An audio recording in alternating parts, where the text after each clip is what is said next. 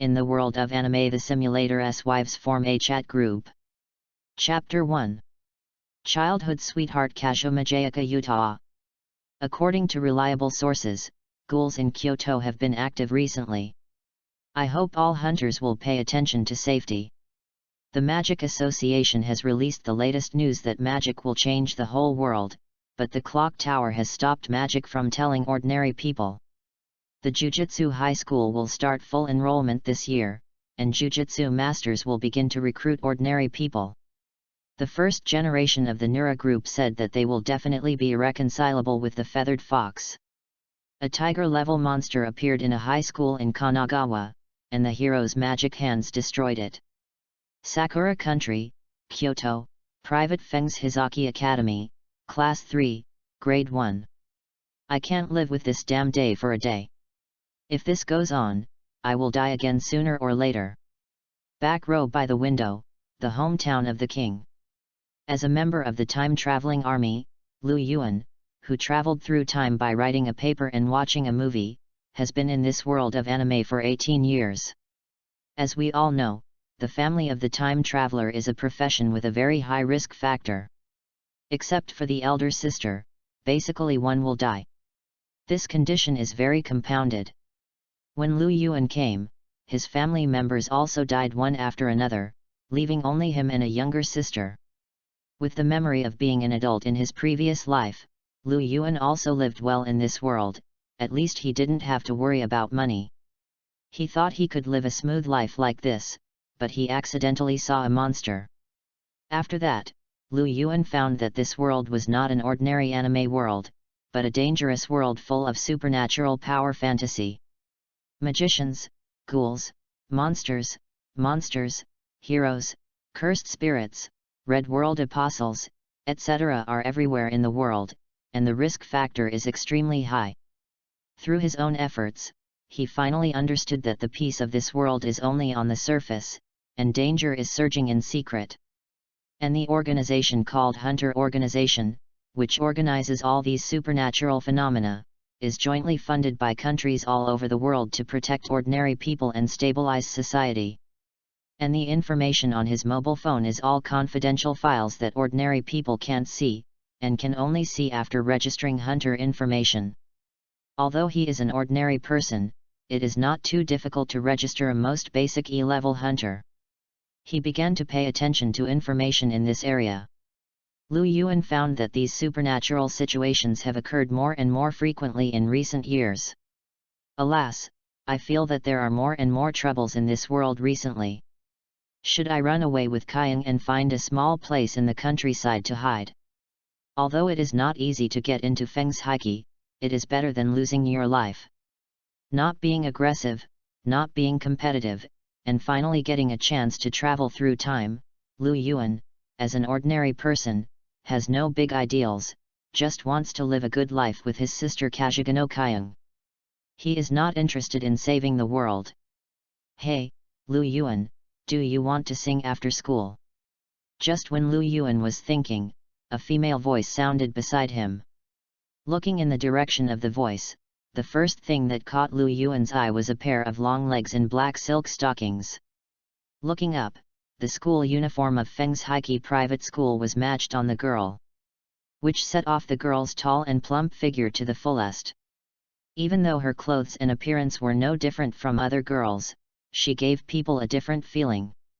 With her exquisite face, rosy eyes, and powerful aura, Kajiganosaura Utah, who is known as the freshman goddess of Toyosaki Academy, is standing next to Yanagi Yuan and inviting him.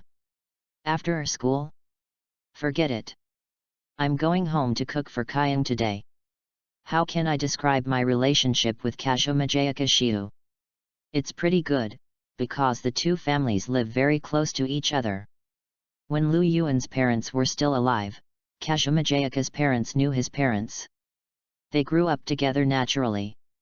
Liu Yuan also gave Kajiganosaura a lot of advice on her writing. He can say a few things about the God of War and the Dragon King's doghouse. Just like what that sentence says. By the way, I don't read bad novels in general, but I must read such a bad novel. The relationship with Liu Yuan is also quite good.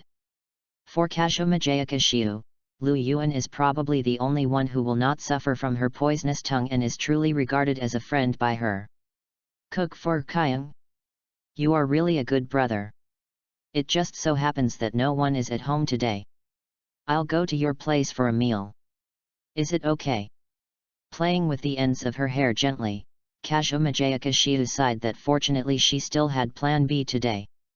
She had to spend more time with Lu Yuan, the idiot. After all.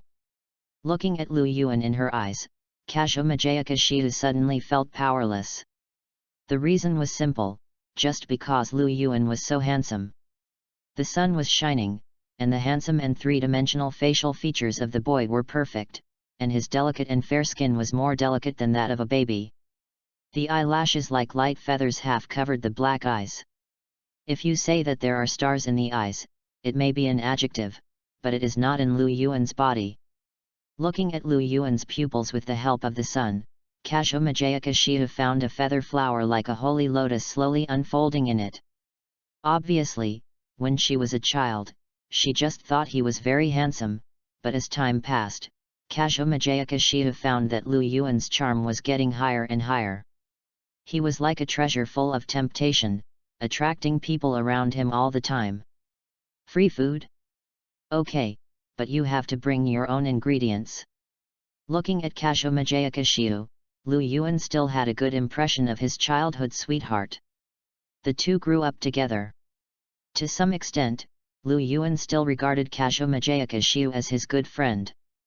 After all, it is well known that Kajiganosaura is extremely venomous, and the only person who can make her treat him well is Lu Yuan.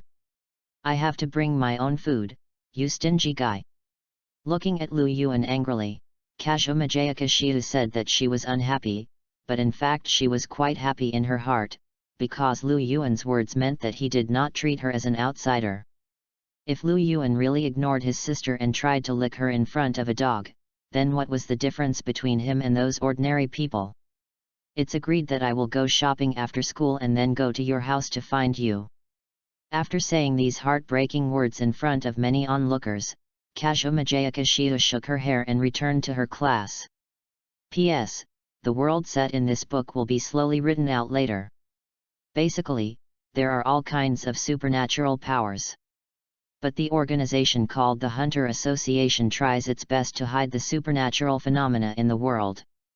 Most ordinary people don't know the existence of these supernatural things. In addition, there are checks and balances in all aspects, as well as the survivor's law and low probability events, so the basic social order is still there.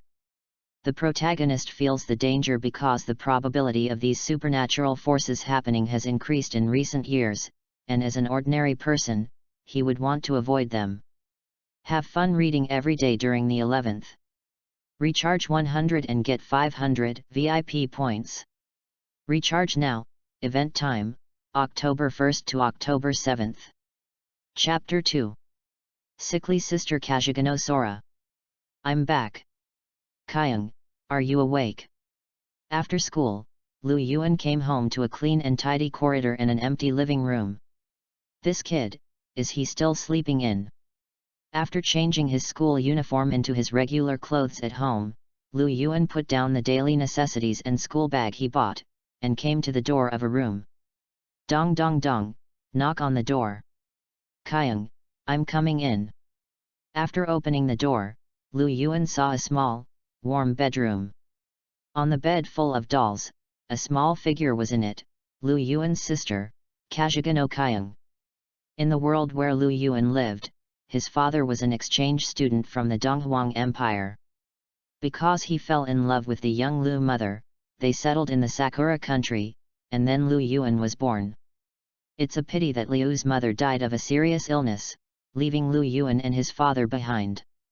After that, Liu's father met Kajigano's mother who had the same experience. Both the boy and the girl brought their children and their families. With the help of each other, they soon fell in love and re-established a new family. Unfortunately, the group building where the two worked caught fire, and the couple died, leaving only Lu Yuan, who was 12 years old at the time, and Kajiganosaura, who was 10 years old.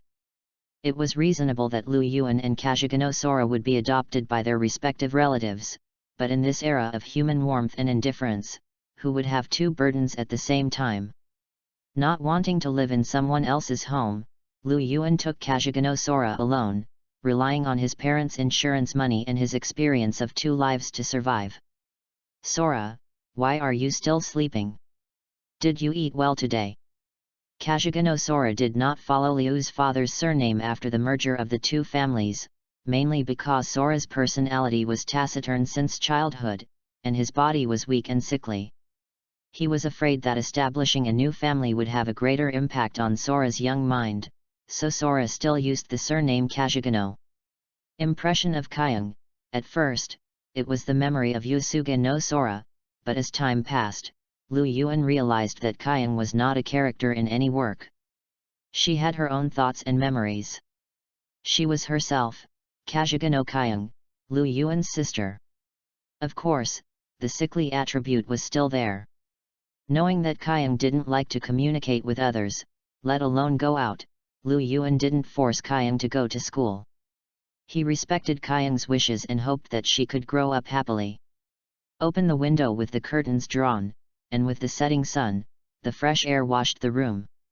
Knowing that Kyung had woken up, Lu Yuan looked at Kyung hiding in the quilt and sighed, "Shia will come to dinner later, what do you want to eat?" "I'll make it. Anything is fine." Seemingly a little annoyed by Kajomajayaka Shiu's uninvited visit, Kyung, who was humming in the quilt, seemed to be saying, "Why did my brother invite other women to the house again? Then you should pack up and get up. I'll go get ready first." With a helpless smile, Lu Yuan left the room while talking. Dong. As the door closed, Kyung, who was hiding in the quilt, slowly poked out her little head. Her delicate little face was slightly flushed, and her black eyes were shining. Carefully smelling the scent of Lu Yuan in the air, the girl's voice seemed to be full of water. "Stupid, brother. Silent. Frail. Secluded. And weak and sickly. If you want to describe Kajigano Kyung, I'm afraid these 4 words are enough. She has been weak and sick since she was a child. Because her condition was very bad, her father divorced her mother very early. In Kyung's memory, her home has always been cold. There are also hospitals, rooms filled with the smell of formalin, patients who die every day, and have you heard? The disease of the child in the Kajigano family cannot be cured at all, and can only be slowly adjusted. Who said it wasn't? Her personality is also very bad. I have never seen her speak. It's really hard for Kajigano's mother to take care of her. If it weren't for that child, I'm afraid she would have a very good family, right?" Such random words are what Kyung has heard the most. Am I a burden to my mother? Should I not be born in this world? Influenced by the surrounding environment, Kyung, who gradually closed her heart, felt the malice of the world. At this time, Kyung, from today on, he is your father. And Xiao Yuan, he will be your brother in the future. Watching her mother bring a pair of father and son to her, Kyung had no idea about Liu's father and Lu Yuan at that time. "Hello, Kyung, you can call me uncle first, and we can get along slowly." "Hello, Kyung, my name is Lu Yuan." Unlike the fake smiles on other people's faces, the smiles of those two people are very warm. But things never happen, and soon, the newly formed family was broken, and this time even the mother was gone. At the funeral, watching the so-called relatives who didn't know each other discussing who would adopt herself and Lu Yuan, Kyung didn't care at all. "Anyway, it's like this, I'm tired. No need for you to worry, I can take care of myself," and Kyung. Although he is only 2 years older than himself, the words spoken by the boy contain unshakable confidence. "Why do you want to do this? Why do you want to take me with you?" Not understanding why Lu Yuan took care of herself, Kyung thought she had never been a qualified sister, and she didn't even call him brother.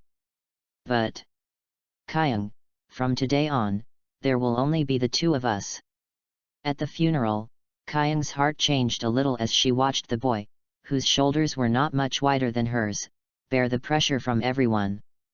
After that, Lu Yuan began to live frugally, and studied hard. He would take care of himself in every possible way, and never let himself go to any hospital he didn't like. Even those bitter medicines would be coaxed into drinking in various ways.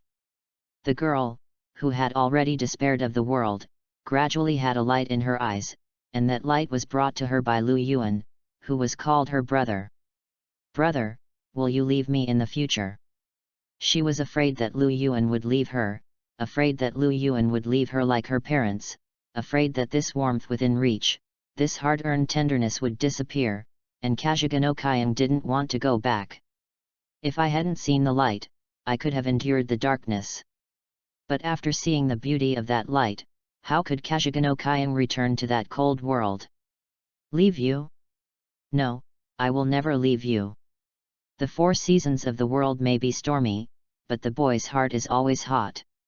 Looking at the figures so close, Kyung can only feel the firmness and commitment, as well as the candle light that makes her hopeful. Slowly opened the quilt, got up, and then hugged the gift Lu Yuan gave her tightly, a small rabbit doll, which was the first time she received a gift from someone other than her mother. The girl's heart had already sunk. "Brother. Reading books every day during the 11th month. Recharge 100 to get 500 VIP points. Recharge now, activity time, October 1st to October 7th. Chapter 3. Perfect Life Simulator. After walking out of Kyung's room and checking the time, Lu Yuan found that it would take some time for Kajiganosaura to come. Before that, he needed to rethink the problem during the day. Should he run away from Kyoto and find a place with few people to live? In recent years, the activities of monsters, cursed spirits, and magicians have become more and more frequent. This is not a good thing. Although these guys are not monolithic, cursed spirits and monsters fight, and monsters and ghouls PK is also common, but since learning that the world he lives in is a world of mixed fantasy, Lu Yuan has begun to pay attention to this information. He has discovered no less than 10 supernatural powers, but he has not found many protagonists who can restrain these powers.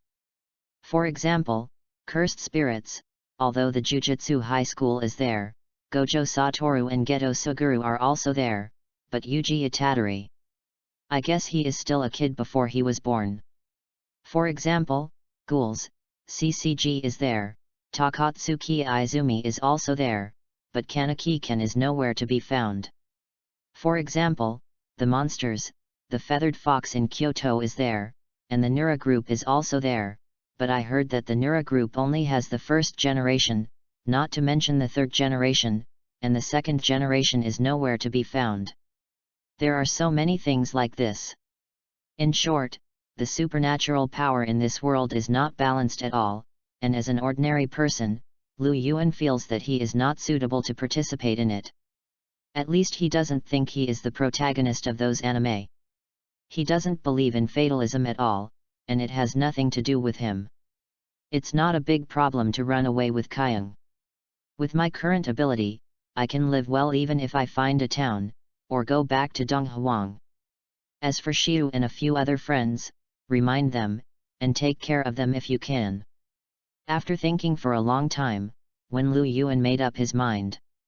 Ding dong, the perfect life simulator is loading. Loading successfully, congratulations to the host, your gold finger has arrived. With a flash of an illusory screen in front of him, what appeared in front of Lu Yuan was his character panel. Name, Lu Yuan. Race, human. Alignment, chaos. Neutral, chaos means that the host has no fixed concept of good and evil in everything, and is absolutely self-centered. Strength, ordinary human. Durability, ordinary human. Agility, ordinary human. Magic, ordinary human. Luck, C. Charm, SS+. Noble weapon, none. Skills, none. Bloodline, none. Talent, none. Profession, none. Score, 0. Number of simulations, 1. Current evaluation, a young man with a beautiful face, who knows how to advance and retreat, knows gains and losses, knows how to choose, knows the general situation, and has awe. As an ordinary person, you are very good. System, Perfect Life Simulator. Before crossing over, I had read a lot of novels and had some understanding of the gold finger simulator. Lu Yuan didn't expect that he would have a gold finger after crossing over for 18 years. Reporting to the host, because the host lived very calmly for 18 years after crossing over, the system detected that it was extremely difficult for the host to continue to live in this supernatural world, so it started successfully. This system is a perfect life simulator, which can search the heavens and the worlds and allow the host to enter in the way of life simulation. In The Sims, the host can gain points, bloodline, talent, skills, etc. After a detailed chat with the simulator system, Lu Yuan found that this simulator was similar to the simulator system he knew. As long as he participated in it, he could become stronger, and he could also gain secret medicine talents and other things to heal Kayang's body. The simulator system even opened the time manager considerately. No matter how long Lu Yuan simulated in other worlds, it would only take 1 second for the main world he was in. How about it, host? Do you want to start the simulation? Is there any need to ask? Of course I will simulate. The reason why Lu Yuan didn't have the ability to participate in those supernatural powers before was because he was an ordinary person. Naturally, he could only use the ordinary people's way of thinking and consider the overall situation.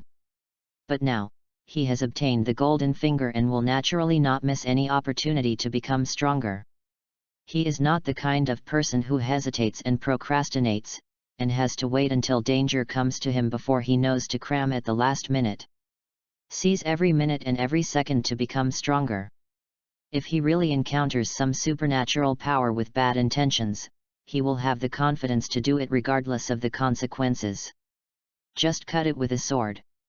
In view of the host's first simulation, a novice gift package is specially awarded. Ding dong! Congratulations to the host for obtaining a skill card, a talent card, and a career card. Do you want to open it? Just after Lu Yuan decided to start the simulation immediately, the system gave him another novice gift package. Open. Without saying much, Lu Yuan just hopes that these 3 cards will not be too unlucky. Ding dong! Congratulations to the host for opening the skill card and obtaining the Memory Hall, S. Memory Hall, S, can clearly store all the images and sounds that the host has seen and heard in the memory, and can be retrieved at any time for viewing, similar to the talent of the protagonist in Sherlock Holmes and Tang Detective. Ding dong! Congratulations to the host for opening the talent card and obtaining the talent of the beautiful young man, A. Ding dong! Because the host's charm itself has SS+, the beautiful young man is upgraded and evolved into the beautiful disaster, SS+. The beautiful disaster, SS+, your charm is unique, and your words and actions can affect the views of people around you, greatly improving the initial favorability of any creature towards you. Ding dong! Congratulations to the host for opening the career card and obtaining the career fraudster, A. Fraudster, lies are like prisons, and they laugh at the present. Your words greatly increase the credibility, and you can tell whether others are lying to you. This skill is ineffective for beings with higher attributes than you. Drawing 3 in a row is a very good reward. According to the system, the levels from low to high are E, D, C, B, A, S, SS, SSS and unobservable X. If there is a N sign, it means that the effect of doubling can be achieved temporarily, and double N signs mean quadruple, and doubling again will increase the level. And the unobservable X has endless possibilities. Maybe the attribute is so high that people can't see the end, or it may be so low that it is almost nothing. In short, the expectation is full. These 3 rewards, M. How do you feel about the 3 rewards of the Hall of Memory, the Beauty, and the Fraudster? Lu Yuan thinks that these 3 rewards are very powerful auxiliary, but none of them can directly improve his combat effectiveness. I just hope that the difficulty of the first simulated world is not too high. Closing his eyes, Lu Yuan officially started his first simulation life. PS.1, as for combat power, since the book focuses on Type Moon in the early stage, it is mainly written according to Type Moon's combat power. However, I added S, SS, and SSS to the attributes above A to make a more detailed distinction. I hope you don't argue with me. I'm not good at talking and I can't beat you. PS.2, although the simulated life is described with short sentences and words, in fact, the protagonist is a whole person who travels to another world and starts a new life. I just speed up the process. I hope everyone understands that the protagonist is experiencing those processes in person, not describing them in words. After all, the sense of separation is too serious. I specifically say this. PS.3, the group chat mentioned in the introduction will not appear until 2 more heroines are written. Just like the sense of separation mentioned above, if you write a group chat with more than a dozen heroines at the beginning, I personally think that readers can't remember it, and I can't write the characteristics of each heroine. It's better for me to write slowly. I hope you don't argue with me about this. As I said, you readers are the boss. I really can't argue with you. I will listen to your opinions with all my heart. PS.4, thank you for reading the new book. Please vote and comment. Every support in the book review area is the author's greatest motivation. For every 5,000 flowers, 1 chapter will be added on the day of listing, and 1 chapter will be added for every 30 comments. The upper limit of 30 chapters will be added on the first day of listing. Free data support. During the new book period, there will be no additional chapters due to recommendation issues, so all additional chapters will be added on the day of listing. PS.5, the last PS, the update time of this book is fixed. During the new book period and after the listing, it will be updated at 12 AM, 6 AM, 12 PM, and 6 PM every day, and additional chapters will be counted separately. Have fun reading every day during the National Day. Recharge 100 and get 500 VIP points. Recharge now. Activity time, October 1st to October 7th. Chapter 4. The First World, the Roman Empire. The Julio-Claudian dynasty was the first hereditary dynasty of the Roman Empire. Under the prosperous dynasty founded by Gaius Octavius Augustus, Emperor Augustus successfully inherited everything from Caesar, making the Roman Empire famous overseas and spreading its prestige to the entire Mediterranean plate, and embedding it eastward and northward into West Asia, Central Europe, Western Europe, and other places. On October 18, 30 AD, in the imperial palace of the Roman capital. Success, I succeeded. The forbidden magic left by Caligula is real, and this child will become my hope for the future. In the magnificent palace, a man was looking at the child who represented the taboo with his eyes. With a cry, Lu Yuan opened his eyes and found himself being held by a man in gorgeous clothes. It was the current emperor of the Roman Empire, Claudius IV. This simulation officially begins, and you are born. As the fourth emperor of the Roman Empire, Claudius IV wanted to take control of the empire because the previous emperor, the tyrant Caligula, had caused great trauma to the Roman Empire, so Claudius IV wanted to prove himself.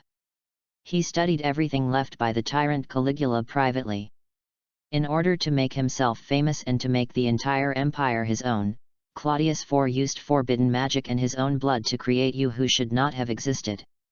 Son, this is my son, the future emperor of the empire. Holding Lu Yuan high and looking at the light in the baby's eyes, Claudius IV had a hunch that this child would become the hope of the future. Let me think, your name.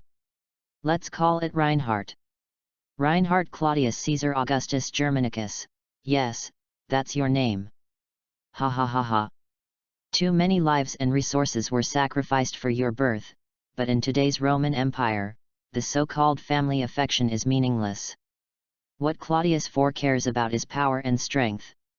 Roman Empire. Claudius IV? This is the era of Nero. For the history of the Roman Empire, it can only be said that it is known in history books.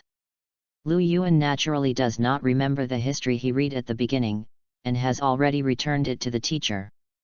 However, don't forget that the existence of the memory hall can make him remember everything he has seen before.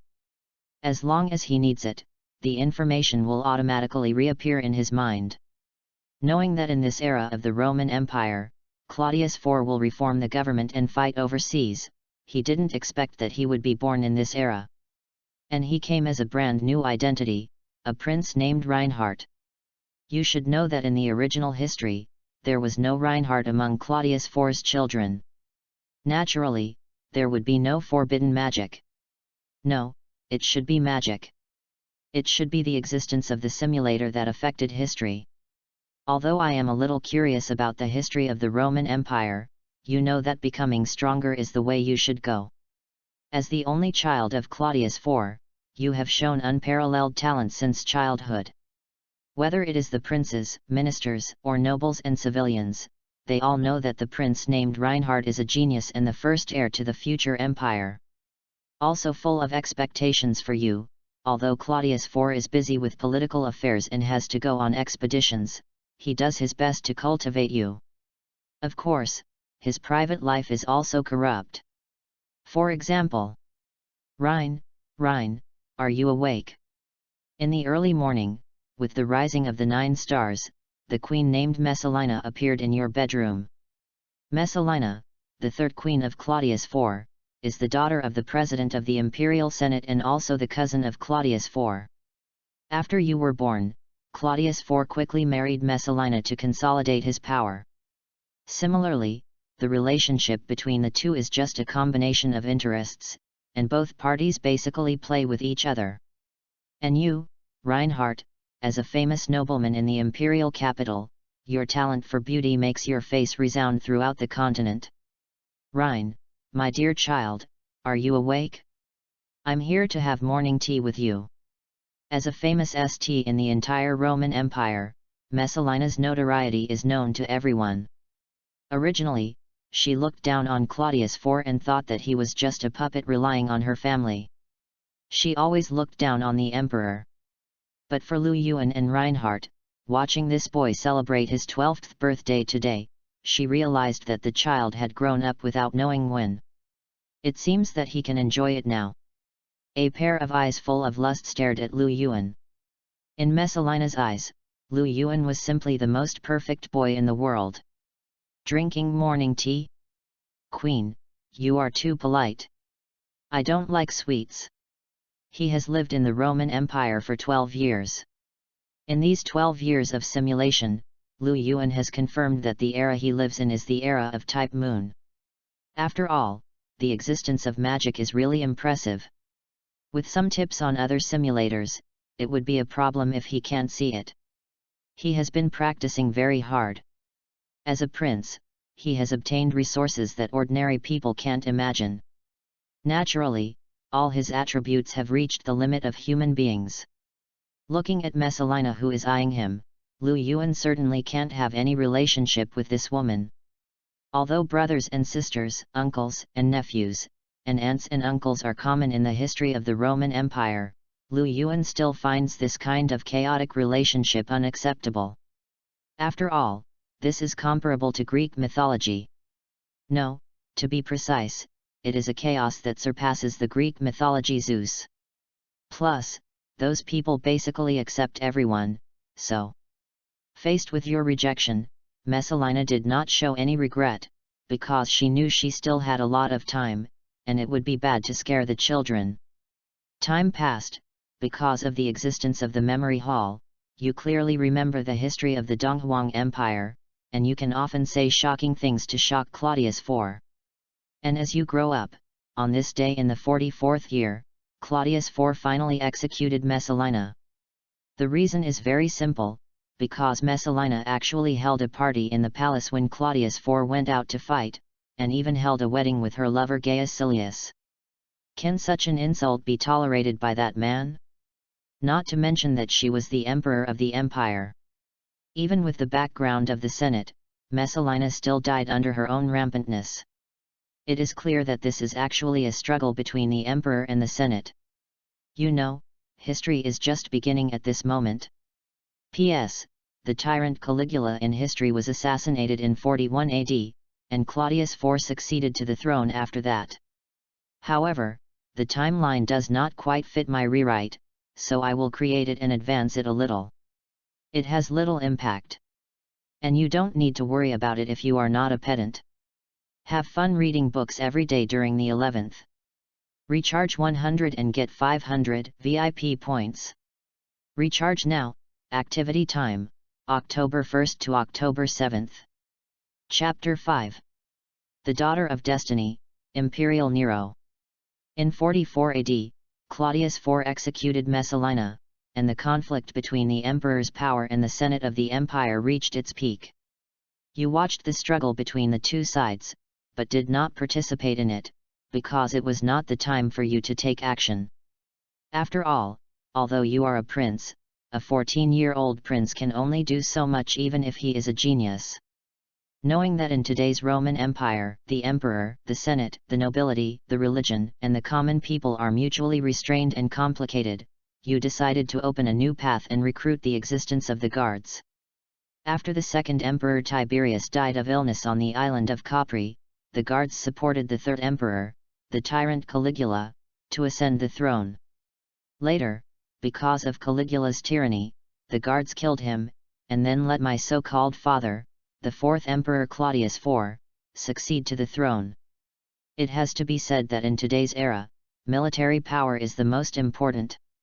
Knowing how important the existence of the guards is to the current Roman Empire, and knowing what those arrogant warriors want in their hearts, you have been training some children to join the guards over the years, and at the same time, you have used your identity as a prince to win over key figures among them. Now, Bruce, the commander of the guards, Seneca, the advisor, and more than a dozen generals are all under your command, and they have formed a community of interests with you. It must be said that as a prince of the empire, your identity has helped you a lot. First of all, the emperor and the Senate of the empire are balancing each other.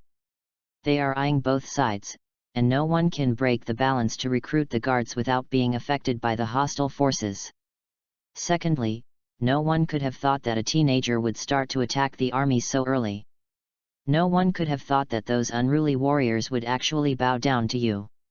This is really surprising. Warfare is the way of deception. In addition to the identity of the prince, the things passed down by our ancestors are really useful to make these soldiers follow me. Sun Tzu's Art of War, 36 Stratagems. Although these things are some theoretical knowledge, they are actually overkill in the current Roman Empire. Do you know the conqueror king who conquered the world? If he had fought to Kyushu at that time, the 7 heroes of the Warring States period would probably have a lot more tools to use. Shaking the message given to him by the guards in his hand, Lu Yuan used a very simple method. The lure of the title of prince. The struggle between the major parties. The military tactics passed down by the Donghuang Empire over the years. And the confidence he cultivated from childhood to adulthood. All these combined have made him what he is today. Then, next, we have to go see the girl of destiny in this era. In 45 AD, you have already recruited the guards and you are 15 years old this year. In 3 years, it will be your coming-of-age ceremony. Before that, you want to meet Nero. Demidius Hannibalbi, this is the cousin of Claudius IV and the biological father of Nero. In other words, Lu Yuan needs to call him Uncle. Your Highness Rhine, absolutely not, I am just an ordinary noble. How can I perform such etiquette for you? Seeing Lu Yuan approaching him and bowing slightly, Hannibalbi is not a fool. Although he and the current Emperor Claudius IV are cousins, don't forget that this is Rome, which is more complicated than Greek mythology. You can find a lot of cousins every second. He did not gain any special status because of his identity as the cousin of Claudius IV. Facing Lu Yuan, even if Hannibalbi has a prominent identity, he still has to do the superficial work. Greeting Ahanabalbai. Ahanabalbai does not know what you are going to do for your arrival.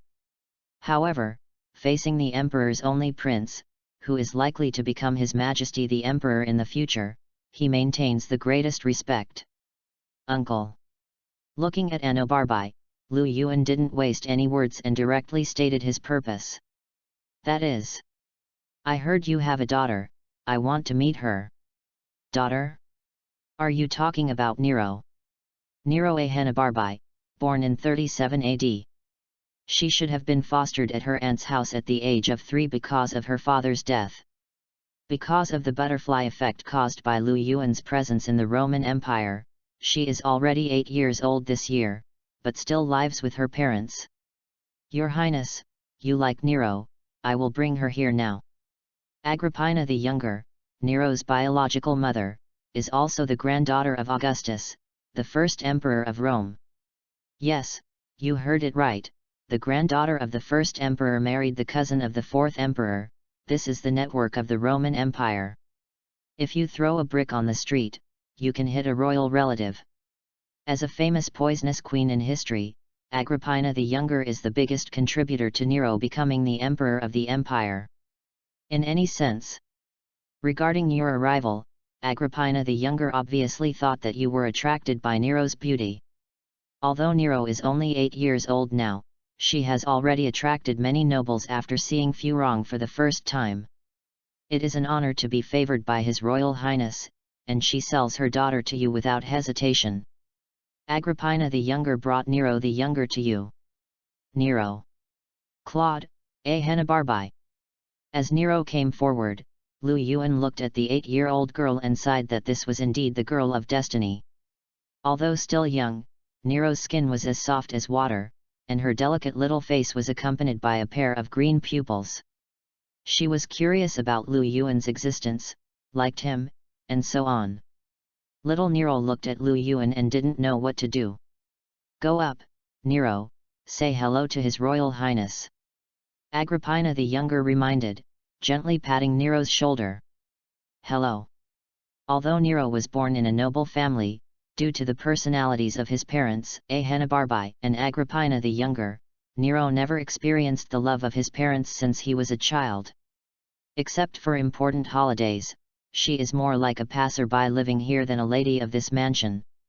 Brought to Lu Yuan by her mother whom she had not seen for a long time, she only thought that the big brother in front of her was very handsome, and Nero, I am your brother, just call me Rein. Squatting down and touching Nero's head affectionately, Lu Yuan's beauty buff has been raised to the highest level at this moment. If you can use data to describe Nero's favorability, then it is probably +1+1+1+1. P.S. Ask for flowers and book reviews on the first day, every free gift is very important. Thank you for your support. Read books every day during the 11th. Recharge 100 to get 500 VIP coupons. Recharge now, activity time, October 1st to October 7th. Chapter 6. All kinds of experiences, clear mind. You have recognized the girl of destiny named Nero as your sister. For you, it is a rare and fresh experience to meet the protagonist of the plane. From then on, you let Nero stay by your side. You know that Nero has unparalleled talents. As long as you train her well, she may become your best assistant in the future. After all, this is Nero who has the talent of an emperor. Roman Empire, Colosseum. Brother Rein.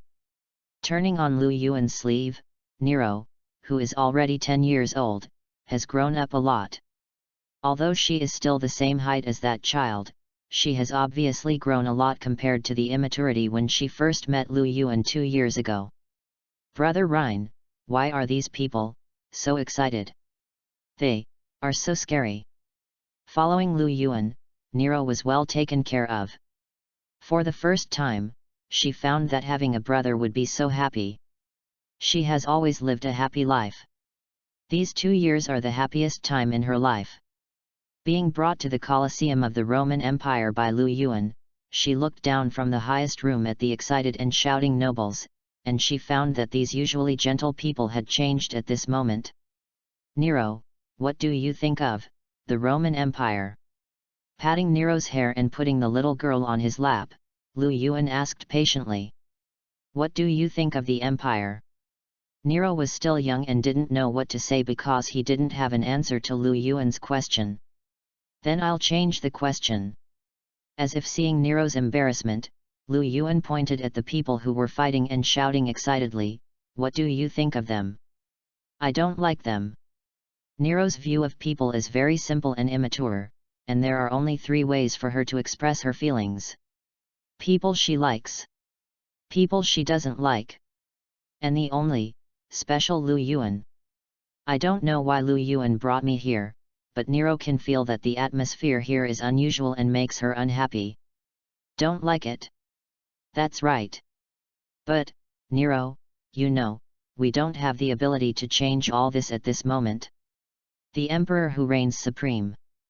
The Senate that controls power. The nobles who monopolize wealth. The religion that deceives people into believing. Too much, too much, too much, in this era, everything makes Lu Yuan dislike it. He is not a saint who cares about the world, nor is he an idealist who advocates peace. He just feels that living in such a decadent, dirty world where human life is not regarded as human life.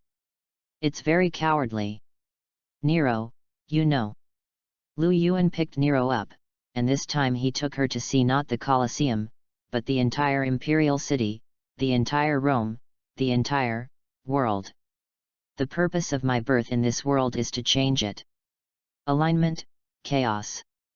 Neutral, chaos means that the host has no fixed concept of good and evil in everything, and is absolutely self-centered. Looking at the green hills in the distance, if Lu Yuan was an ordinary person before and could only live in an ordinary way, then after coming to Rome, he has seen the new world as the prince of the empire. After all kinds of experiences, his heart is clear. He wants to become the emperor of Rome, the supreme monarch, and then dye this world with his own color. That would be interesting, and it would not be in vain for him to come to this world.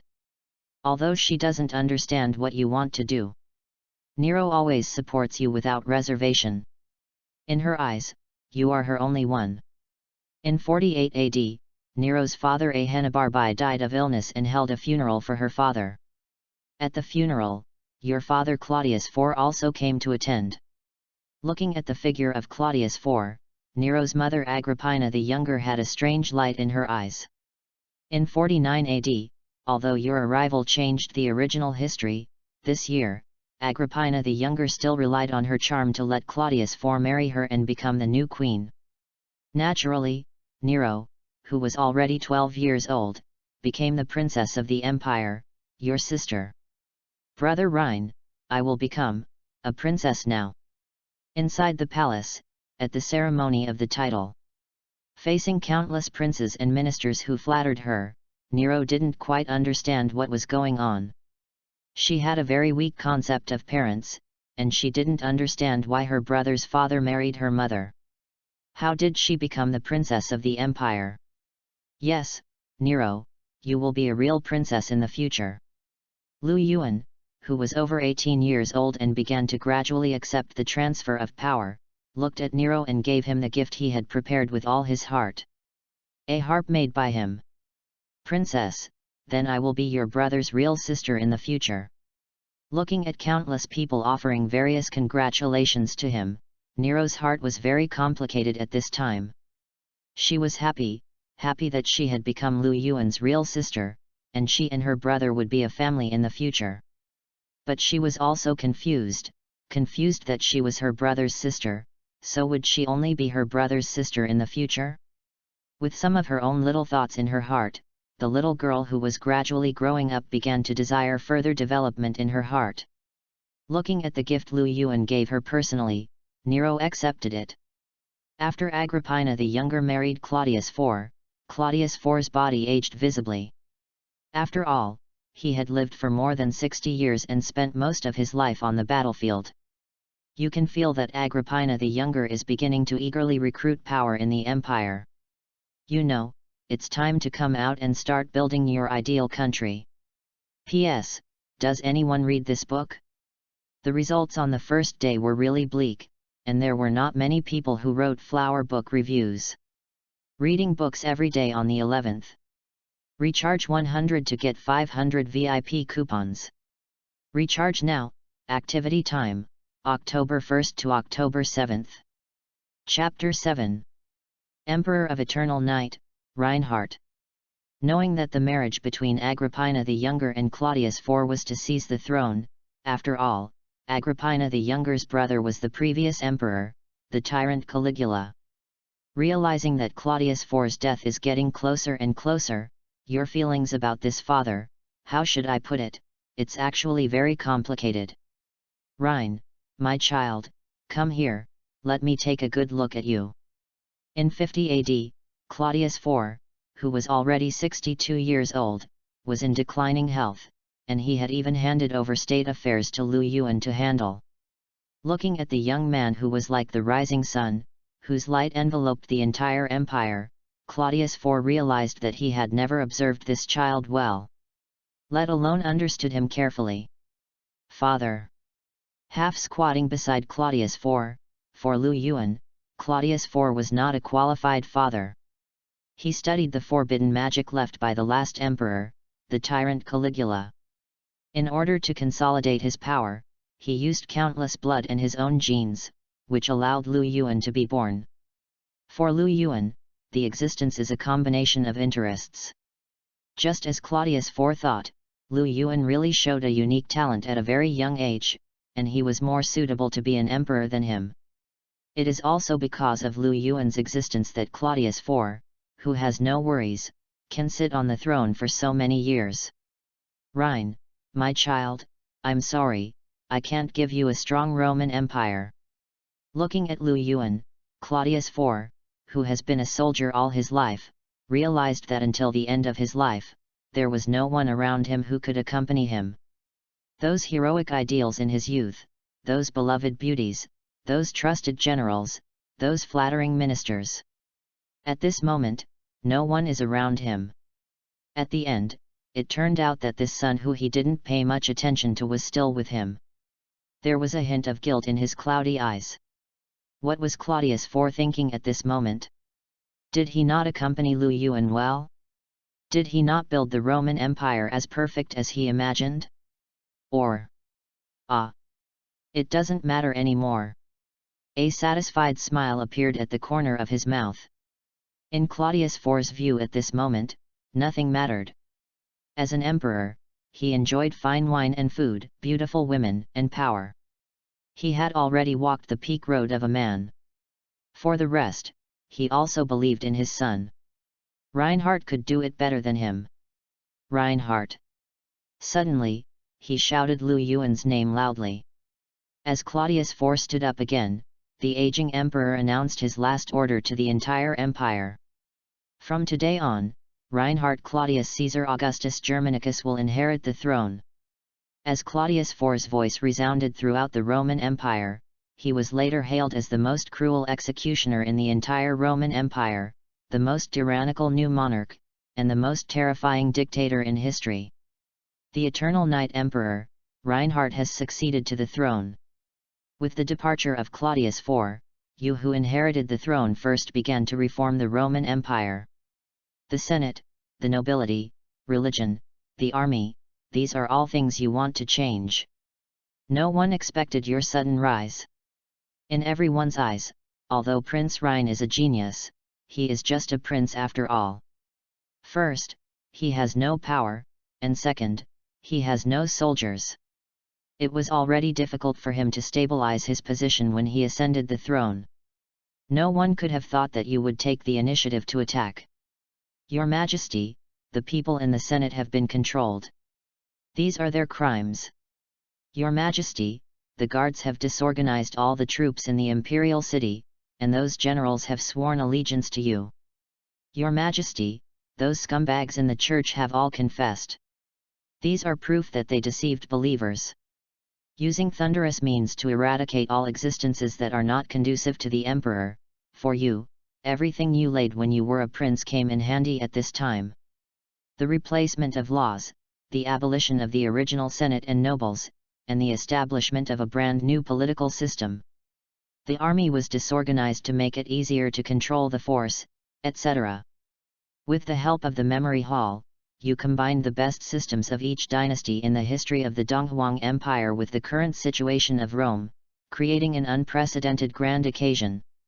But in contrast, those nobles who were obsessed with the corrupt system and once obstructed the imperial power also loudly accused you of cruelty. Murderous, cruel, ruthless, in just less than a month since you took office, tens of thousands of souls have died at your hands. Countless people regard you as an executioner. They all think you are the most cruel tyrant, and are more terrifying than Caligula. Compared to civilians, you are the savior of this country. You have abolished countless unjust systems and ushered in a new era for Rome.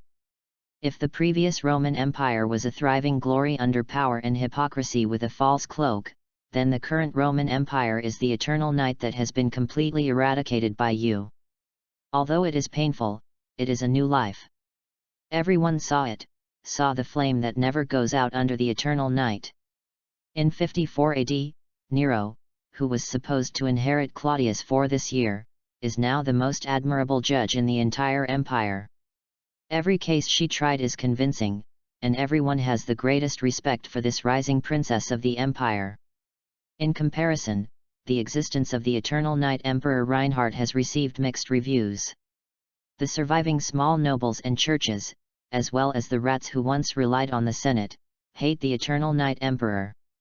They hate him, they are angry, but they can do nothing about it. The civilians and the army worship everything about His Majesty the Emperor as God. They believe that all of this is the rebirth of the Roman Empire brought by the Eternal Night Emperor Reinhardt. The new emperor is like a god. You have brought the Roman Empire into a new era. P.S. There is no time limit without a contract. This is the chapter at 6 o'clock in the morning. Let's post it early. Please give some free flowers and book reviews on the first day of the new book. The first day's performance is very important. Thank you. Have fun reading books every day on the 11th. Recharge 100 to get 500 VIP coupons. Recharge now. Activity time, October 1st to October 7th. Chapter 8. Nero's Love. Go away, I've said it so many times. My brother doesn't need any concubines.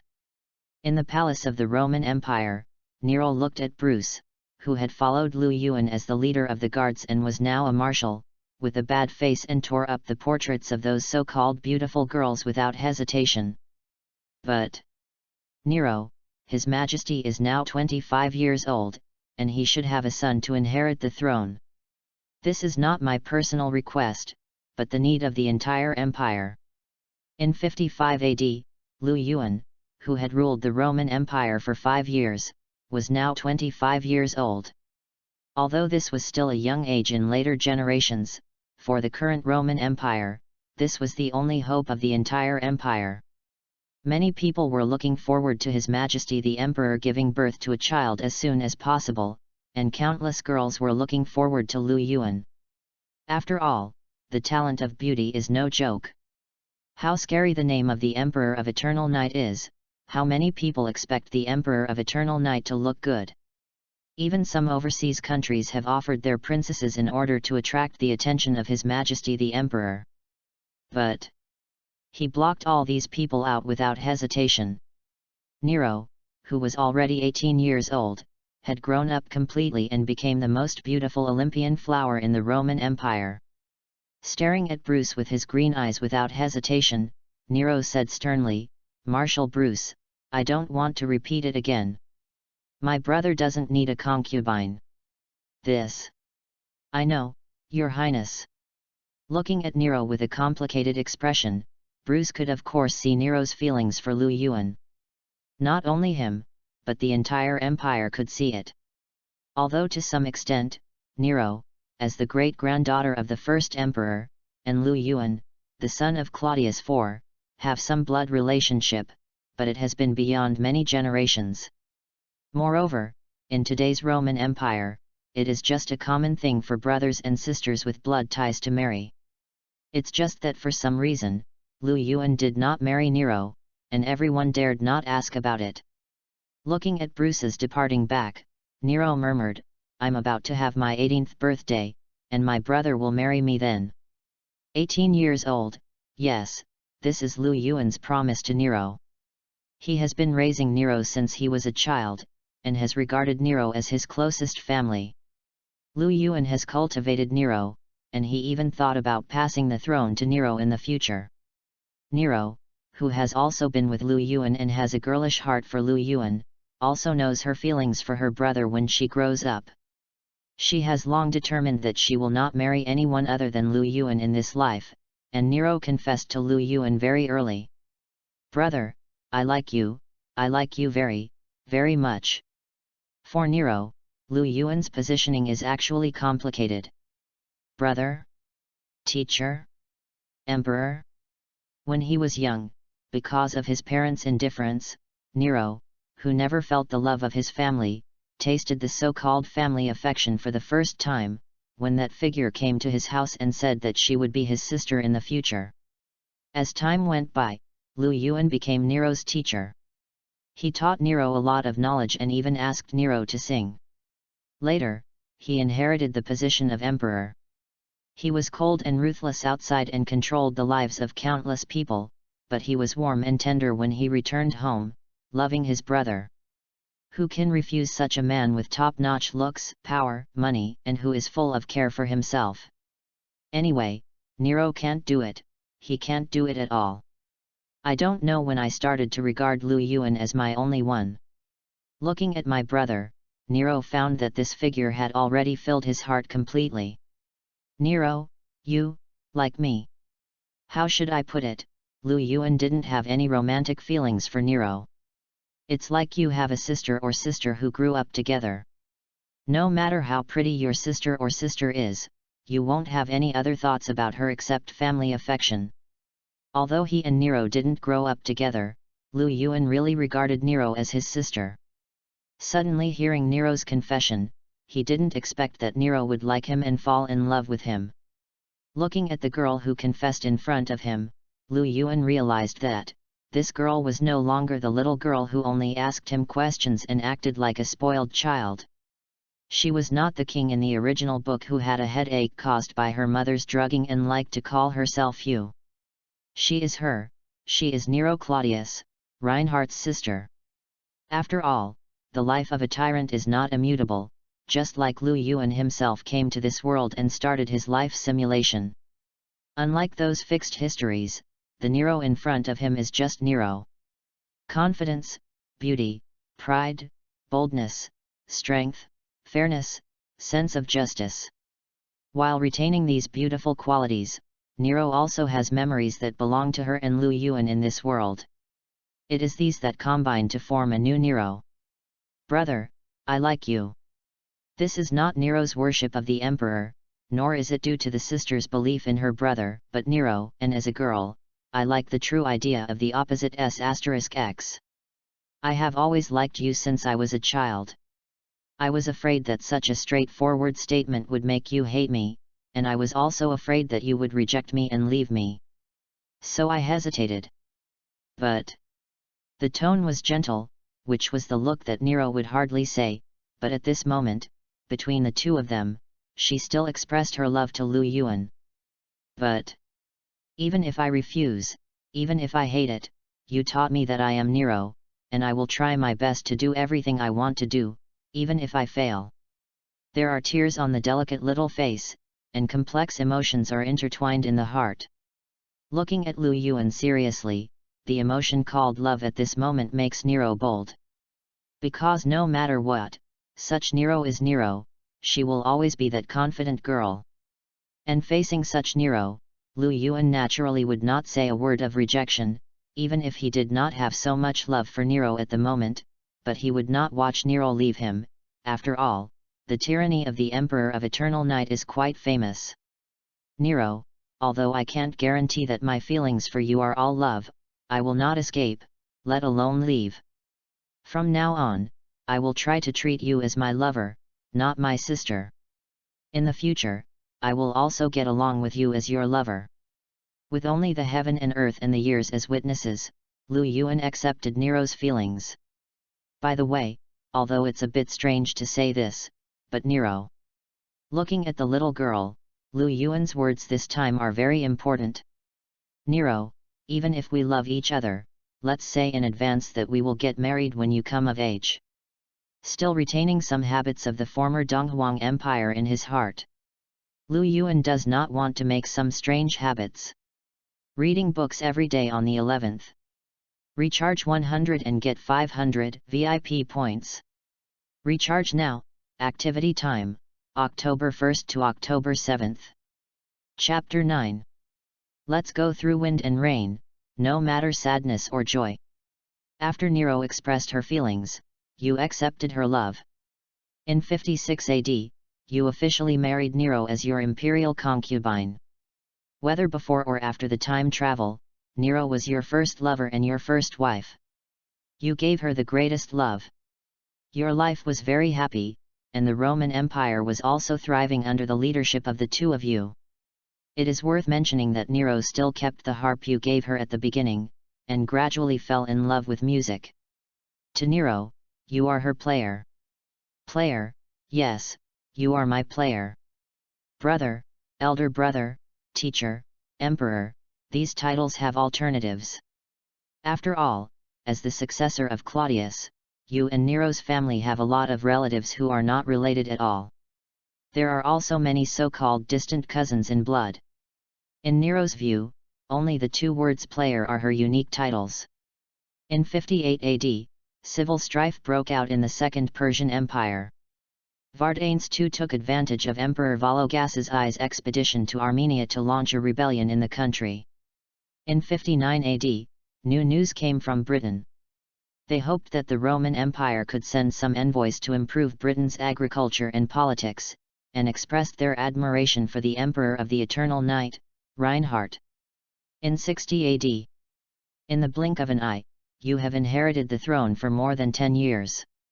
At the age of 30, you have organized the entire Roman Empire in an orderly manner, and all aspects are in order. Although this country still cannot get rid of the shackles of the times, it has reached your limit. Just cough, cough, cough, cough. Player, are you okay? Inside the palace, seeing your health deteriorating, Nero is very worried about your physical condition. After all, your health has been getting worse day by day in the past 2 years. It's okay, Nero. I'm just a little tired. Feeling the changes in your body, you carefully studied the books left by the former tyrant Caligula and finally confirmed that this was actually the after effect of the forbidden magic. That's right, because you are not a naturally born human, your true identity is a forbidden life created by Claudius for using forbidden magic. Although you have absolute talent, your lifespan is also greatly shortened, far less than the average lifespan of humans at that time. Expressing great concern about your physical condition, Nero tried to call on the whole country to save you, but you stopped him. Because you know that your body is not something that can be handled in this era, and you have achieved your goal and organized the entire Roman Empire in an orderly manner. And you also married Nero, and the two of you spent a very happy time together. For you, your life is already very perfect. In 62 AD, your body has deteriorated to a certain extent. On the bed, you look at the ministers you trust most. Bruce, Robert, Zwa. I'm leaving. After I leave, Nero will inherit the throne. Everything in the future will be troublesome to you. You are very confident that you have handled the future after you leave. You believe that Nero can pass on the Roman Empire more perfectly. And she will not be controlled by her mother Agrippina the Younger. She has matured and is a qualified emperor. She said she would carry out your orders and drove away those ministers. You looked at Nero, who was already crying. Okay, Nero, don't cry, you are not a child. Gently wiping the tears from Nero's face, Lu Yuan knew that his departure would definitely make Nero close to collapse. However, this was also unavoidable. After all, this was his first simulation. All he could do was to arrange everything after he left and tell Nero that he would come back to pick her up sooner or later. Player. Looking at Lu Yuan's face, Nero seemed to realize something. He held Lu Yuan's hand tightly and begged him not to leave. Player, wake up. I'll sing you a song. This is what I have been preparing. I wanted to give it to you as a birthday gift. Quickly took out the harp that Lu Yuan gave him from his side. As Nero played, pleasant music sounded. Player, don't sleep. I will be very lonely after you leave. I am most afraid of loneliness, so please, don't leave. Looking at Lu Yuan, the tears on Nero's face fell like crazy. She tried her best to save the life of her beloved. I'm not sleeping. Stop shaking. I can't stand it if you keep shaking. Lu Yuan said softly, gently playing with Nero's hair. Nero, don't worry about being alone. Although I will leave, I promise that this is only a temporary separation. Looking at Nero's face, the memories of the past appeared in front of them. Nero, remember, farewell is a part of life that must be experienced. We will be separated temporarily and lose our loved ones. But please believe me, this short separation is for a better meeting in the future. So. The gentle voice and doting eyes, just like the first time they met, Lu Yuan left his last heart to Nero. Walking in the memories of you and me, everything will be fine. Let's go through wind and rain, no matter the sadness or joy. On October 18, 62 AD, just like the day he was born 32 years ago, the Emperor of the Eternal Night, Reinhardt Claudius Caesar Augustus Germanicus, who was called a tyrant who killed more than tens of thousands of people in history and was also worshipped by countless people as a dictator, passed away at the age of 32. In the same year, Queen Nero Claudius Caesar Augustus Germanicus, who was a husband and wife and brother of Reinhardt, succeeded to the throne with the help of many ministers. During Nero's reign, he implemented many policies that benefited the people internally and successfully resolved the crises in Parthia and Armenia externally. Her achievements were extraordinary, but because of her story with the Emperor of the Eternal Night, Reinhardt, and because she always said that there would be no Roman Empire today without the Emperor of the Eternal Night, she was still called a tyrant by the Church. Although the huge Roman Empire began to fluctuate again after the departure of Emperor Eternal Night and Nero, the thought deeply rooted in the hearts of the people was engraved into the bones of everyone because of the joint efforts of the two generations of emperors and the efforts of the old ministers of Emperor Eternal Night Reinhardt. The Roman Empire began a long reform, and finally in 152 AD, it officially became the Roman Federation, officially starting a new era. It is worth mentioning that because Emperor Eternal Night Reinhardt implemented a very terrible suppression on Christians and many other churches that believed in gods during his reign, the church pronounced its title from Hebrew as 666 beast and regarded it as a demon. The above is the story of the Roman Empire legend, Emperor Eternal Night, Reinhardt. PS.1 A large part of the reason why Nero's music is not good is that her mother Agrippina the Younger poisoned her and gave her a headache. In Lu Yuan's world, Nero does not have a headache, so his music is naturally good. PS2 Thank you very much for your support. During the new book period, there will be 4 updates every day. Because of the recommendation issue, all my additional updates will be on the first day of the book. Accumulated 5,000 flowers, 30 comments, 500 evaluations, or October tickets will add additional updates, and the first day limit is 30. Have fun reading every day during the National Day. Recharge 100 and get 500 VIP coupons. Recharge now, activity time, October 1st to October 7th. Chapter 10. End of the First World, Rich Rewards. This simulation is over, statistics are being collected. Evaluation loading. Dear host, you have accomplished many events in this short life. You have organized the Roman Empire in an orderly manner and changed the empire that was restricted by the times. You also changed the fate of Nero Claudius, the daughter of destiny, and allowed her to maximize her talents. You attacked the Senate, the nobility, religion, etc., and maximized the equality of life. You established the six-department system and brought the centralized emperor's power to the extreme. The ideas you pioneered have impacted the entire era. After your death, the Roman Empire inherited your will. After a long time, this country finally became what you wanted, and the Roman Federation was established. Congratulations, your Sims evaluation this time is legendary. Regret, common, rare, perfect, epic, legend, unique.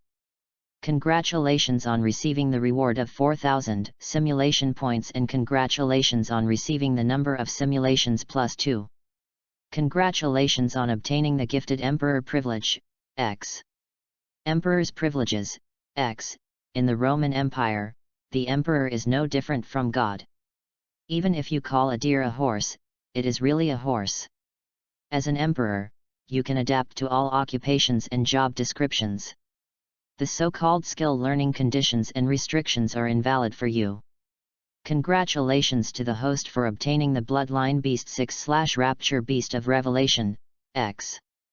Beast 6/Rapture Beast of Revelation, X. As the god of Rome, you suppressed all the sects.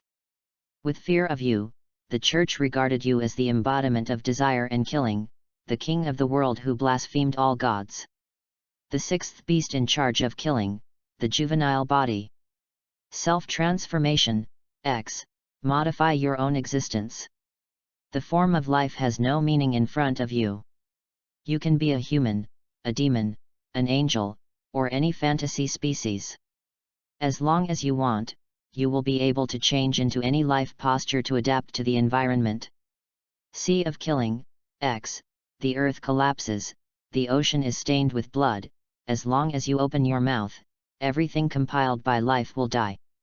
You have the concept of absolute death. Your attack can crush any existence, even time, space, and cause and effect will be swallowed by you. Original Sin Release, X. Not enabled.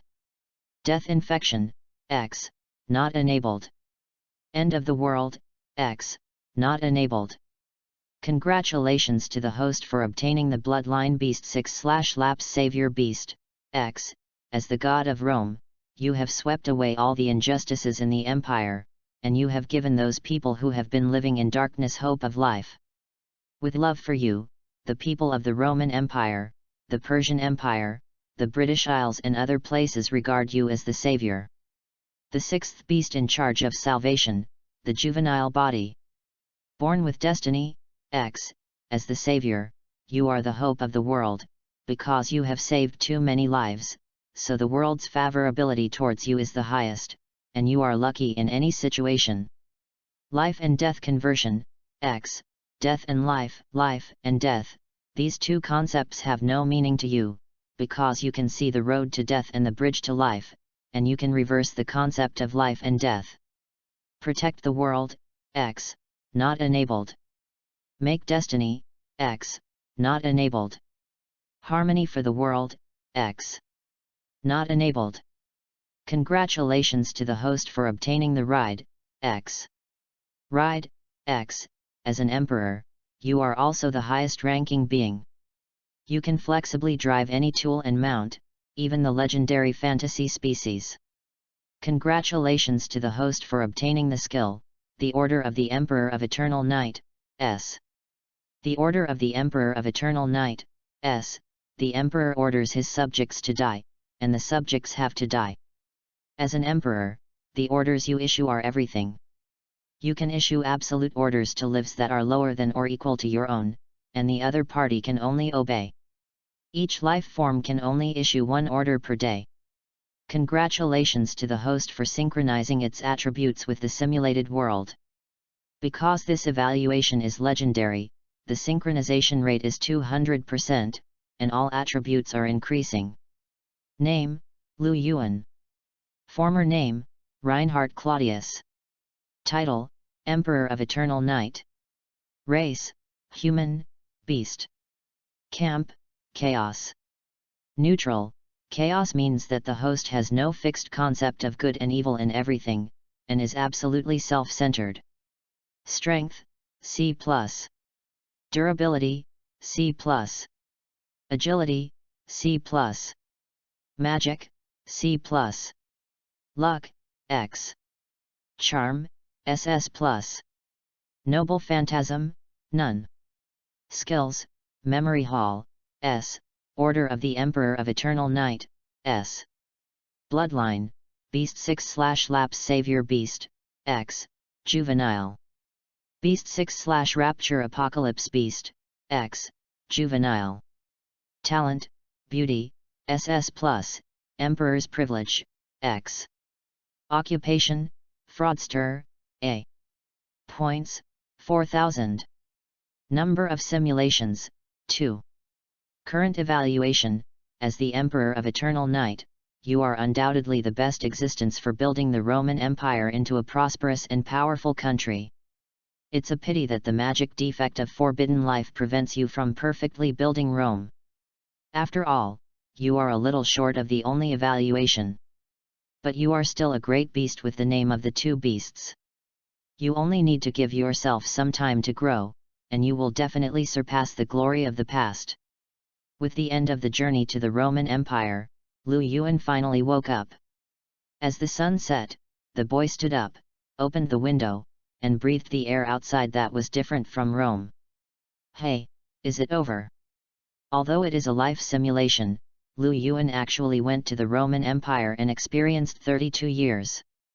Feeling the familiar and unfamiliar power in his body, after a while, he opened his eyes again and changed his mentality. I am Lu Yuan, and also Reinhardt. Took a deep breath and absorbed all the memories of the Roman Empire. For Lu Yuan, the rewards obtained from the simulator are important, but the memory of being Reinhardt is also priceless. Nero, his sister, his wife, his queen, the girl who regards him as everything, is still waiting for him. Determined to continue to use the existence of the simulator to make himself stronger, Lu Yuan believes that one day he will be able to see Nero again and fulfill the promise in the past. On the other side, after Lu Yuan left, Nero continued to govern the entire Roman Empire according to Lu Yuan's plan. As time passed, she missed Lu Yuan more and more. One day, a voice suddenly sounded in her mind. That was, "Ding dong, the Wanja chat group invites you to join, do you agree? P.S. Beasts are a great disaster rejected by human history. There are a total of 7 major human evils. I won't say much about those known ones. The revelation and savior obtained by Lu Yuan here are original. After all, Beast 6/L and Beast 6/R have not been announced yet. Have fun reading books every day during the 11th. Recharge 100 and get 500 VIP points. Recharge now, activity time, October 1st to October 7th. Chapter 11. The Impact of Simulators. Let me see, the Beast of Apocalypse, the Beast of Savior. So my position in the church and among the people is so exaggerated. Lying casually on the sofa in the living room, Lu Yuan watched his hands changing according to his wishes. One moment it was a lion's claw, the next moment it grew 7 fingers, and the next moment it became a limb with a shell. As long as he wanted, he could completely change his body at will. This ability is quite convenient. Because he was still a juvenile of the Beast of Apocalypse and the Beast of Savior, Lu Yuan could not use many job skills, but they were also very powerful. Especially the 2 skills of Sea of Slaughter and Life and Death Transformation, which were simply super invincible enhanced versions of the mystic eyes of death and natural fangs. It was a pity that his magic power was limited now, and he could not always use the skills of the beast, otherwise even if all his attributes were only sea and now, he could still compete with those strong men. In any case, this trip to Rome has made me a completely different person from the past. Feeling the new power in his body, Lu Yuan no longer had to worry about the supernatural existences in the real world. After getting familiar with his abilities, he turned on his phone and began to look up the history of the Roman Empire. Sure enough, the existence of the simulator changed history. He clearly remembered the history of the Roman Empire in this world he was in. Looking at the name of the emperor named Reinhardt on the phone, Lu Yuan confirmed that the simulator and the real world would interact, and everything he did would affect the future. It seems that next time I go to other simulations, I need to think about the existence of the real world. Looking at the legendary record about the Emperor of Eternal Night on the phone, what Lu Yuan wanted to know most was how Nero lived after he left. Unfortunately, history does not record much about this aspect. Only 10 years after the death of the Emperor of Eternal Night, there was news that Nero Claudius also disappeared. In the Roman Empire, after Lu Yuan left, because of the old ministers he had trained and Nero, the emperor's power began to weaken. The idea of equality was deeply rooted in the hearts of the people. The Roman Federation was established, and the emperor was no longer an existence that could influence a country, but a symbolic meaning similar to faith. But, in the hearts of the Romans, the status of the Emperor of Eternal Night Reinhardt is always special. Even though they are no longer an imperial system, for them, Reinhardt will always be their king. Speaking of which, Xiu is coming to eat for free today, right? At first, after drawing the memory hall, he felt that this talent was useful, but average. However, as time passed, Lu Yuan never felt that the memory hall was as useful as it is now.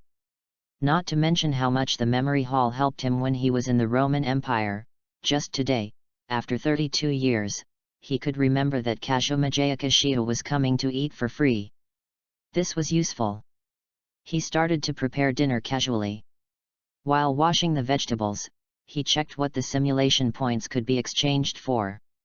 Let me see. Devil fruit, Zanpakuto, ninjutsu. There are quite a lot of things that can be exchanged.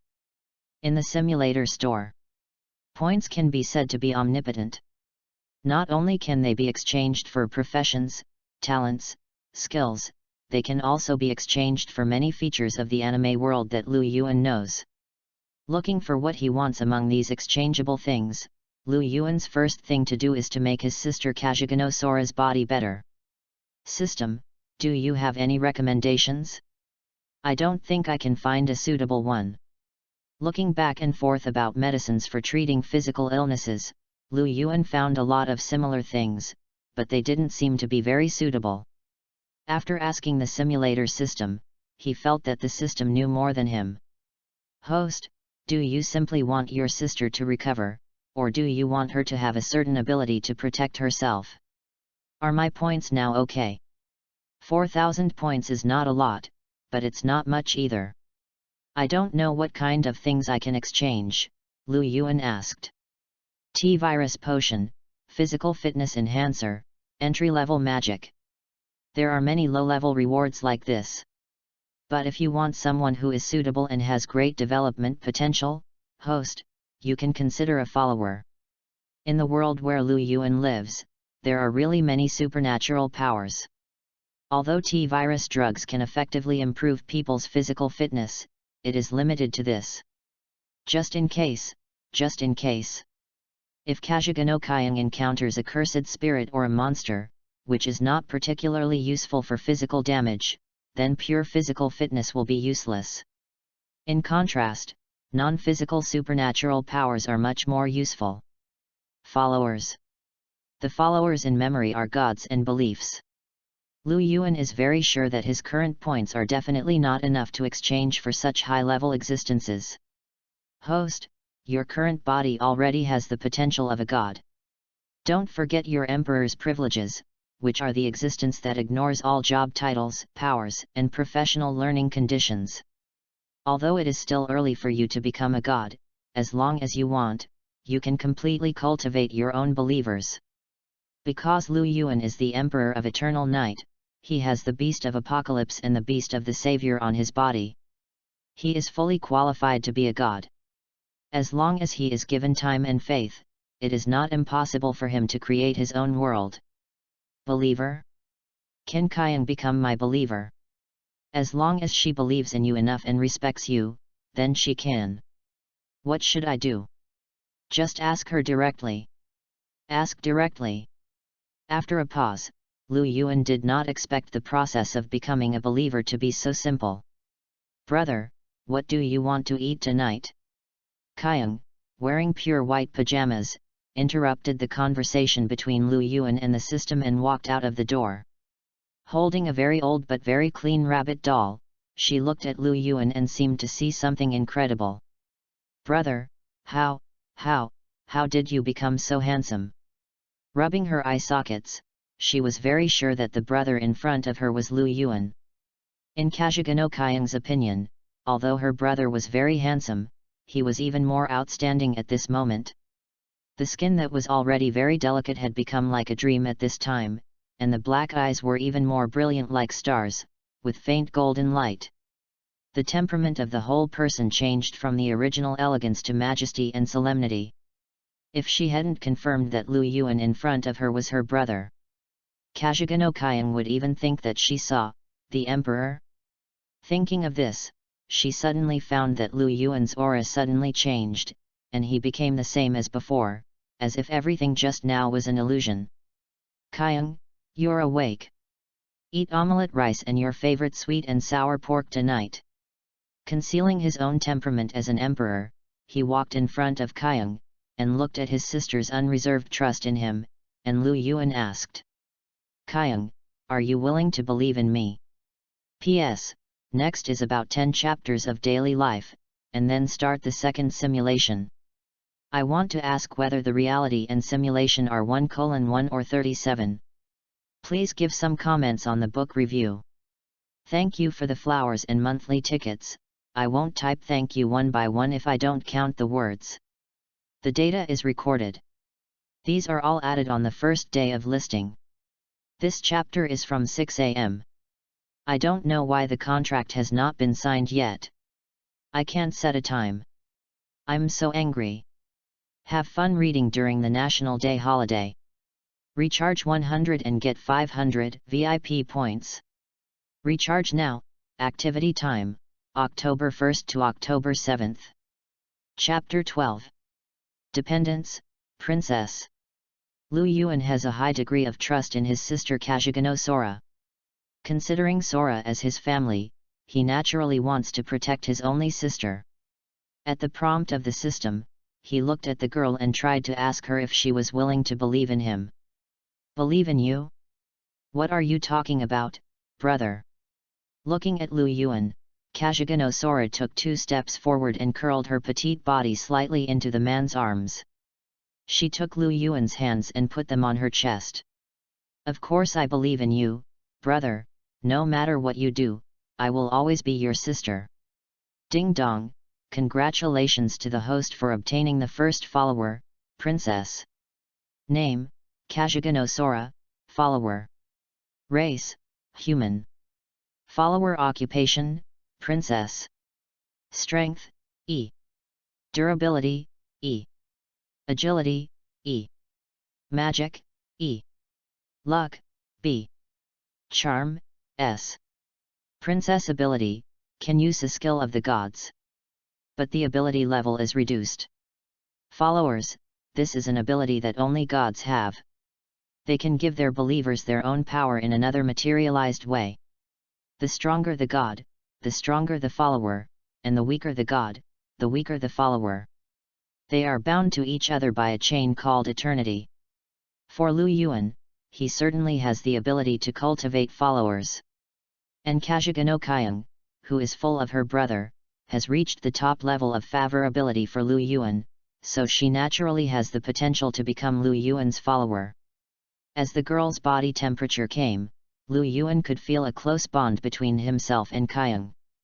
Host, now your god's ability has not been materialized, and your power is too weak. As you grow up, your ability will become stronger and stronger. Similarly, your followers will become stronger and stronger, but at present you can only let your followers gain power and magic beyond ordinary people, and give each other an awakening skill. Brother, my body. I can feel that my body has suddenly changed, and those feelings of weakness are gone. Looking up at Lu Yuan, Kajiganosaura didn't know what happened. Kajang, actually, I have gained some special abilities. Without telling Kyung directly about getting the simulator, Lu Yuan told Kyung that he had awakened a power similar to that of a hero or a sorcerer. And Kyung is his believer. Special abilities? I knew it, brother is really brother. She accepted everything Lu Yuan said. In Kyung's eyes, whatever her brother did was justified. Even if Lu Yuan told her that he wanted to destroy the world, Kajigano Kyung would only smile and help him destroy the world together. She didn't know the so-called supernatural power, but she accepted everything Lu Yuan said unconditionally. This was Kajigano Kyung. Kyung, I will teach you how to use this power first. Although the attribute was only at the E level, it was already 10 times the value of a normal person.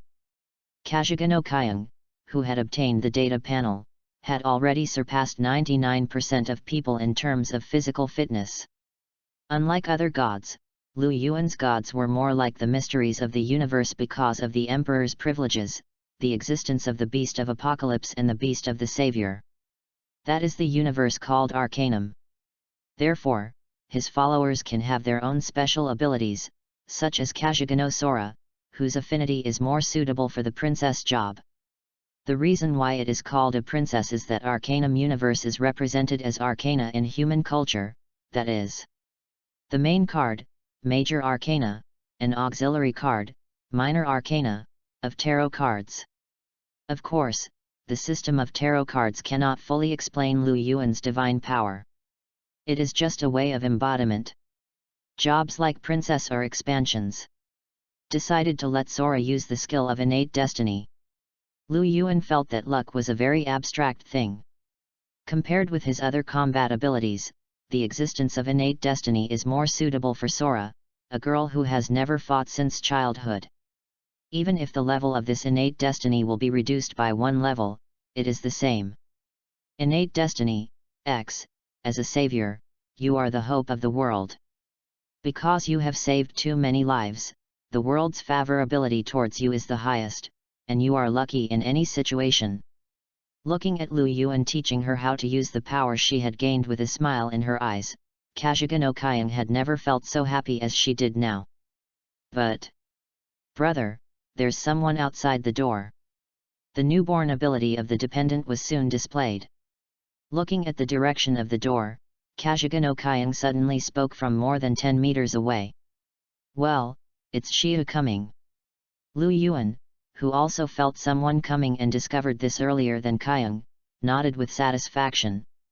It seems that Kyung is familiar with her own abilities very quickly.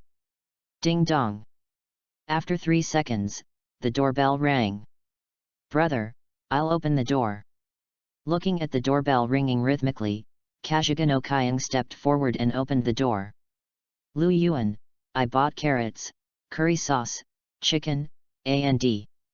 Outside the door, carrying large and small bags of food, it was still Kajomajayaka Shiu in her school uniform. It seemed that she had not changed her clothes. She looked at Kyung with an expressionless face, and her originally cheerful face instantly calmed down. Xiao Kyung, why are you the one who opened the door? Where's your brother? The relationship between Kajomajayaka Utah and Kajigano Utah, how should I put it, it's not good. After all, in Kyung's eyes, any woman who might compete with her for her brother will be hostile to her. Knowing that the woman in front of her has strange thoughts about her brother, Kyung, who is completely refreshed, found that although Kajomajayaka Utah did not change into school uniform, her makeup, her stockings, were obviously carefully dressed up. My brother is cooking, please come in. Inwardly cursing Kajomajayaka Utah for being ABCH, Kajigano Utah also knew her disadvantage, which was her small body. Looking at Kajomajayaka Utah's heart, which was several times bigger than hers, with a bad look in her eyes, she tried hard to resist the idea of letting the other party be rejected. Then I won't be polite. Knowing that Kajigano Utah had a bad impression of her, in Kajomajayaka Utah's eyes, this was just a boring resistance of a little girl. After all, she was going to snatch her brother's woman away, so it was normal for this kid to be hostile to her. A trace of disdain appeared in her eyes. Kajiganosaura didn't think Kajiganosaura could stop her. After all, she was very confident that she could enter the Lu family. By then, Kajiganosaura would still call her sister-in-law no matter what happened. When she thought of the beautiful future, Kajiganosaura was excited. Little did she know that she was already far behind Kajiganosaura, who had become a member of Lu Yuan's family. Not to mention becoming Lu Yuan's queen, Emperor Nero from Rome. Have fun reading books every day on the 11th. Recharge 100 to get 500 VIP points. Recharge now. Event time, October 1st to October 7th. Chapter 13. Who are you? Shiu is here. What is this? Curry. Watching Kajiganosaura enter the room, Lu Yuan found that the large and small bags of ingredients on the other side were all materials for making curry rice. Yes, it's curry. She was already used to the cold stare of Kajiganosaura beside her. After all, this girl always looked at her like this when she came to visit before. She deliberately ignored Kajiganosaura, and Kajiganosaura looked at Lu Yuan with a little excitement, raising the bag in her hand. I'm sorry to bother you today. Why did you come here if you knew you were bothering me? Looking at Kajiganosaura's familiar look, Kajiganosaura whispered to the side. Lu Yuan, are you going to make sweet and sour pork tenderloin? Ignoring Kajiganosaura, Kajiganosaura watched Lu Yuan skillfully coating the chicken with flour and then frying it. As a girl, Kajiganosaura also likes sweets. Her body naturally leaned against Lu Yuan's side. Although her eyes were looking at the pot, her nose was carefully sniffing the smell on Lu Yuan's body. Well, the energy of childhood sweethearts has been replenished. Yes, sweet and sour pork tenderloin. After processing the ingredients of his own home, Lu Yuan opened the bag brought by Kajiganosaura. Well. Shiu, didn't you buy the auxiliary ingredients? Chicken, carrots, and curry sauce are all there, but the onion of the soul is not. He found that Kajiganosaura didn't buy it. Lu Yuan didn't remember that this girl was so forgetful. Ah! It seems that I really forgot. Covering the corners of her mouth lightly, Kajiganosaura looked annoyed. Of course, this is a lie. The real purpose is to let Lu Yuan go to the supermarket with her to buy onions. This is a move made by Kajiganosaura. After all, the opportunities for the two to be alone are really rare. If Lu Yuan is invited to go shopping alone, he will be rejected by the reason that he has to go home early to cook. I have long wanted to experience the feeling of going out with Lu Yuan. Kajiganosaura even imagined whether she and Lu Yuan would look like a newlywed couple when they go out. Oh, really, what am I thinking about? When she was talking, she felt her face turn red. Just when Kajiganosaura was about to say Lu Yuan, come with me to buy it. Okay, I'll go downstairs. She put on a coat very neatly and went downstairs.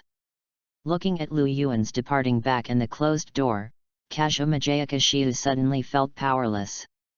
She spoke too slowly. But it doesn't matter. There will be many opportunities in the future.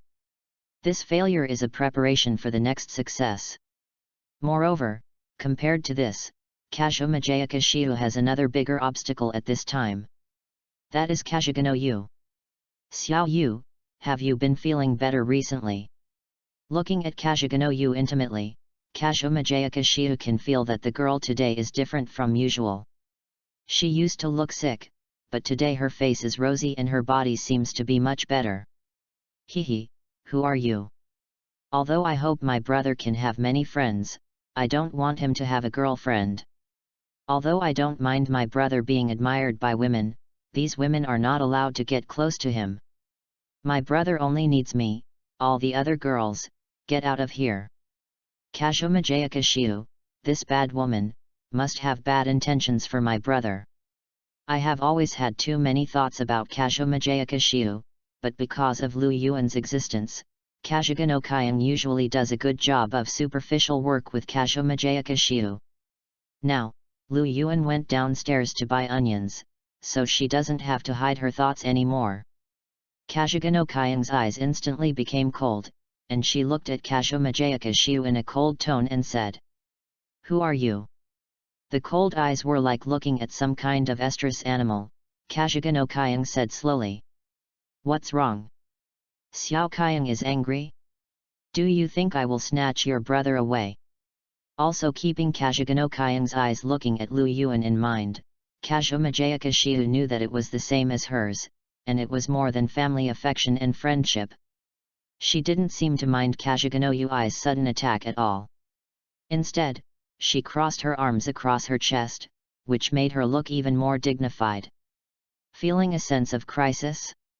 "Xiao Qiang, you really can't hide your thoughts. You woman, have you been planning to do this to me for a long time? I won't give you a chance."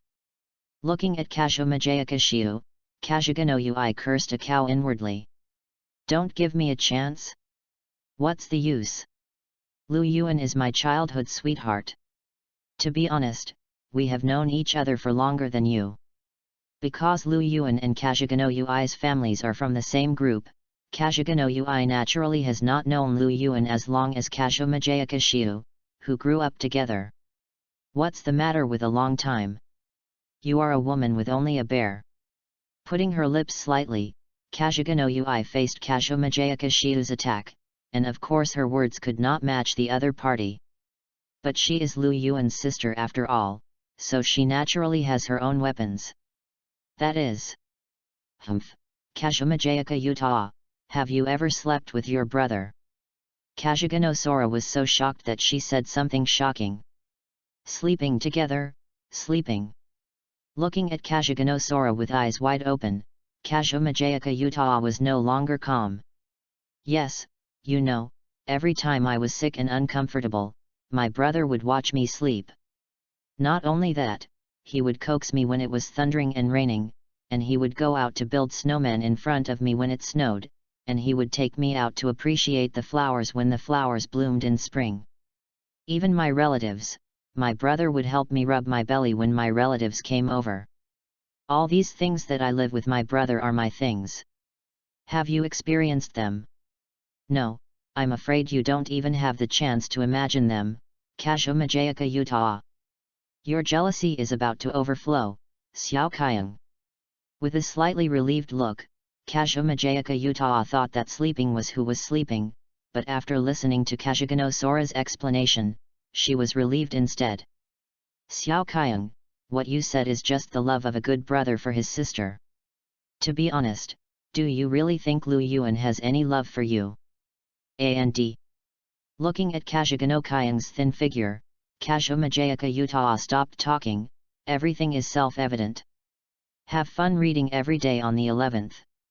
Top up 100 and get 500 VIP points. Top up now. Event time, October 1st to October 7th. Chapter 14. Myriad Worlds Chat Group. Sometimes in this world, the most lethal is not words, but actions and expressions. Although she didn't say anything, as Kajiganosaura looked her up and down, Kajiganosaura knew what she meant no matter how dumb she was. "You woman, with your mean figure, what qualifications do you have to look at me here? There is only excess fat all over your body." Kajiganosaura's face changed slightly. She didn't expect Kajiganosaura to say such an offensive word. It seems that Kajiganosaura also behaved in a completely different way than usual because of Lu Yuan. "Xiao Qiang, my figure is a perfect golden ratio. You know, this is what men dream of. I believe Lu Yuan will like it too." Having always been very confident about her figure, Kajiganosaura felt that this was just Kajiganosaura's weak roar. "Brother will like you? What are you talking about? You are really silly and cute." With a sneer, Kajiganosaura did not give in. "Xiao Qiang, it's useless for you to argue with me here. In the end, it depends on Lu Yuan's choice." Feeling that there was no end to the quarrel with Kajiganosaura, Kajiganosaura retorted. "My brother's choice." Feeling her healthy body, Kajiganosaura thought of Lu Yuan's specialness. Her brother told her sister the first time he awakened his superpowers. In comparison, Kajiganosaura was not important at all. Inexplicably confident, looking at Kajiganosaura again, Kajiganosaura felt that the other party seemed to have no threat again. "I say, what's that look in your eyes?" Sensitively found that Kajiganosaura seemed to be completely different from before, and Kajiganosaura didn't know what happened. But the woman told her directly that Kajiganosaura seemed to have some secrets with Lu Yuan, which she had not yet come into contact with. "Ding dong, the Wanja chat group invites you to join, do you agree?" The voice that suddenly appeared interrupted the thoughts of Kajiganosaura and Kajiganosaura. They were stunned for a moment, and both of them were sure that the voice appeared suddenly. "Ding dong, the Wanja chat group invites you to join, do you agree?" "Xiao Qiang, did you hear that chat group?" As the prompt sound rang in her mind again, Kajiganosaura didn't know what was going on, but looking at Kajiganosaura's appearance, she seemed to have heard the voice. "I heard it, it's not you who did it, right?" Knowing that there are many supernatural phenomena in the world she lives in, Kajiganosaura's first reaction after hearing the invitation of the chat group was that she had awakened some special power. But looking at Kajiganosaura's appearance, the other party obviously heard the voice, so. "Do you want to agree?" Not knowing what the consequences of agreeing or not would be, Kajiganosaura didn't really want to pay attention to this voice. "Of course I agreed." As a novelist, or a novelist who has been instilled with a lot of themes by Lu Yuan, Kajiganosaura still knows a little about the so-called golden fingers and systems. With a very confident smile, she immediately clicked agree. "Ding dong, Kajiganosaura joined the group chat." I agree too." Seeing that Kajiganosaura agreed, Kajiganosaura didn't want to back down. To some extent, the competitive relationship between the two has never changed. She also agreed to join the chat group, and a prompt came in her mind. "Ding dong." The princess joined the chat group. "Tyrant Nero, is there a new person here? I haven't seen a new person for a long time." "Miss Kagaya, it should be a new person, but I don't know which world it is from." "Cowardly crybaby, Kajiganosaura, princess, a name I haven't heard of, newcomer, please introduce yourself." As Kajiganosaura and Kajiganosaura joined the chat group, a virtual panel suddenly appeared in front of them, which contained the information of the 10,000 Worlds chat group. "Kajiganosaura, 10,000 Worlds chat group? Is this really a chat group from the 10,000 Worlds?" Seeing that there were 6 other people in the group besides herself and Kajiganosaura, Kajiganosaura was still alert and did not tell the other party her true identity at the first time. And Kajiganosaura was naturally happy to see where Kajiganosaura was talking, and she didn't need to be the first to speak. "Kagaya-sama, the newcomer seems to be very cautious." "It's okay. You can check out the group announcement and group rules."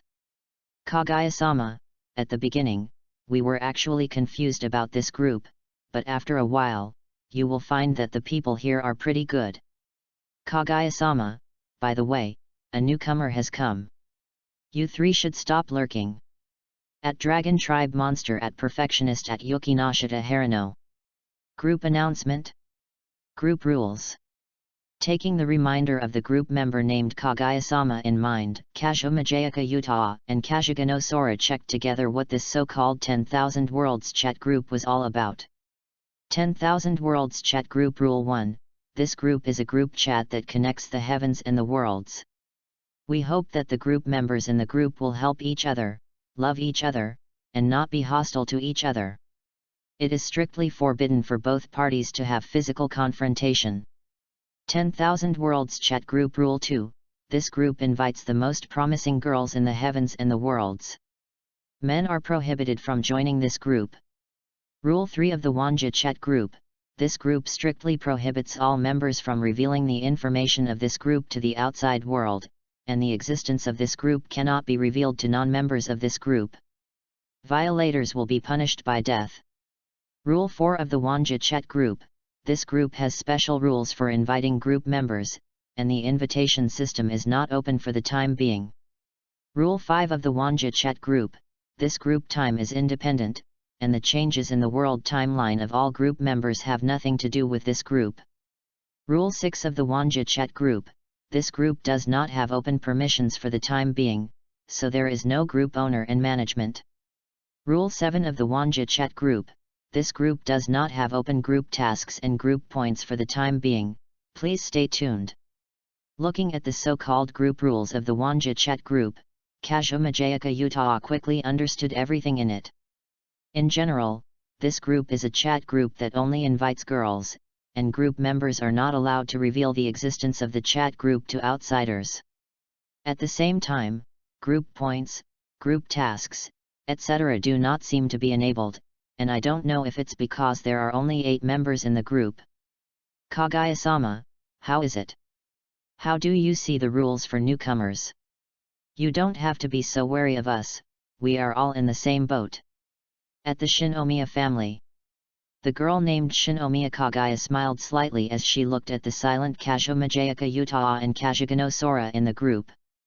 Hey Asaka, did you see that these 2 newcomers are quite wary? Yes, they are very wary, young lady.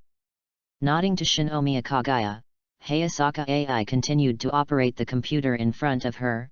Young lady, I found the information about Kajiganosaura.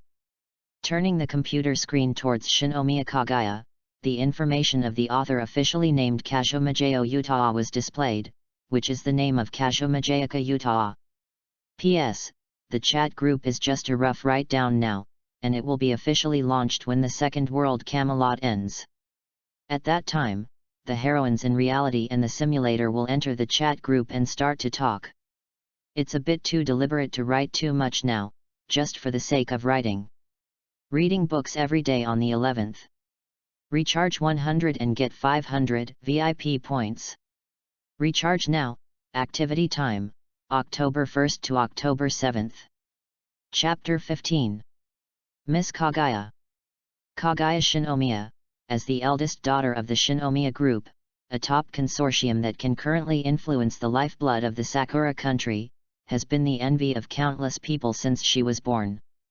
Beautiful appearance, prominent family background, smart mind, etc., all of these are the advantages of Kagaya Shinomiya. But because of the huge size of her family, the competition in the Shinomiya family is particularly fierce, and Kagaya Shinomiya is a girl, especially her mother is the mistress of her father Shinomiya Yanin, which has also led to Kagaya being disliked by her family. In particular, her several brothers have openly and secretly regarded Kagaya as their opponent, and have never fulfilled their responsibilities as brothers. She has always been working hard to live in the Shinomiya family. For Kagaya, becoming the best heir of the Shinomiya family is her responsibility, and becoming the best eldest daughter of the Shinomiya family is her obligation. She has always been shouldering such a mission. She doesn't have many friends. If she has to say, there are actually only 2 people. They are Fujiwara Chika, who she knew in junior high school, and Yanagi Yuan, who she knew in high school. When she was young, Kagaya didn't come into contact with many lies and deceptions because of her family. She would even tell her friends everything about herself. For example, her mother's story. On the 7th anniversary of Kagaya's mother's death, she heard her classmates talking about Kagaya being the child of Shinomiya's mistress. Kagaya only told people she thought were friends about this matter. Those people promised her to keep it secret, but it turned out that she became a joke. People who can be trusted and can be friends must be able to keep secrets. After this happened, Kagaya made up her mind that only people who can keep secrets are her friends. She began to make the behavior called testing people's hearts a prerequisite for making friends. Kagaya would tell people some little secrets that I really want people to discuss, and then let her personal maid Hayasaka AI talk to the other person about this topic. Only if that person keeps a secret, Kagaya will regard him as a true friend. In Kagaya's life, there are only 2 people who can do this, namely Fujiwara Chika and Yanagi Furu. Among them, Fujiwara Chika needs no further explanation. She is also the daughter of a minister and a diplomat. Her good family education has taught her what to say and what not to say. And Lu Yuan. This is actually an inevitable result. 3 years ago, Kagaya, who had just entered the high school department, met Lu Yu, who was also admitted to the high school department with her. She had some interest in this student from Donghuang. Kagaya actually investigated Lu Yuan's life experience. He lost his mother in childhood, and then his father and Kajigano's mother formed a new family, but they were swallowed up by the accidental fire of the group. After that, he raised his sister Kajigano Yu alone. She is very smart and has good academic performance. Seeing the warmth of the family in Lu Yuan, Kagaya dare not imagine how the boy who is the same age as himself can bear the pressure from all aspects and try to survive with his sister. If I also have a brother like this, how happy I would be. Holding some thoughts that she herself didn't know.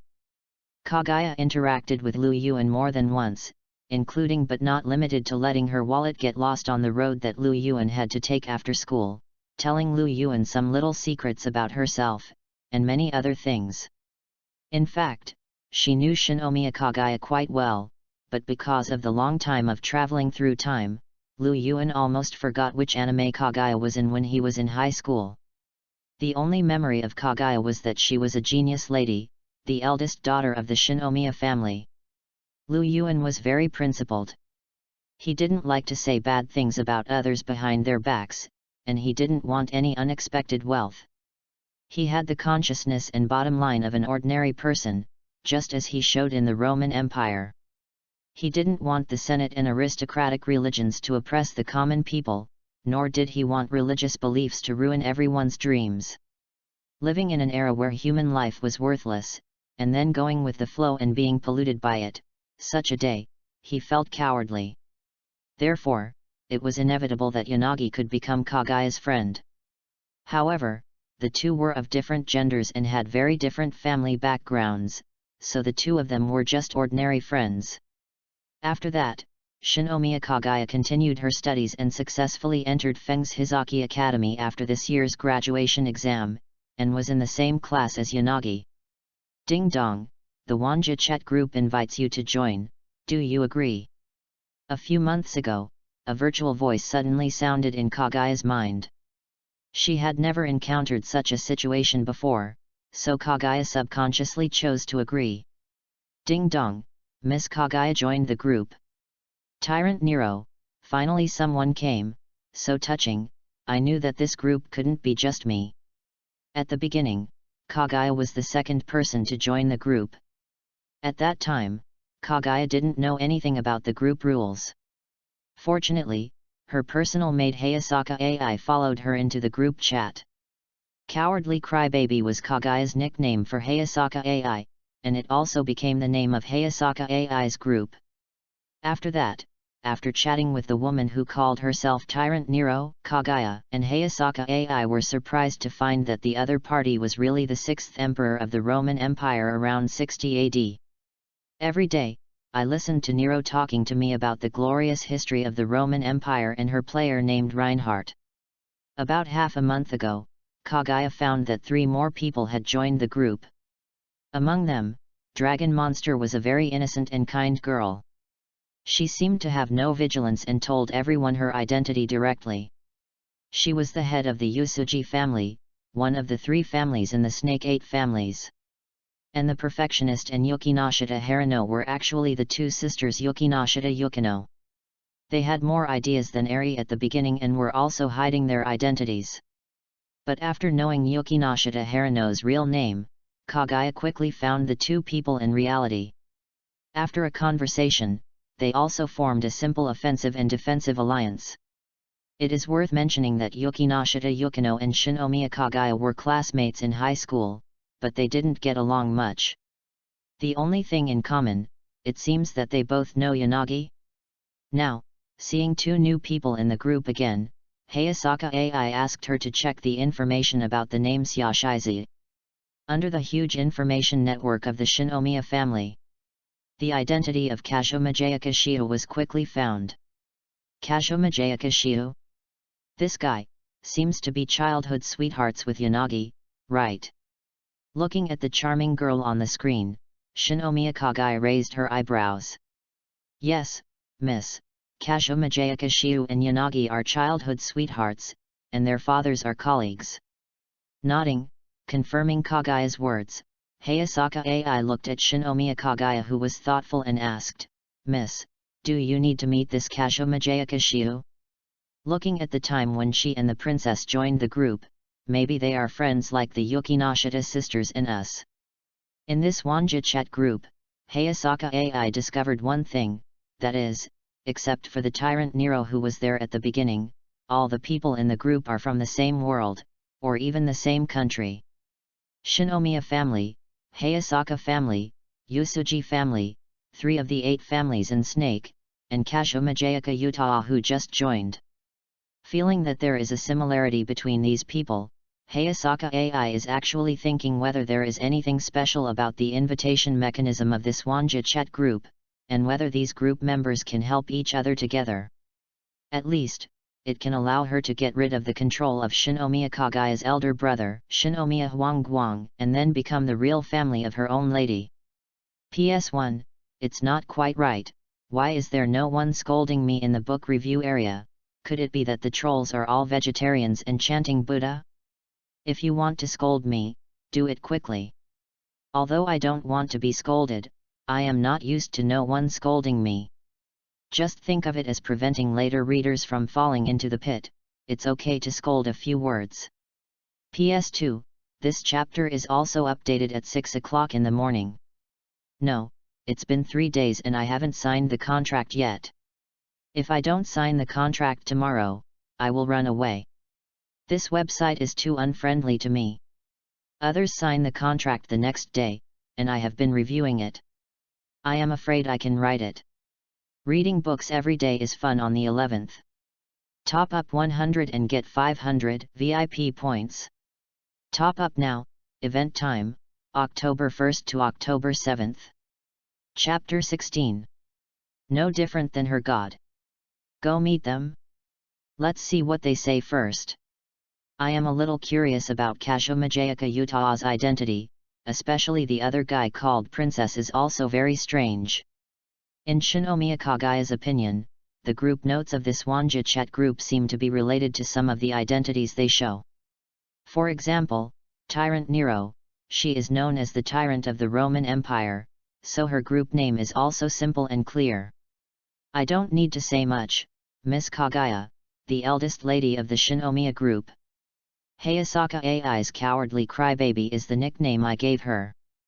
Yukinashita Yukino is a perfectionist, and Yukinashita Harino is simply her own name. Dragon Tribe Little Monster is more interesting. It is said that this is the note given by her pen pal Ultraman.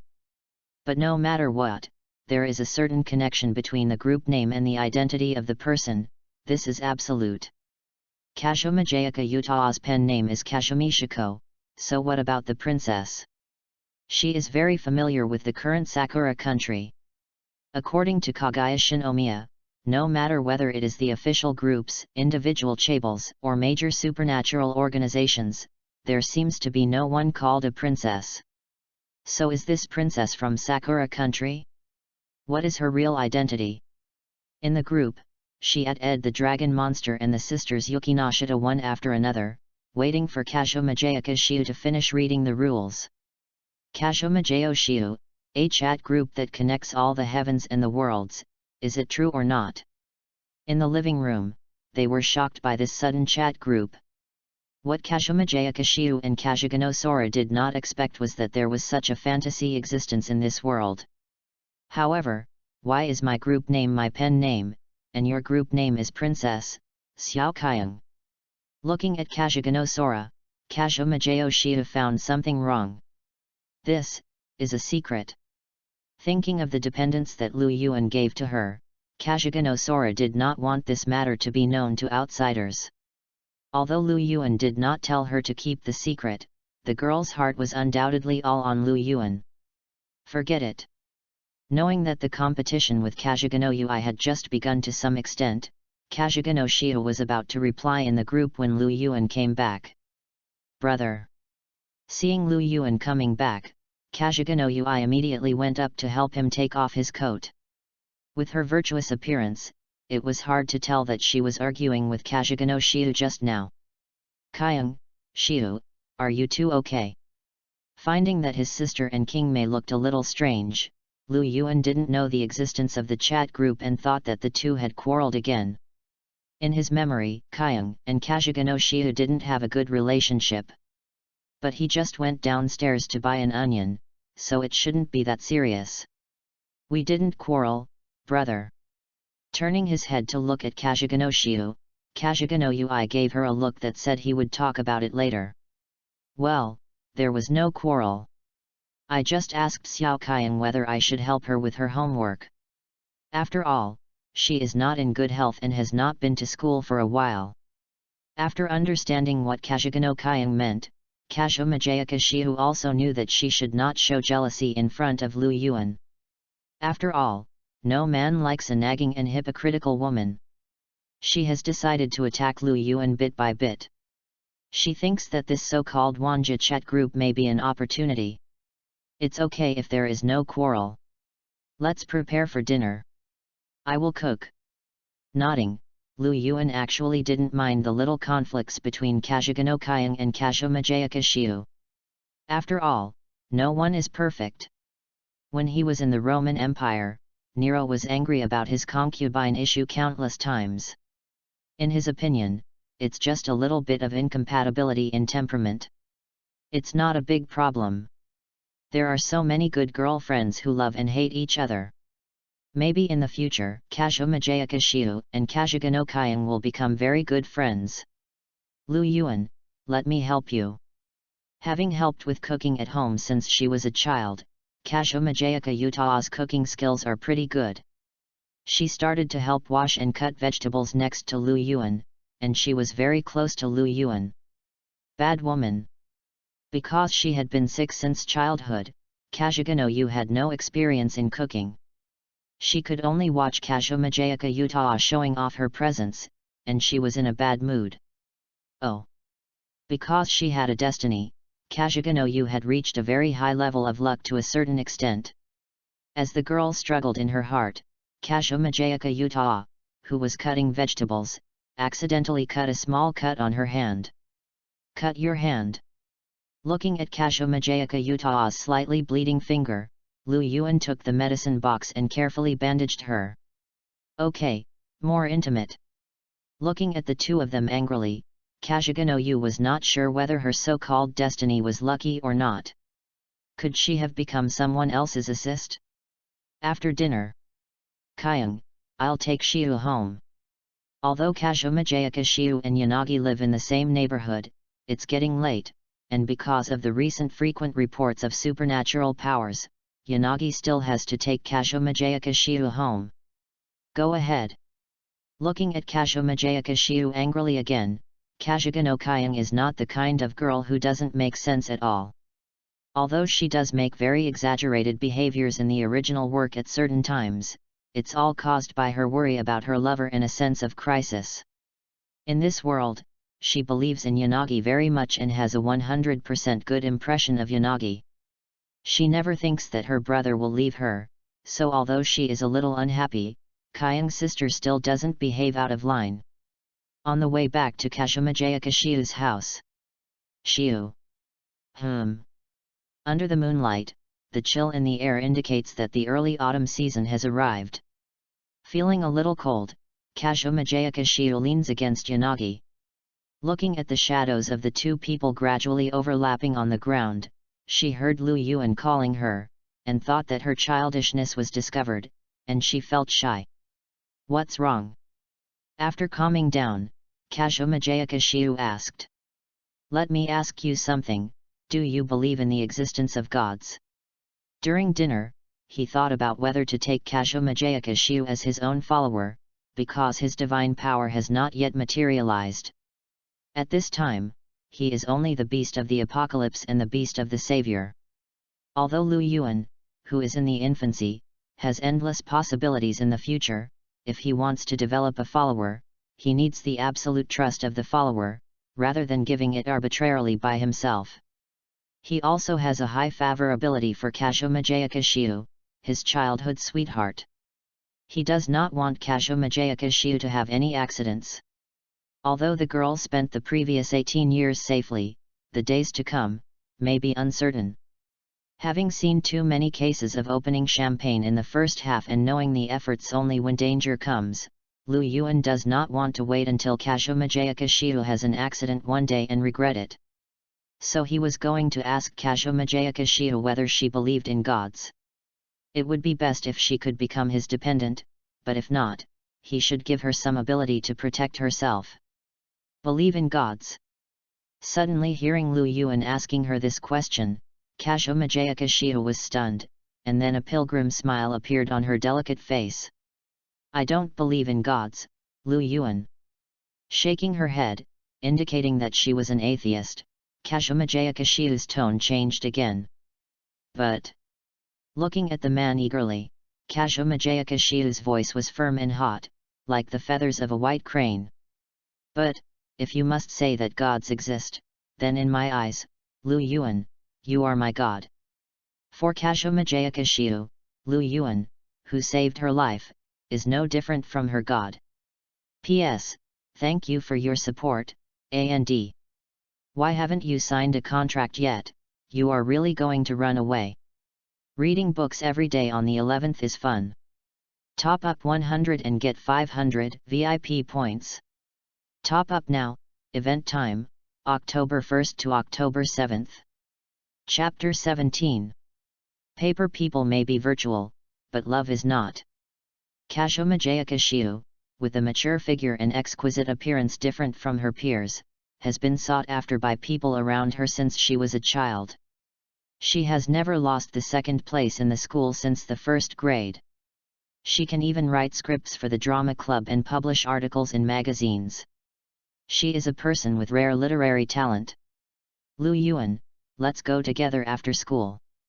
My mother said that you and Xiao Qian will come to our house for dinner today.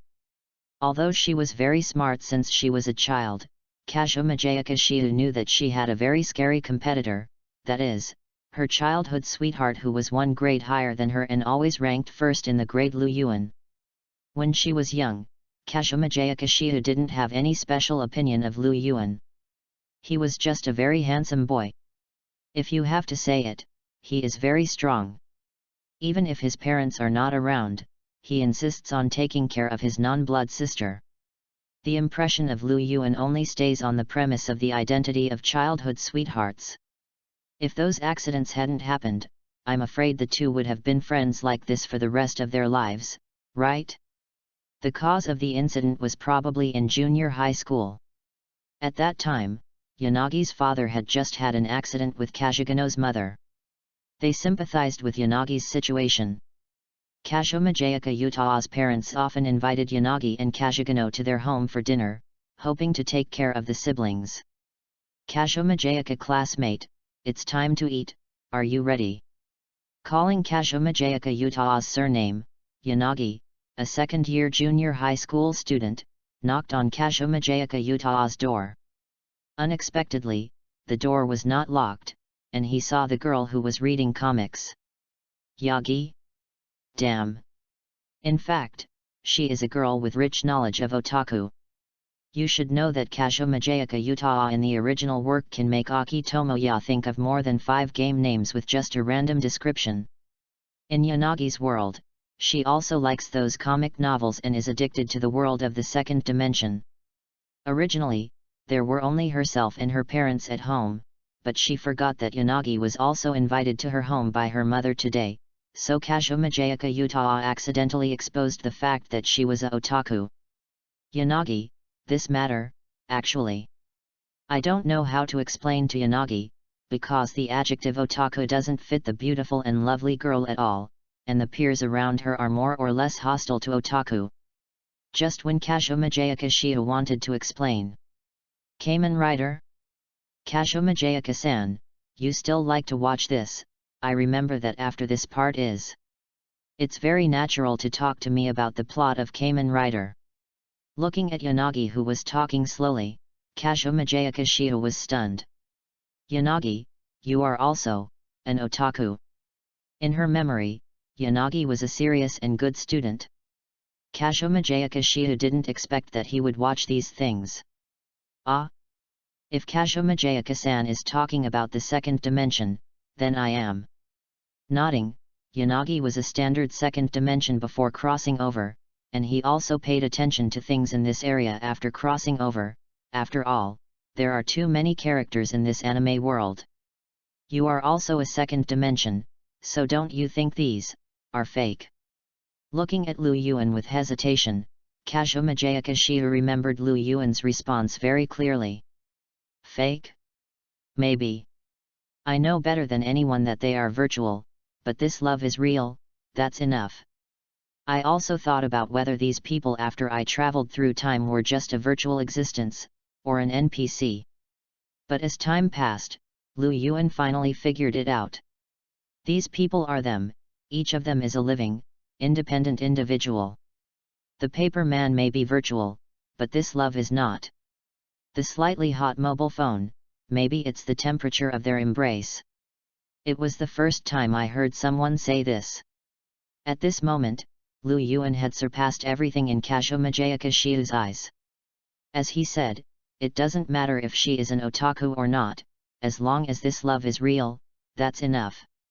Since then, her impression of Lu Yuan has been completely different. Kajiganosaura thinks that there must be something special about the person who can say that. The following things are also very simple. Because of their common hobbies and secrets, the relationship between Kajiganosaura and Lu Yuan has made rapid progress. Even Kajiganosaura's writing started with the help of Lu Yuan.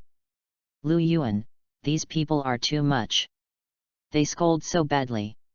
Even if she has a talent for writing, the gap between online novels and traditional literature cannot be solved by talent. When she was writing novels, she was also criticized by many people. Kajiganosaura was confused and hesitant. But fortunately, Lu Yu was always by her side to help her, and he also gave her careful advice and taught her themes. I don't know when it started, but Lu Yuan has become the spiritual pillar of the girl in Kajiganosaura's heart. As long as Lu Yuan is there, Kajiganosaura feels that she can solve all her troubles in the most perfect state. Unconsciously, her eyes could only accommodate Lu Yuan. For Kajiganosaura, she might have become Lu Yuan's captive. It's really strange. When did she fall in love with this childhood sweetheart? Was it when they first met? Was it when she saw the strong look of the boy at Liu's father's funeral? Or when the secret of her otaku was first discovered by him? I don't know, but it doesn't matter. Kajiganosaura only knows that she has lost herself. In front of Lu Yuan, she can't even act normal and natural. There is always an inexplicable shyness and expectation. Lu Yuan, we have known each other for so long, don't always call me Kajiganosaura classmate, just call my name. On a summer night, the sound of insects and cicadas filled her ears. Looking at Lu Yuan, Kajiganosaura could feel that her face must be very red. Shiu? That's fine. Hearing Lu Yuan simply calling out her name, Kajiganosaura felt a huge sense of happiness that she had never had before, which was a happiness that she had never had even when her novel was signed by a publishing house. Therefore, when Lu Yuan asked Kajiganosaura whether she believed in God, the girl could naturally say, Lu Yuan, you are my God. Just as Lu Yuan said at the beginning, maybe the second dimension is virtual, but this love is not. Now, Kajiganosaura can also proudly tell Lu Yuan that maybe the gods are virtual, but for her, Lu Yuan is no different from her gods. P.S. I finally signed the contract and can set the timer. I am so happy. Every day at 6 a.m., 12 p.m., 6 p.m., and 24 am, the error is no more than 2 minutes. Thank you for the support of every reader. In fact, you don't need to send rewards and urging tickets for gifts. That is too expensive and wastes your money. For me, it's enough to have some free flowers and write a few words to write a book review. If you really like this book, just give it a first order when it is on the shelves. The author only desires this. According to the current data, there are less than 500 flowers to add more chapters, less than 15 reviews to add 2 chapters, less than 200 evaluation votes to add more chapters, and 5 monthly votes to add 2 chapters. These free gifts can make the author add more chapters. As of today, the first day of listing is a guaranteed 4 chapters plus 2 chapters that meet the conditions. Accumulated 5,000 flowers, 30 comments, 500 evaluations, or 10 monthly votes will add more chapters. The upper limit on the first day is 30 chapters. This is just 2 chapters, which is not worth mentioning. Have fun reading every day during the National Day. Recharge 100 and get 500 VIP points. Recharge now. Activity time, October 1st to October 7th. Chapter 18. God, Heavenly Way. Ding dong, congratulations to the host for getting the second follower, the recorder. Name, Kajiganosaura, follower. Race, human. Follower job, recorder. Strength, E. Durability, E. Agility, E. Magic, E. Luck, B. Charm, S. Recorder ability, writing. The recorder will have intelligence retrieval and blank pages. Intelligence retrieval can obtain unknown intelligence that you want to know.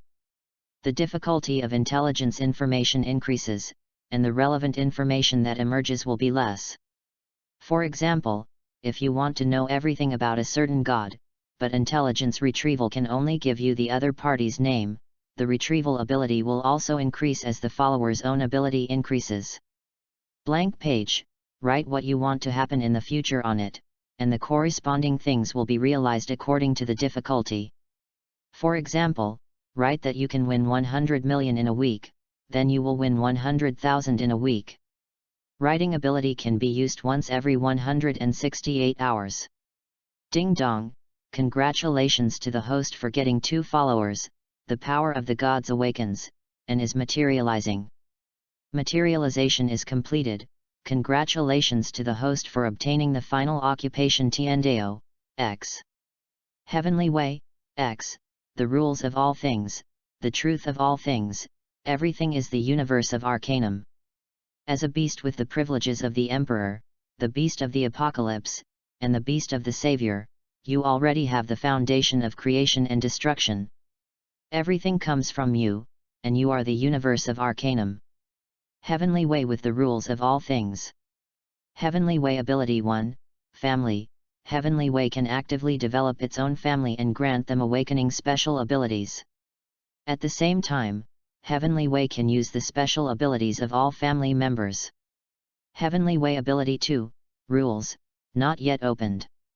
Heavenly Way Ability 3, All Realms, not yet opened. Heavenly Way Ability 4, All Things, not yet opened.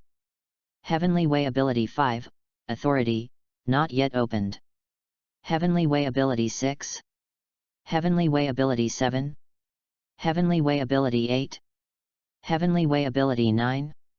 As Kajiganosaura smiled and told Lu Yuan that he was her god, with the already full favor ability, Kajiganosaura also became Lu Yuan's family. And she is Lu Yuan's second follower. After awakening 2 followers, Lu Yuan's divine power also materialized. The divine power of the Emperor of the End, who has the Beast of Apocalypse and the Beast of the Savior, is the strongest and original authority, the will of the Heavenly Deo that controls the world. And Lu Yuan is the Heavenly Deo itself. Of course, he is just an early god now, and he needs time without any power. Lu Yuan, this is. As expected, she heard the reminder about the follower and looked at Lu Yuan with surprise. Kajiganosaura's red eyes shone with bright colors. Lu Yuan. So you are a god. Compared with Kajiganosaura, Kajiganosaura certainly knows more legends about gods and understands the meaning of followers very well. She didn't expect that she actually fell in love with a real god.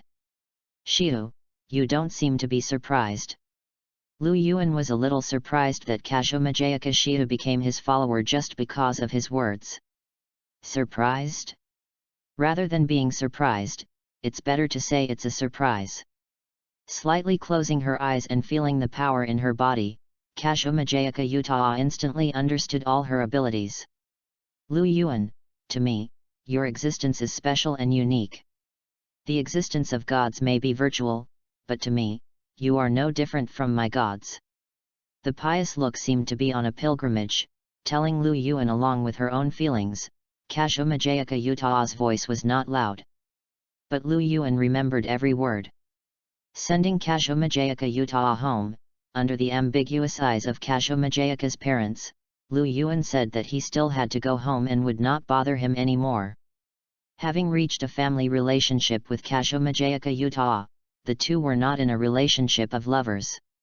After all, no matter how big Kajiganosaura's heart was, she would have some other ideas when facing the existence of the gods. It was a bit like the ambiguous feeling between superiors and subordinates. Kajiganosaura said that she still needed to understand her own abilities, so she would not chat with Lu Yuan for the time being. If there was anything, she would talk on the chat tool. Brother, you are back. After obtaining the princess job of a dependent, Kajiganosaura became more and more dependent on Lu Yuan. She did not need to ask about Lu Yuan's identity, nor did she need to know the existence of gods, and she did not need to think about the power of dependence. She just needed Lu Yuan to stay by her side all the time, that was enough. Kyung, I want to tell you something. Sitting next to Kajiganosaura, Lu Yuan did not hide the fact that Kajiganosaura had also become his dependent. Is that woman also my brother's dependent? The delicate little face showed a look of as expected, and Kajiganosaura seemed to have expected this. Is Kyung not surprised? Raising her eyebrows, Lu Yuan herself was a little surprised that Kajiganosaura could become her dependent, but looking at her sister's appearance, she seemed to have expected this. Not surprised. Shaking her head, Kajiganosaura looked like she was gritting her teeth. Although I don't like that woman, she is still firm in her heart towards my brother. There is nothing surprising about this situation. Although she doesn't get along well with Kajiganosaura, how does that saying go? The one who knows you best is your enemy. It is also known that Kajiganosaura likes Lu Yuan very much. Kajiganosaura has read all of Kajiganosaura's novels, and many of the plots in which Kajiganosaura is self-indulgent make her unhappy. Brother. What's wrong? Looking at his sister, Lu Yuan found that Kajiganosaura's eyes suddenly took on a hint of confusion. Brother, no matter what happens to you in the future, I will always be your sister, okay? I began to feel the changes in Lu Yuan. As the boy's closest sister, Kajiganosaura certainly didn't want to share her brother with other women. But if you are destined not to be alone, then it's not a bad idea to get the greatest love. Gently leaning in Lu Yuan's arms, feeling the warm body temperature, Kajiganosaura was very sure that only this embrace was what she wanted. P.S. I drove very slowly, mainly because I haven't written a book for a long time, and I don't know where I am now. Let's just leave it like this, so as not to be blocked. By the way, the flowers are delivered very quickly. Looking at this speed, there can be 10,000 a day. So the flowers can probably be added to the shelves with 15 chapters, and the rest is probably monthly tickets and comments. Thank you for your support. This is the first timed chapter after signing the contract. It's so cool. Have fun reading every day on the 11th. Recharge 100 and get 500 VIP points. Recharge now, activity time, October 1st to October 7th. Chapter 19. The second simulation begins. Late at night, the stars dotted on the sky of the world shone with a faint light, and a breeze from nowhere swept away the last trace of the summer of Yangtze. Feeling the beating heartbeat of her brother, Kajiganosaura had never been so satisfied and comfortable as she is now. After getting Lu Yuan's promise, the relationship between the two finally broke through from brother and sister, but just like before, Kajiganosaura said that she always wanted to be Lu Yuan's sister, the only sister. This is her unique title and her identity. The princess who belongs to the emperor. Brother. I like you so much. Feeling the slightly cold air of early autumn sent into the bedroom along the gap of the windowsill, Lu Yuan also began to think about what to do next. First of all, the glorious history of the Roman Empire was created by him, and he obtained several abilities, and his bloodline was also very powerful. The emperor's privileges, the emperor's orders, the beast of the apocalypse and the beast of the savior, and the god who began to materialize because of the two followers of Kajiganosaura and Kajomajayaka heavenly way. Just from the perspective of potential, these beings with X potential level are undoubtedly very powerful, but when it comes to current combat power, Lu Yuan does not have many means. For example, the beast of apocalypse and the beast of savior, the two beast classes can currently use nothing more than self-transformation, the sea of slaughter, the innate destiny and the transformation of life and death. Among them, those who understand self-transformation know that it is a skill that can freely transform its own form so that it can quickly adapt to the surrounding environment. It is cool that your body can be transformed into a weapon like a parasitic beast in battle, but in the face of real fantasy power, this ability is obviously insignificant, it is more like an auxiliary skill. The same is true for the innate destiny. The luck value with the highest world favor ability is also auxiliary. In the face of the absolute power gap, destiny sometimes has its limits. The real offensive power is the sea of slaughter and the transformation of life and death.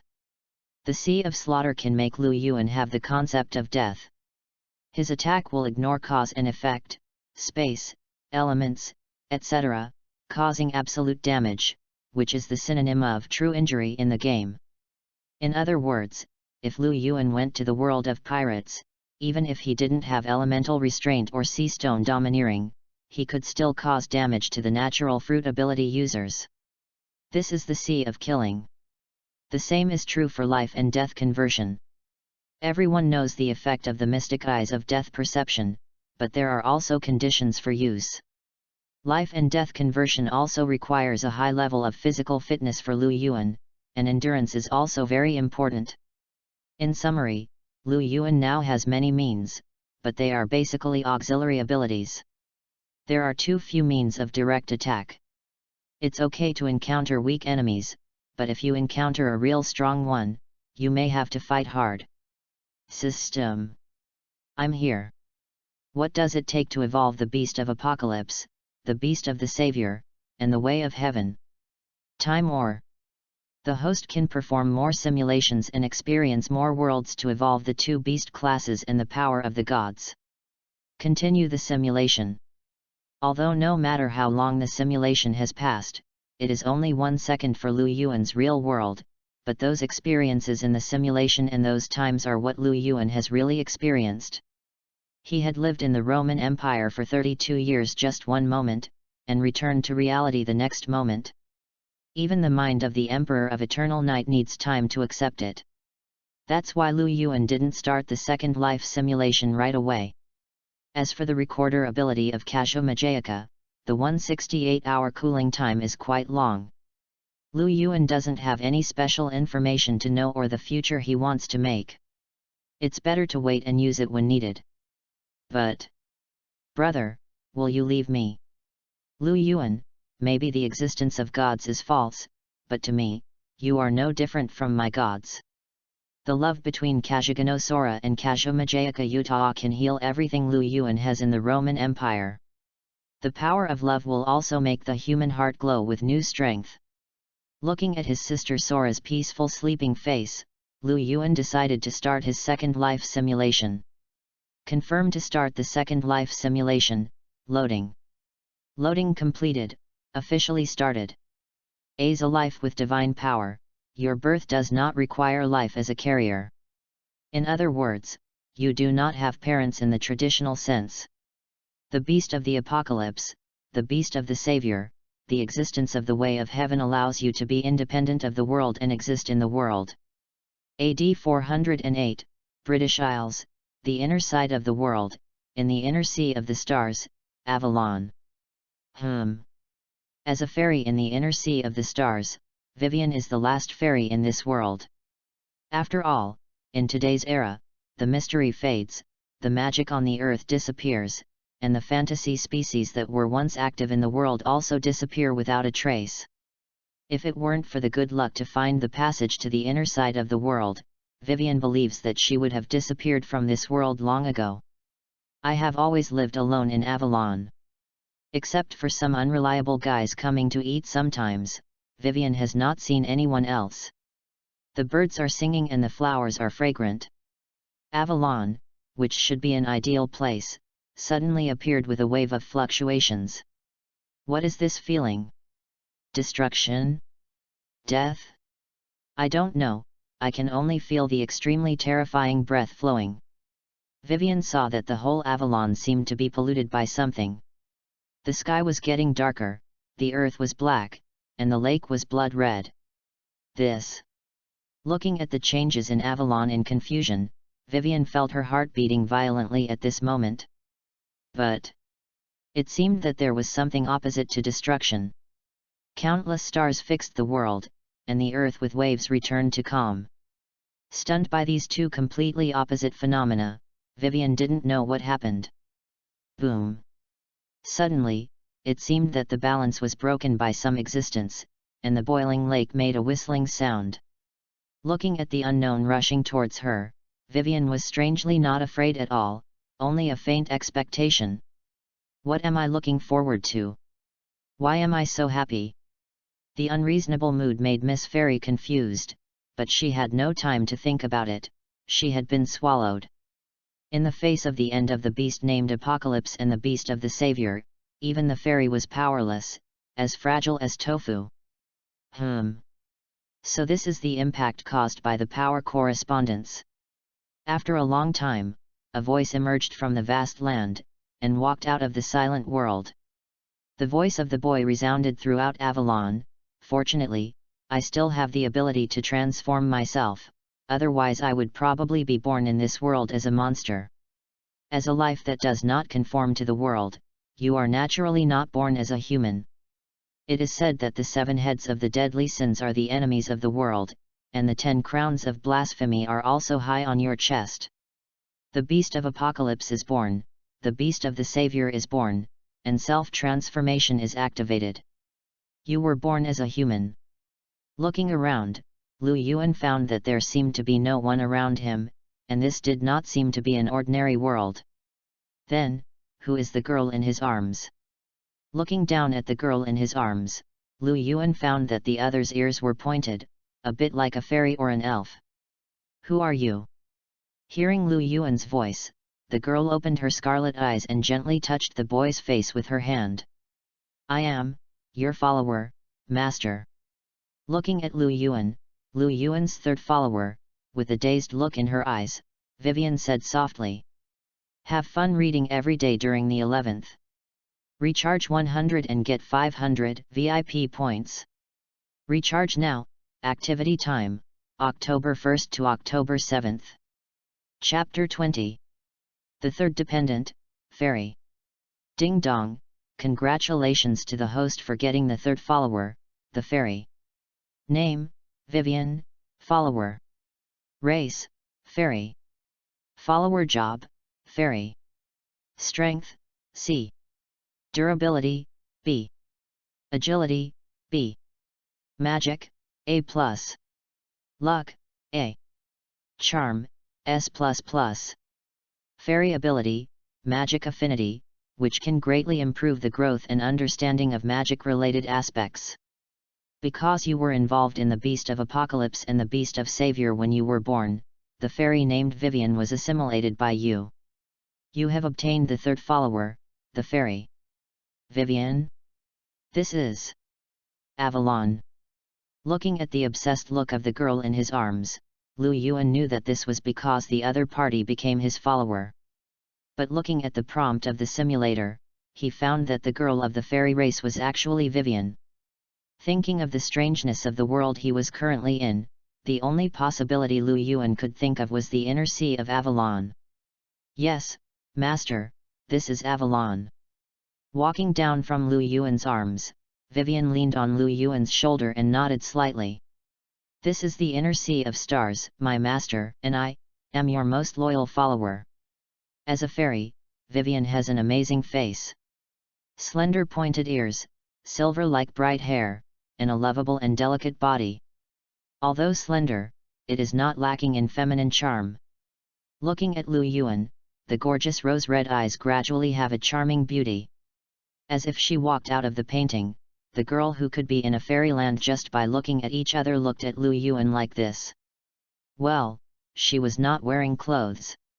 After all, the clothes on her body had long been swallowed by the impact of the birth of the Beast of Apocalypse and the Beast of the Savior. If Vivien had not been developed into a follower by the heavenly Deo, she herself would probably have become the nourishment for the birth of Lu Yuan. But compared to this, the pair of thin wings behind her made Lu Yuan more concerned. Flower Fairy. Because she was his own family, Lu Yuan suddenly remembered the specific information of Vivien's race.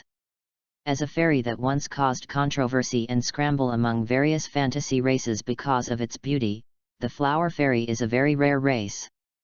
The spirit born from the grass and trees is the beautiful prototype of the god of nature.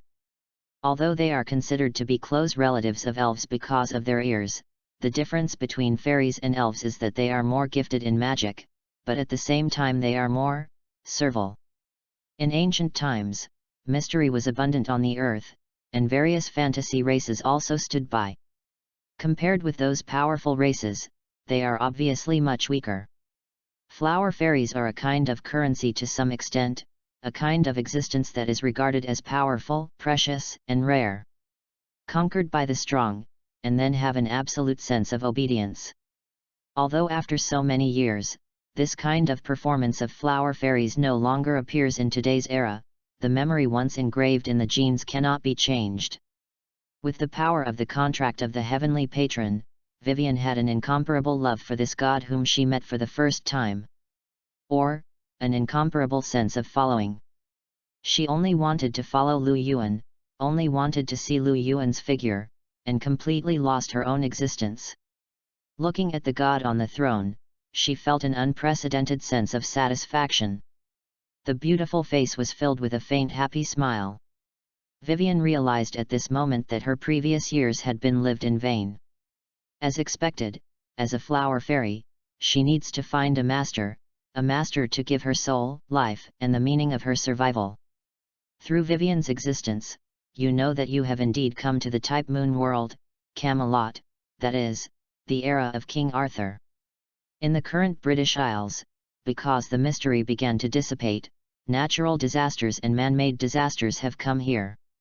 The era of heroes rising up and chaos is just like the Three Kingdoms in Kyushu, and countless heroes have made great achievements. As the strongest force, the king named King Uther occupies the Cretaceous holy city of Camelot.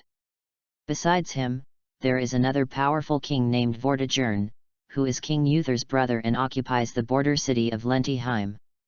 Besides these two most powerful forces, there are also conflicts among heroes. This is a chaotic place and a place that countless people dream of. And the time you are in is when King Uther began to go downhill. Master, I haven't asked your name yet.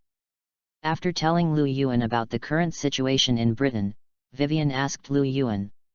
As Lu Yuan's dependent, she knew that her master was a god the moment the two parties signed the contract. Unlike those beings who are called gods walking in the type moon world, her master is far higher than those beings, even surpassing the top of human evil. The body and mind began to unconsciously think about everything about Lu Yuan.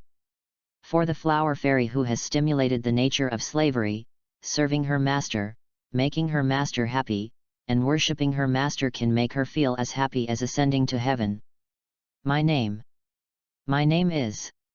I wanted to answer Vivien that his name is Lu Yuan, but in an instant Lu Yuan thought of everything in the Roman Empire.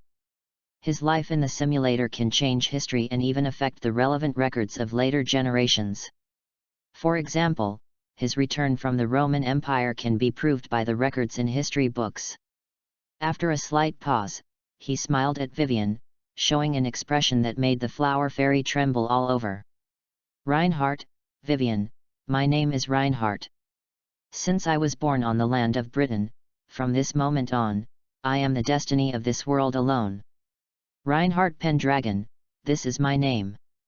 Located in the center of the inner sea of the stars, as Lu Yuan's words fell, the magic fluctuations of the entire Britain suddenly began to rise.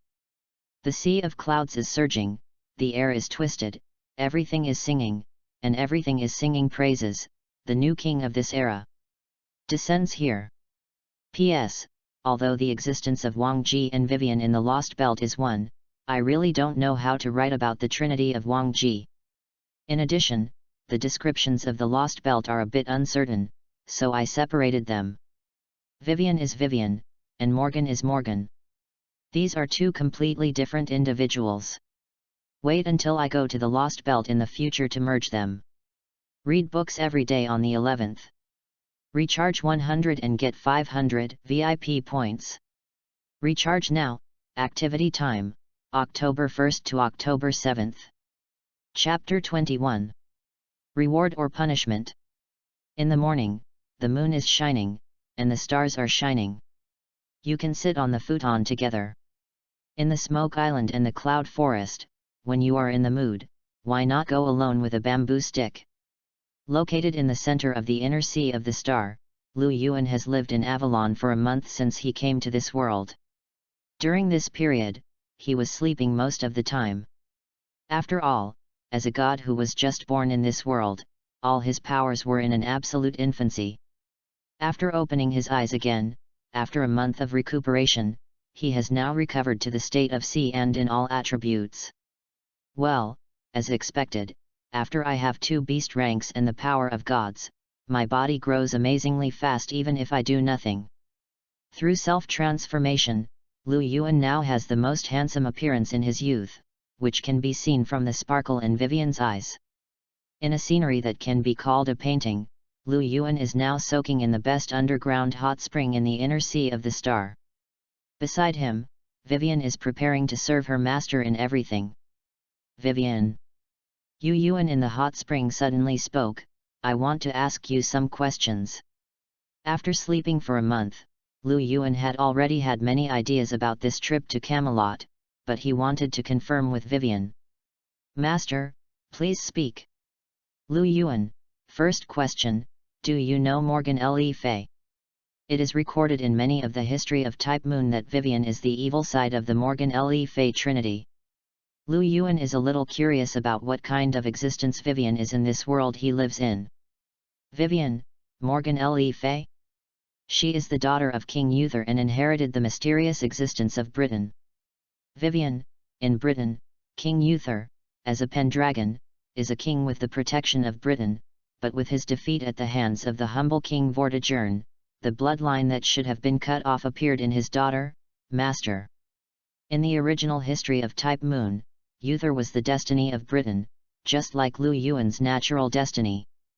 King Uther's Pendragon clan was protected by the entire island. But facing the humble king, the white dragon who led the Saxons to the north, King Uther still lost.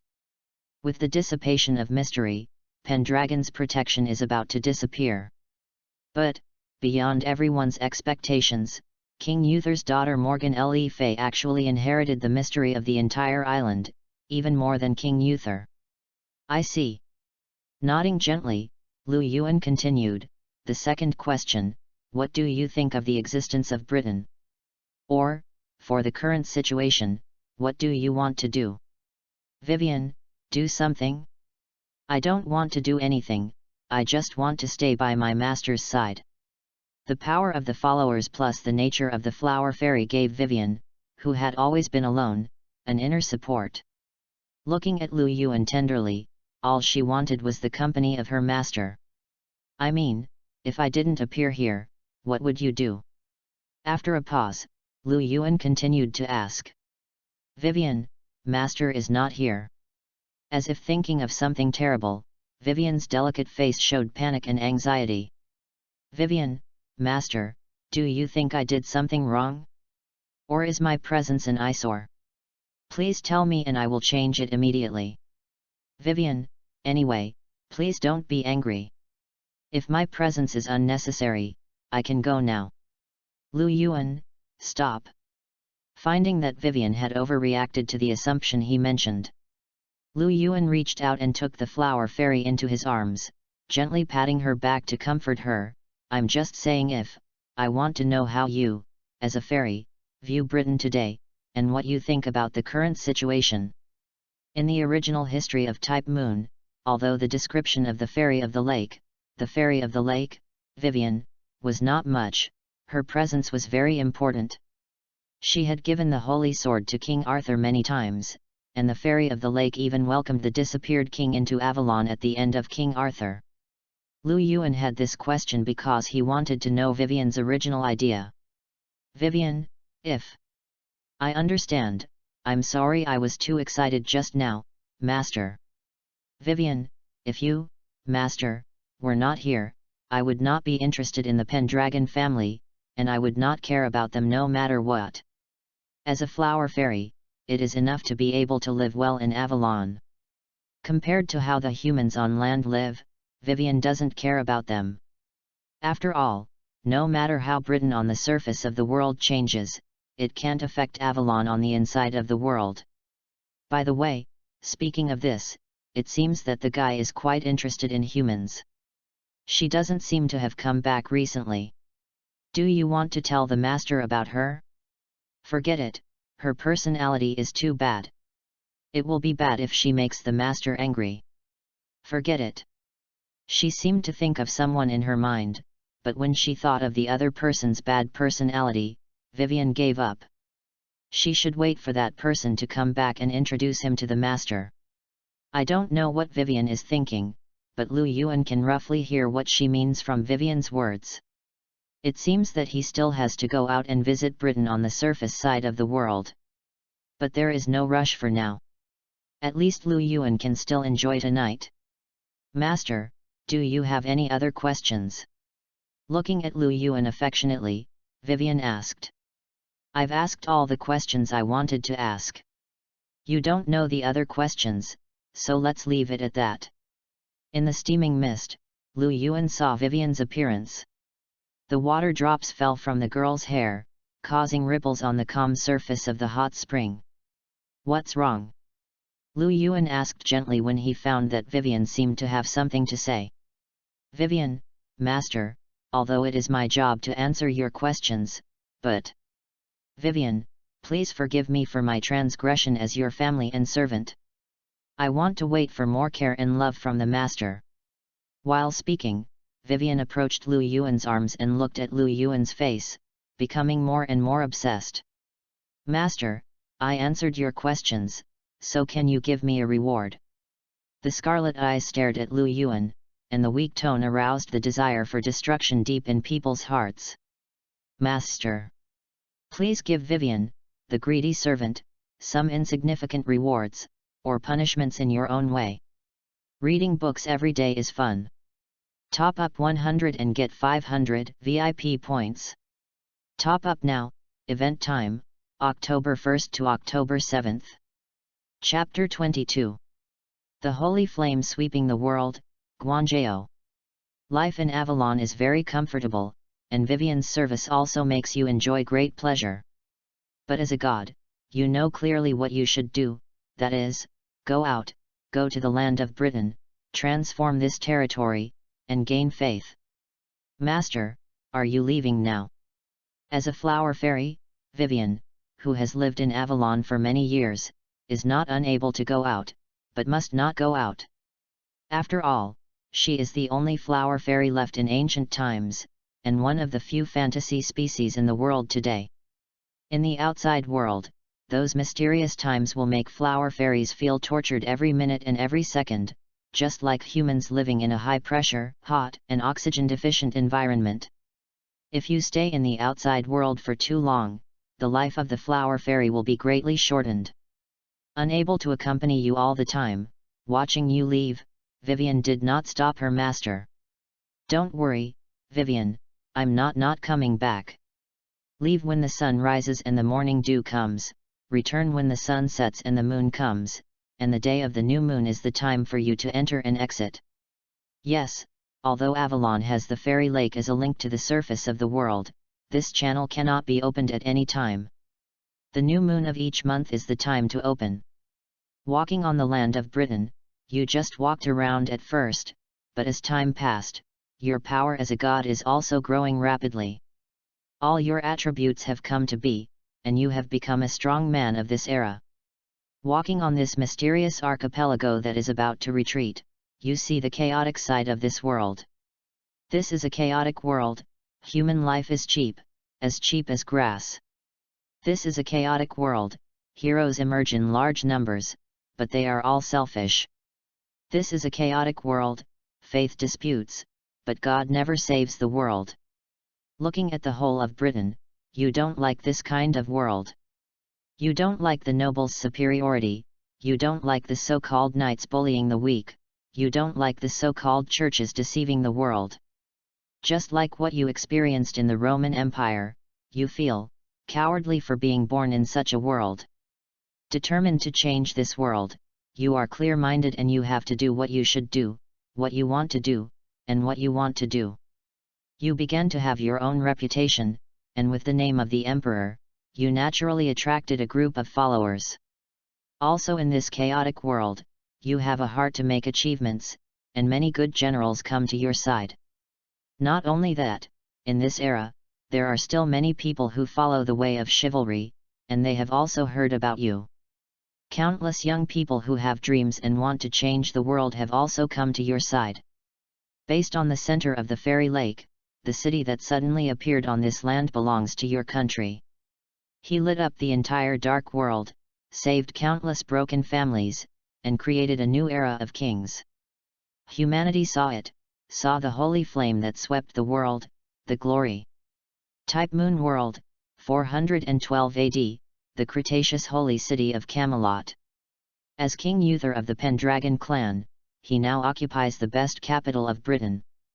With strong troops and great ambitions, he was only one step away from unifying Britain, but the Saxons from the north forcibly tore his dream apart. Vortigern. Can't you just watch me unify the whole of Britain? Inside the palace, King Uther, who was in his prime, gnashed his teeth and looked at the map on the table. There was no hope in it.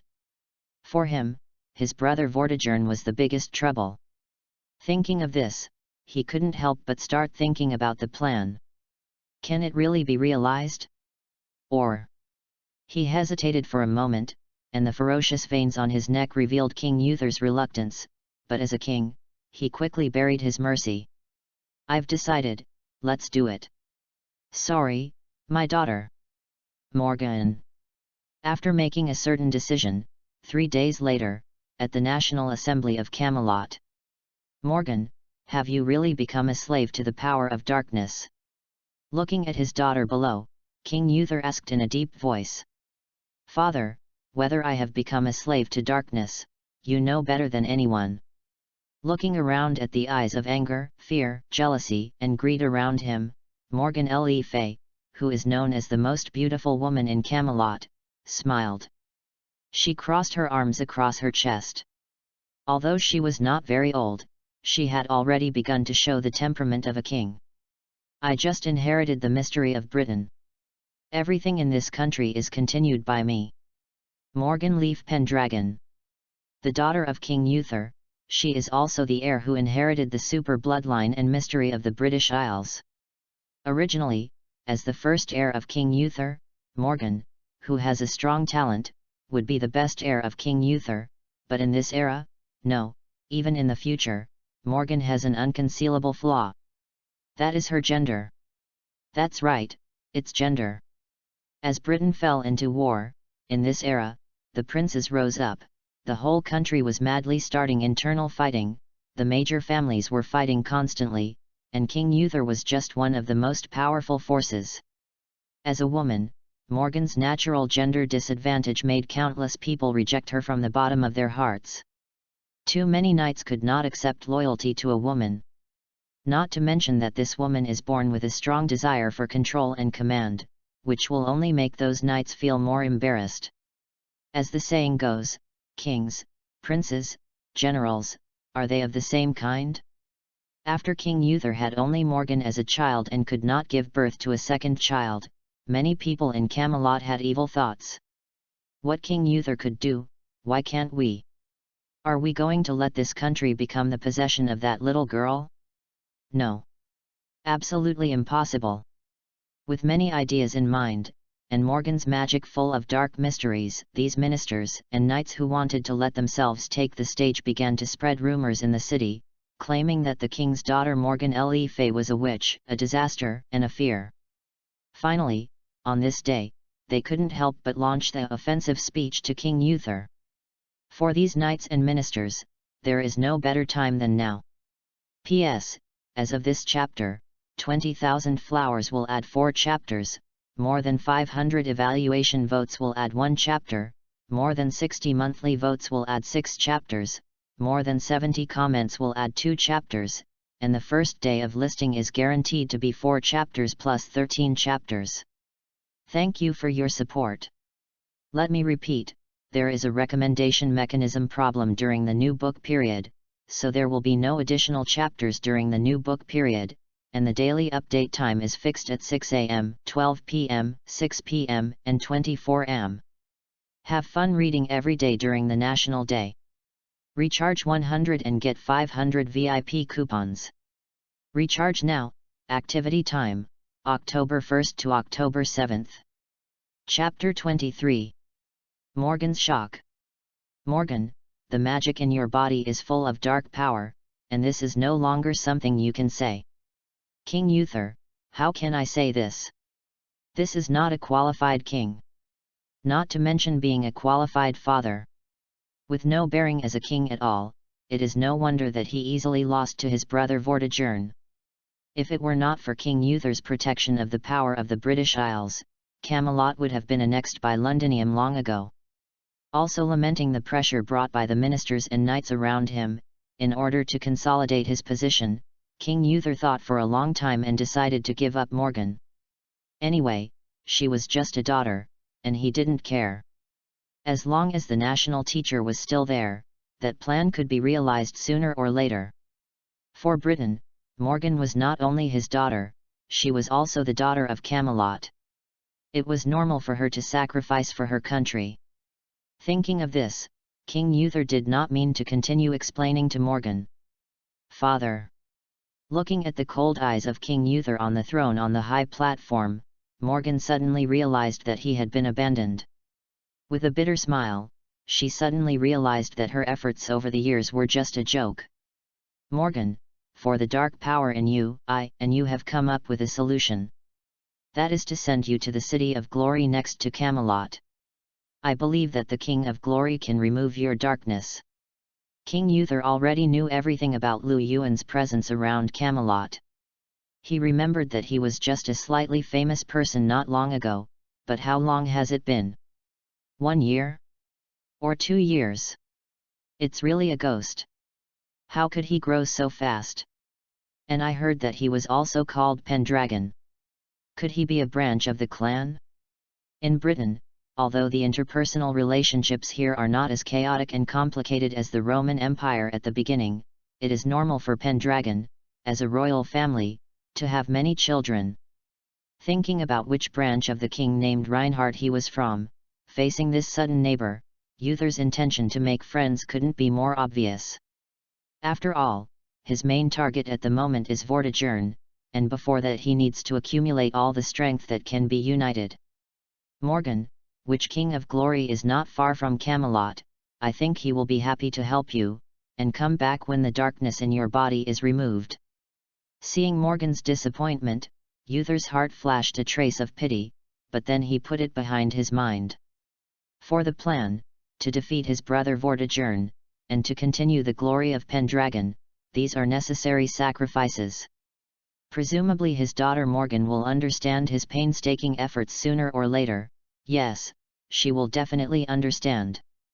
With this thought in mind, Uther looked at Morgan, waiting for his daughter's answer. Go to the City of Glory. Looking at Uther with an incredible expression, Morgan's cold eyes swept across the people present. Being looked at by her eyes full of powerful magic, everyone present unconsciously retreated and moved, not daring to look directly at Morgan's eyes. Is it this group of trash? Is it this group of trash that made you, father, give up on me? You still want me to leave Camelot? Morgan, who found himself being treated unfairly, suddenly laughed. Ha ha ha ha, ha ha ha ha. The wanton, arrogant, and tyrannical laughter seemed to be mocking everyone. He stared at King Uther intently. With his father's surprised expression, Morgan answered his own answer. Of course I will go to Gwangjao, father. Don't worry, I will watch you carefully in Gwangjao City in the future. Carefully, very carefully, I watched you, my father, destroy Camelot with your own hands and turn this country into ashes. The above is Morgan Le Fay's choice. She was escorted to the City of Glory by countless knights. Although she was nominally in exchange as the Princess of Camelot, everyone with a discerning eye knew that this was a gift from King Uther to stabilize the friendship of his neighbor, the newly rising King of Glory. Morgan had no feelings about the knights around her, the gifts from the team, the gold and silver, etc., and she was thinking about what she should do in the future all the way. Damn Camelot, it actually, really gave up on me. I don't know what the King of Glory looks like. What about his personality? Is he really as handsome and majestic as the rumors say? Also, my magic power. Although I know very well that this is definitely not a disaster, will the other party believe it? Will I be happily accommodated in the City of Glory after I go there, or will I be driven out? I just hope that the other party can give me a place to stay, which is the most ideal result. In 412 AD, Altria was not yet born, and the Knights of the Round Table had not yet arrived. Morgan was only 17 years old that year. Carrying the beautiful dreams and feelings of a girl, although she was abandoned by King Uther, she had not experienced the long time to wear down her heart. At this time, Morgan was just a little girl.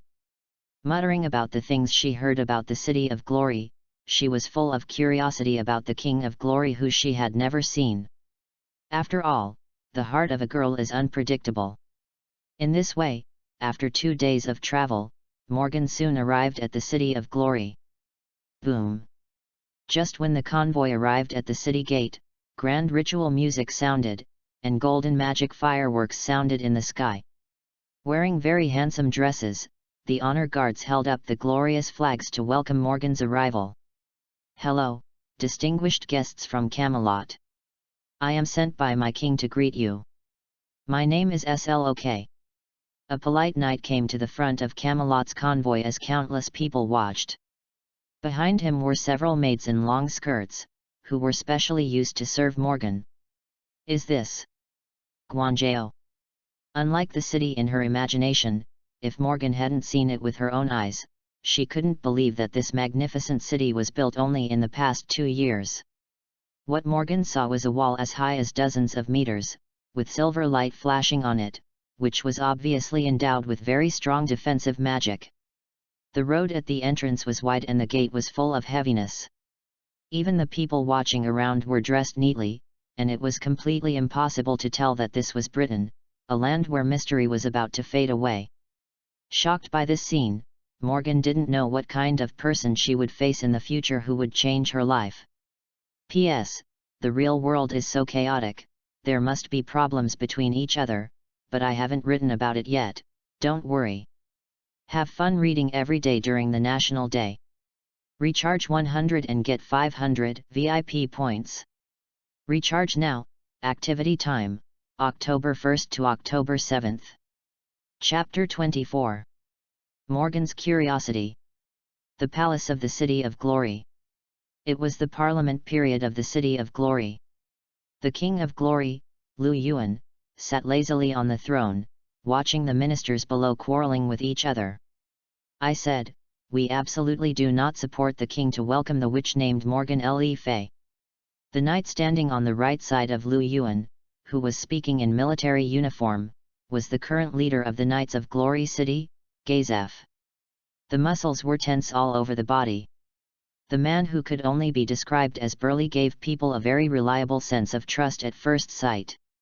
He was indeed a knight with chivalrous virtues but not pedantic. He would not be kidnapped by moral sense, but he had the virtues of kindness, fairness, and justice, and was supported by most knights.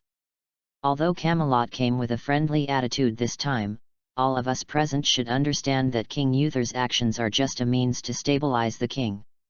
When King Uther solves the North's humble king, his next target will be us. If you ask me, while Camelot is facing internal and external troubles, it is the most correct choice for us to attack the other side now. Shaking his head, a young man in a robe and with an elegant face on Lu Yuan's left hand said in a flat tone, "Relax a little, Captain Gazef. Marquis Brian, this is an aristocrat walking among the major cities. He is best at playing both sides and cleverly wandering between all forces. People use Jackal to describe his cruel and cunning personality. Now he is the Minister of the Interior who manages the City of Glory under Lu Yuan. He disagrees with Gazef's opinion. As we all know, the king has only established the City of Glory for 2 years. Although the current City of Glory is thriving, the military, economy and people's livelihood are still just starting. We need more time to develop." At this point, Marquis Brian glanced at Lu Yuan and found that the king's expression did not seem to care about what they were talking about. He had already had some guesses about Lu Yuan's thoughts in his heart. He cleared his throat and continued, "Although I am very confident in Captain Gazef's ability, at the same time, Camelot's cooperation with us this time is also an internal affair. I hope Captain Gazef can listen to my thoughts." Gazef, but even if Glory needs time to develop, the arrival of the witch is a bit too much. I don't think the rumors in the whole of Britain are false. There must be something ominous about that witch.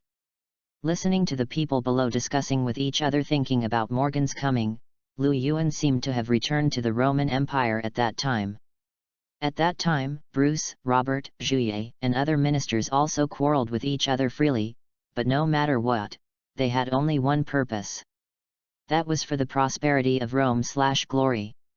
His index finger gently tapped the armrest of the throne. With Lu Yuan's action, the entire Parliament court instantly became quiet. Everyone stopped what they were going to say and knelt on one knee to prepare for the king's order. Well, there is no need to say more about Camelot. Just prepare the delegation to welcome her. Witch? If this king has to worry about a mere witch, how can he take the whole of Britain into his hands in the future? After giving the final order lightly, Lu Yuan got up and left directly after he finished speaking. "Farewell, my king." Looking at Lu Yuan's departing back, everyone present shouted in unison. On the other side, after entering the City of Glory, Morgan was immediately shocked by the scene in the city. Has this place really only been built for less than 2 years? What Morgan saw was a magnificent city that could accommodate millions of people. Because he was in the end of the Age of Gods, although the mystery of Britain had faded and the ether was gone, there were still some remnants. Although it could not be compared with the mysteries of the ancient times, it was definitely not something that could be touched by later generations. Buildings as high as tens of meters can be seen everywhere, and there are also several towering trees hundreds of meters high. People are constantly walking around, and the lively and prosperous scene makes people linger. Miss Morgan, the City of Glory is a miracle created by our king. All these are the greatness created by the king. From people's livelihood to politics, from knights to the army, the king has arranged everything in an orderly manner.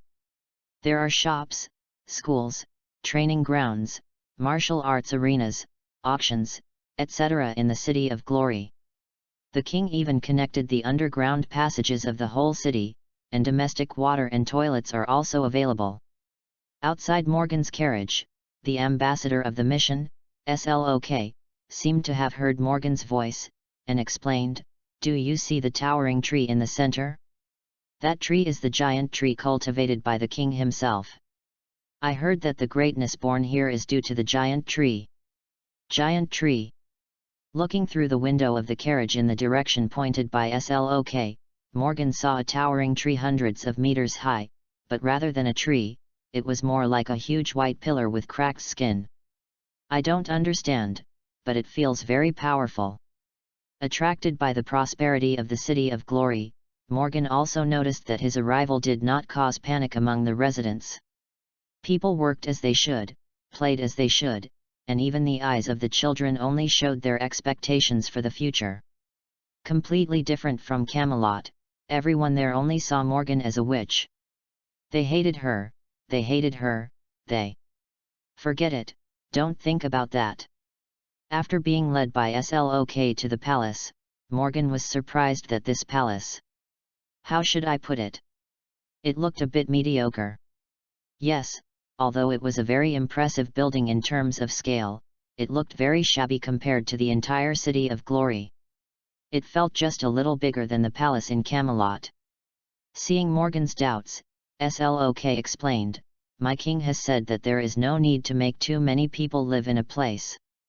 It is not the grandeur of the palace that demonstrates the ability of a king, but the residence of the people. The king has never cared about these things. This palace was built by us as subjects on our own initiative. Otherwise, the king would probably just find a manor to live in." Morgan noticed that whenever Slok talked about the King of Glory, his eyes would reveal spontaneous admiration and longing. His pious look was more like a fanatic than a subject. She was more and more curious about the King of Glory. She said goodbye to Slok and went to a new palace to live with the help of the maids. Now, she just had to wait for her to pack up and rest, and then attend the evening banquet. When she would be able to see the curious King of Glory. Reading books every day on the 11th. Recharge 100 and get 500 VIP points. Recharge now, activity time, October 1st to October 7th. Chapter 25. My name is Morgan. In the evening, Morgan, who had finished washing up, looked brand new. She wore her favorite black dress and came to the palace banquet under the guidance of the head maid. The banquet of the City of Glory was full of artistic sense and solemn attainments. In the magnificent hall, the whole table was filled with fine wine and delicacies for entertaining guests. The delicacies were full of flavor, and the taste of those fine wines also amazed Morgan. The banquet was still in the preparation stage at this time, and many guests were not present. Yes, many guests. Because of the recent rise of the City of Glory, it was not only King Uther who wanted to make friends with the new king. Morgan heard that more than 20 envoys came to the City of Glory in the past half-month alone. And this banquet was just a banquet held to entertain the envoys. King Glory seemed to have little interest in banquets on weekdays. Alone, he found a table in a corner and sat down casually, slowly tasting the food. Morgan's strong aura made people around him dare not approach. "Have you heard? The woman over there is the Witch of Camelot." "I heard it. Why would King Uther send that disaster star?" I know. It is said that the witch is called Morgan Le Fay, the daughter of King Uther. Since King Uther had this daughter, he has no more offspring. So scary? She is really a cursed witch." "That's right. Only King Gwyavir dares to accept this witch. Otherwise, who would dare to let her come? King Uther is also old and confused. Why not send something else but a witch?" "Hush, don't say that. She is a princess after all, and she is so beautiful. Maybe." Listening to the other clans chattering, Morgan's magic power allowed her to hear what they were saying from a long distance. She looked down on these people in her heart. She secretly sighed that they could send such envoys. Those so-called clans were just so-so. Compared with all the people in the City of Glory that she had seen along the way, they were really not a little bit worse. Captain Gazef has arrived. Marquis Brian has arrived. As time passed, several people suddenly entered the hall, the leader of which was the knight's heroic spirit Gazef, known as the two arms of the King of Glory, and the jackal Brian. "Hey, isn't this Lord Gazef? Do you remember the anti-bandit campaign in Calm Forest 3 years ago? I was lucky enough to fight side by side with you at that time. Marquis Brian, long time no see. I have worked with you before. Are you satisfied with the equipment? They all began to improve their favorability towards the two powerful officials of the City of Glory, and the envoys of the major clans almost used all their strength. On the contrary, Morgan was unusually calm here. After all, the proud witch had no interest in the gathering of those people. She was bored looking at the clown-like banquet. Hey, you also think those people are boring, right? Morgan's thoughts were interrupted, and a young man appeared beside her without knowing when. Why are you looking at me like that? You were forced to come to this party, right? Handsome, deep eyes, three-dimensional features full of nobility. The robe didn't reveal his identity, but judging from the texture and feel of the robe, it should be made of very precious fabric. It was the first time that Morgan was spoken to by a peer of the opposite S**X. She was stunned and felt an unprecedented calmness from the other person. It was a breath that made her feel happy. And it was full of intoxicating fragrance, like some kind of most precious treasure. Well, I was also forced to come to this banquet. It was indeed forced, and it was forced to come to this glorious city. I don't know what Morgan was thinking. It was rare for him to answer a stranger's words. Right, they obviously came here for power and money, but they still say it's for the happiness of their people and the prosperity of Britain. Those people are so hypocritical. Pointing at the envoys of the major families surrounding Gwyavir, Brian, and other ministers, the young man picked up a piece of pizza with the tip of his knife while speaking. This tastes good, would you like to try it? Ah? Oh. Okay. Just when he was about to agree with the young man's words, the other party's imaginative words were completely out of order. He was obviously still talking about the envoys in the previous second, but he started talking about food in the next second. Morgan subconsciously took the pizza handed by the other party, and his eyes lit up after taking a bite. How is it? Delicious, right? The crispy crust is cooked well. I think this pizza is the best pizza in the whole banquet. Speaking very seriously about his satisfaction with the food, it seems that in the eyes of the young man, this pizza is more important than those envoys. Thank you for the pizza. Come to think of it, were you also dragged here by your family? Looking at the young man's young age, probably about the same age as himself, Morgan thought that he was the child of a minister and was dragged to the banquet to socialize. But it seems that the other party has no interest in this banquet, so he found himself who was also bored in the corner. By my family? Well, not really family, but I was indeed forced to come here. I didn't want to come at first, but they said I must come, otherwise it would be meaningless. Alas, I know that the so-called court banquet refers to this kind of boring socializing. Compared with this, think of ways to make the people live better. Wouldn't it be better for everyone to hold a banquet anytime and anywhere? Alas, you are right. Morgan also sighed and felt that what the other party said made sense. Sitting in the corner of the banquet hall with the young man, the two incompatible people were like the protagonists of another world at this moment. Chatting casually with the other party about some topics, Morgan found that this young man had his own unique insights on the country, politics, people's livelihood, and other things. His heart seemed as broad as the ocean, and his thoughts were as tolerant as the sky. By the way, my name is Morgan, Morgan Leaf Pendragon, from Camelot. What about you? Suddenly she remembered that she had not introduced herself yet. This was the first time Morgan had made a friend like this young man, if the two could be considered friends. She saw a very interesting and desire to continue chatting from the other party. She thought to herself that it would be great if there was such a person in Camelot. Or, if the King of Light could have such a personality, then she should be very happy to contact him. Reading books every day on the 11th. Recharge 100 to get 500 VIP points. Recharge now, activity time, October 1st to October 7th. Chapter 26. My name is Reinhardt. Thinking of this, she didn't wait for the young man to reply, but waited for another sarcastic voice. "Hey, isn't this Princess Morgan? It's been a long time since we last met. What are you doing here? Did you not eat enough in Camelot, so you came to Gwyavir city to eat and drink?" The noblewoman who interrupted Morgan's words was dressed in gorgeous clothes, with a beautiful face and a plump figure. Who was I at that time? It turned out to be Myra. What's wrong? Vortigern doesn't want you to be his lover. Who are you going to Gwyavir to seduce? Myra, Vortigern's lover, is also the envoy sent by Londinium in the north this time.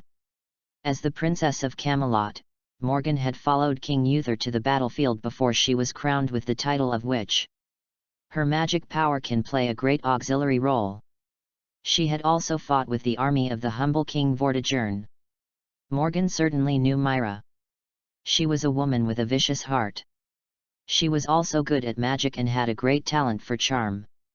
Unexpectedly, Morgan saw the other party at the banquet of the City of Glory. Morgan's good mood was ruined. "Tisk, sharp-tongued little girl, I am different from you, the abandoned princess. I came to see the King of Glory with the generous gifts of the humble king. But you," said who I seduced, "I think you are here to seduce this young man, it's really a love affair." Green tea is also a set of sets. Compared with the battle-hardened Mila, Morgan is certainly not a verbal opponent of the other party. Just when she wanted to fight back, their quarrel had attracted the attention of others. After seeing the situation on Morgan's side, the envoys of various countries were fine, and they all looked like they were watching a show. On the contrary, the ministers of the City of Glory suddenly changed their faces and walked over quickly. "Oh, it seems that our witch lady has caused dissatisfaction in Gwyavir. This young man is really pitiful. He was implicated by an abandoned princess. He will be scolded by the adults when he returns home." Seeing that everyone was walking towards her, Myra continued to mock Morgan without hesitation, but at the same time, her eyes were also looking at the young man. After all, even from her point of view, he was an extremely attractive man. It's a pity that he looks a little young, but it doesn't matter. She has confidence in such young people. Moreover, she is an envoy from Londinium in the north. Compared with Camelot, which has already begun to decline and only allowed one princess to come, Gwyavir city will naturally choose which is more important. Thinking of this, she found that those people walked closer and closer, until they stopped next to their table. "Marquis Brian, Captain Gazef, hello, greetings to my king." He unceremoniously slapped away the hand that Myra extended to him. Gazef, Brian, and many ministers, who were constantly flattered by the envoys of the major families, bowed their heads at the same time, folded their right hands across their chests, and knelt on one knee to perform a very consistent and solemn etiquette. "Get up!" Waving his hand to signal his ministers not to be so nervous, the young man, no, it should be said that Lu Yuan slowly stood up, and then stuffed the last piece of pizza into his mouth with the tip of the knife. While chewing the food, he smiled and looked at Morgan. "Hello, Morgan. You can call me Rein. My name is Reinhardt Pendragon, the King of Glory." Faced with your appearance, all the envoys were shocked. "Although I have heard that the King of Glory is very young and handsome, I didn't expect you to be this young. You are actually the King of Glory." Morgan was surprised by your appearance. He had never thought that the friend who had just talked to him was actually the master of the City of Glory. "Yes, I'm telling you. I am the King of Glory." With your hands spread out, you will also play some jokes from later generations, but it's a pity that no one here can understand. Myra from the north was also surprised by your identity, but she was not surprised but panicked. She was not so calm. She racked her brains to think about how to save this defeat, but what greeted her was your ruthless order. "Lentinum, right? It seems that it was my mistake to let your delegation come to Gwyavir city. But since you are here, leave some things behind and go. As a king, you were very kind and let the delegation from the north go back to where they came from. However, unlike when they came, you also gave the humble King Vortigern a gift. That is the head of Mela. Rein, killing that woman like this will not cause a fight. Puzzled by your behavior, Morgan thought it was too reckless and would cause a war. Faced with Morgan's question, you looked at the witch with interest. Morgan, if I treat you with courtesy, does the humble king consider me a friend? No, war has always been the rule of the strong and the wailing of the weak. The distance of truth is the measure of the sword in our hands, and the territory is the weight of our army. If I have to worry about even a humble king, then I am afraid that my position as Guanjao will end. I was surprised by everything you said. Morgan had never been a king, and such a domineering king made her yearn for it. Sure enough, in response to your statement, the humble king far away in Londinium said that it was a misunderstanding about the result of the northern mission, and Mela had offended the Guanjao king and deserved to die. Not only that, the humble king also sent several generous gifts and came to Guanjao again, hoping to get your forgiveness. Obviously, facing the current complicated situation, he does not want to cause conflicts with you too early. And Morgan, naturally, also became a member of your Guanjao city. The Princess of Camelot was admired by the King of Glory. Such rumors quickly spread throughout Britain. P.S. I looked at the data and found that there are 16 chapters added so far, but I personally think that flowers are the easiest to add. With dozens of flowers per person, everyone can easily reach the upper limit of 30. I hope you can reach the upper limit before I put it on the shelves. Have fun reading books every day during the 11th. Recharge 100 and get 500 VIP points. Recharge now, activity time, October 1st to October 7th. Chapter 27. I'll keep an eye on you for the rest of my life. Rein, what are we eating today? It's still the palace. After arriving at the City of Glory, Morgan, who gradually became your friend, has rebloomed her youth as a girl. The scourge of Britain, the witch who brings disasters, monster among monsters, the root of misfortune and other titles no longer seem to have anything to do with her. What are you eating? Morn, just ask the kitchen to make whatever you want. As the light of the 9 Glory falls from the window sill, the king named Glory seems to be covered with a layer of brilliant colors. Seeing your appearance, Morgan stared at your smile in a daze. Why are you smiling so beautifully? Morgan, what did you say? Too soft. Nothing, don't worry. She said in a panic that she didn't say anything. For the first time, Morgan felt what warmth was for the light on you. It was the sunshine that she, a witch, had never bathed in. I just met a friend after much difficulty, so I don't have any other thoughts. Morgan felt so strange while hypnotizing herself like this. Why would someone be so gentle to her, a witch? She is obviously a disaster, she is obviously an ominous sign, and even those ministers have advised you not to contact her, but you don't care about these at all. You should stay away from her, scold her with a tone full of alienation and harshness, and let her go away with disgusted eyes. But you are so gentle that Morgan doesn't know what to do. Can't he understand, can't participate in it, curious about everything about you. This is the first time that the girl named Morgan Le Fay has encountered such a situation. I have seen too many contradictions, too many differences, and too much gentleness in you. This feeling that is completely different from everyone else makes Morgan addicted. Day after day, Morgan is attracted to you and indulges in it little by little. Morgan, why do you always wear this dress? How about changing it? Unlike the character Cece in the game and anime, Morgan in this era dresses normally. She always wears a black dress. You feel that Morgan's dress is a little too little, so you ask the tailors to make a lot of clothes for her. I just like black. Your heart is beating fast. For Morgan, since she is called a witch, she has become a witch, so she always wears black clothes. It's not love, but habit. She has no idea how to respond to your enthusiasm. The inexplicable throbbing makes Morgan feel that a strange feeling seems to emerge in her body. She has never experienced this before. It's only been a month since she came to Guangzhou, but Morgan feels unprecedented happiness. Finally, Morgan was confused by the tenderness towards you and the malice from Camelot. She was attracted by this strange contradiction. Once the seeds of self-doubt were planted, it was only a matter of time before they blossomed and bore fruit. Late at night, I came to your side, and the confused witch hoped to get an answer from you.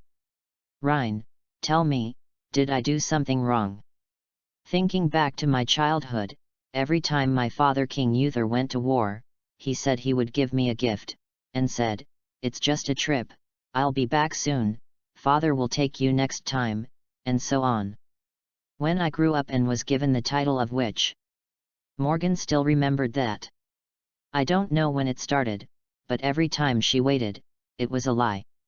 More than once, she waited for her father's return at the gate of the palace, but she was disappointed more than once. Over time, Morgan no longer believed in others. After all, even her own father would deceive herself, let alone others. People say that the imperial family is the most ruthless. It is very understandable. Morgan has never felt the warmth of family since she was a child, and she does not know what parental love is. As she grows older, her magic power also grows. She thought she could be the hope of Britain. She inherited the mystery of Britain and would lead the whole Camelot to the peak. However, because of her gender and other reasons, she was given the title of witch. Such a fate seemed to be arranged by something. She began to think if she had done something wrong. Morgan thought that if she could be weaker and control her talent, then no one would abandon her. She tried to change herself, but when the words came to her lips, Morgan gave up. Rein. I am just an abandoned princess, but I want to get answers from you, the King of Light. I am obviously a prisoner, but I long for warmth from you. Isn't it ridiculous for me to be like this? For the first time, it was really the first time that she showed her feelings in front of others. By your side, Morgan poured out all the grievances and troubles of her life. She also expressed her regrets and depression as a witch. It's quite ridiculous.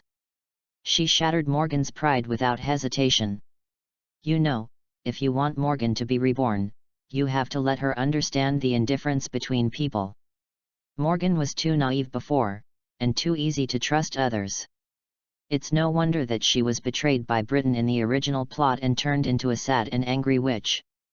You don't want this girl in front of you to become a prisoner here according to her original trajectory, and then be abandoned by the world and become a witch. You have to save her. Morgan, do you know that the most ridiculous thing about you is that you believed those people, those who claimed to be good to you? You should know that they only flatter you because you are the daughter of King Uther and because of your appearance. But when faced with interests, they betrayed you without hesitation. You should not have trusted them from beginning to end. And now, you actually start to doubt what you did wrong? Instead of doubting those idiots, is this ridiculous? Lifting Morgan's lowered head and looking at the witch with tears in her eyes, your voice is like a bell, ringing her heart. Remember, Morgan Le Fay, you are not someone else, you are yourself, you are Morgan. Those people exiled you just because you are too powerful and too good, they are jealous. Only the strong will be envied, you are not wrong. Looking at your sharp eyes, Morgan felt a flame burning in her heart, as if to burn all her childishness and timidity. What should I do? Rein. What should I do? Rein. What else can I do? Reinhardt. The voice that was exhausted seemed to shake her soul, and she was looking forward to your reply. All Morgan wanted was a support. Or, a reason for her to abandon everything in the past and start a new life. How to do it? For you. What kind of feelings do you have for Morgan? Is it hatred for tragedy? Is it love for her friends? Is it possessiveness for beauty? Or do you want to give this girl abandoned by the world a home? All of them. Suddenly laughing, you looked at Morgan and unceremoniously took the girl's body into your arms. With the light touch of the two, your voice was like a beacon in the darkness of the world, dispelling all the confusion in the witch's heart. From now on, Morgan, you just need to trust me, that's enough. After all, I'm your only friend, right, witch? Rein, you. Humph. After hearing your answer, the dim eyes flickered brightly again. As the night light outside the window poured on the two of you, Morgan took the initiative without hesitation. After another light touch, as if he was savoring your taste just now, Morgan smiled. Rein, then from now on, I will only stare at you. Stare at you, my only friend, for the rest of my life. P.S. I have to finish the simulation, and I want to return to reality as soon as possible, but there are still 3 heroines who haven't appeared yet, so I can't end it with a whimper. I'll write more realistic plots after the simulation of Camelot is over. P.S. In addition, what kind of female characters do you want to see in real life? You can leave a comment in the book review. I will go to catch up. After all, I haven't watched new anime for a while. I am still stuck in the old anime from several years ago. Have fun reading every day during the National Day. Recharge 100 and get 500 VIP points. Recharge now, activity time, October 1st to October 7th. Chapter 28. The Possibility of the World, the Kabbalah Tree of Life. As your relationship with Morgan progresses by leaps and bounds, the Witch of Britain has placed all her heart on you. Similarly, you have also obtained your 4th dependent, the Witch. Ding dong, congratulations to the host for obtaining the 4th dependent, the Witch. Name, Morgan Leaf Pendragon, dependent. Race, human, fairy. Dependent job, Witch. Strength, C. Durability, A. Agility, B. Magic, S. Luck, B. Charm, SS. Witch ability, the mystery of Britain. Morgan, who inherited all the mysteries of Britain, is to some extent the incarnation of the entire Britain. With her absolutely powerful strength, she is the hope of Britain's future. To some extent, she even surpasses destiny. After becoming your dependent/lover, Morgan released her feelings for you without reservation. Her blue eyes seemed to be full of pink love at any time, devouring you completely. Even to make you happy, Morgan carefully studied the costumes and got some uniforms, which were full of different flavors. At the same time, the fantasy tree you cultivated by yourself is also growing vigorously. That's right, when Morgan first came to the City of Glory, the giant tree in the center that Slok introduced to her was the fantasy tree, which could turn the world into a lost belt.